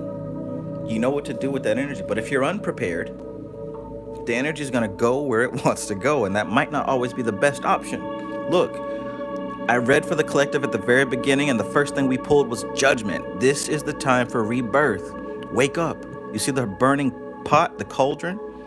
We may have been frozen. We may have been in a state of hibernation. Or perhaps, as Starline says, transmutation. Maybe we needed these different energies to mix and to heat up so that we can become a new thing. Now is the time.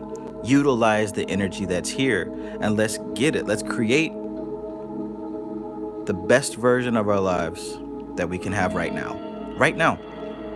Just like I said at the beginning of the stream, ask yourself, first of all, see the life that you want to have.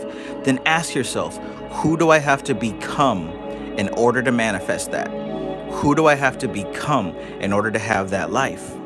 That's how you get there, not just by crossing your fingers, not by drawing a sigil and saying, oh, I hope that this demon or angel does it for me. You start with the basics. Ask yourself, who do I have to become? Listen to the answers that arrive and act on them. Now's the time. So look, I highly appreciate you being here, and I can't wait to see you next time. Honestly, I'm gonna be live tomorrow night. It won't be tarot, but we will be talking about occult stuff, metaphysical stuff, spiritual stuff. May or may not have some people swing through and join the conversation. Who knows? Like I said, I've been doing this for years, and I literally never know what we're going to talk about unless, like, I have something in a book that I'm trying to break down like I did last time. It might be a breakdown video. We'll see. But join me tomorrow night. Same time, same channel.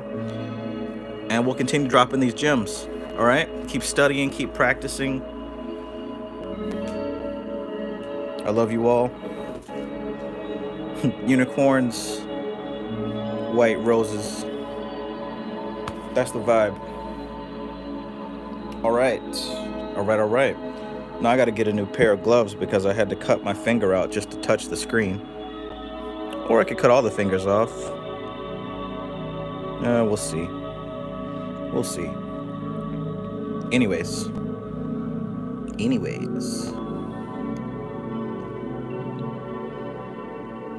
We are out.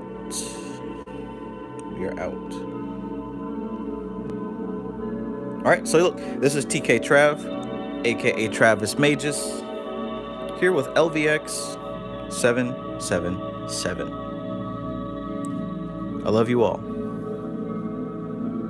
Peace.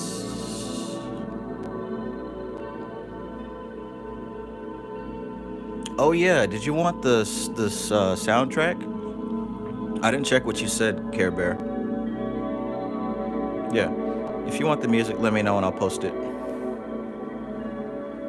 If not, that's a wrap.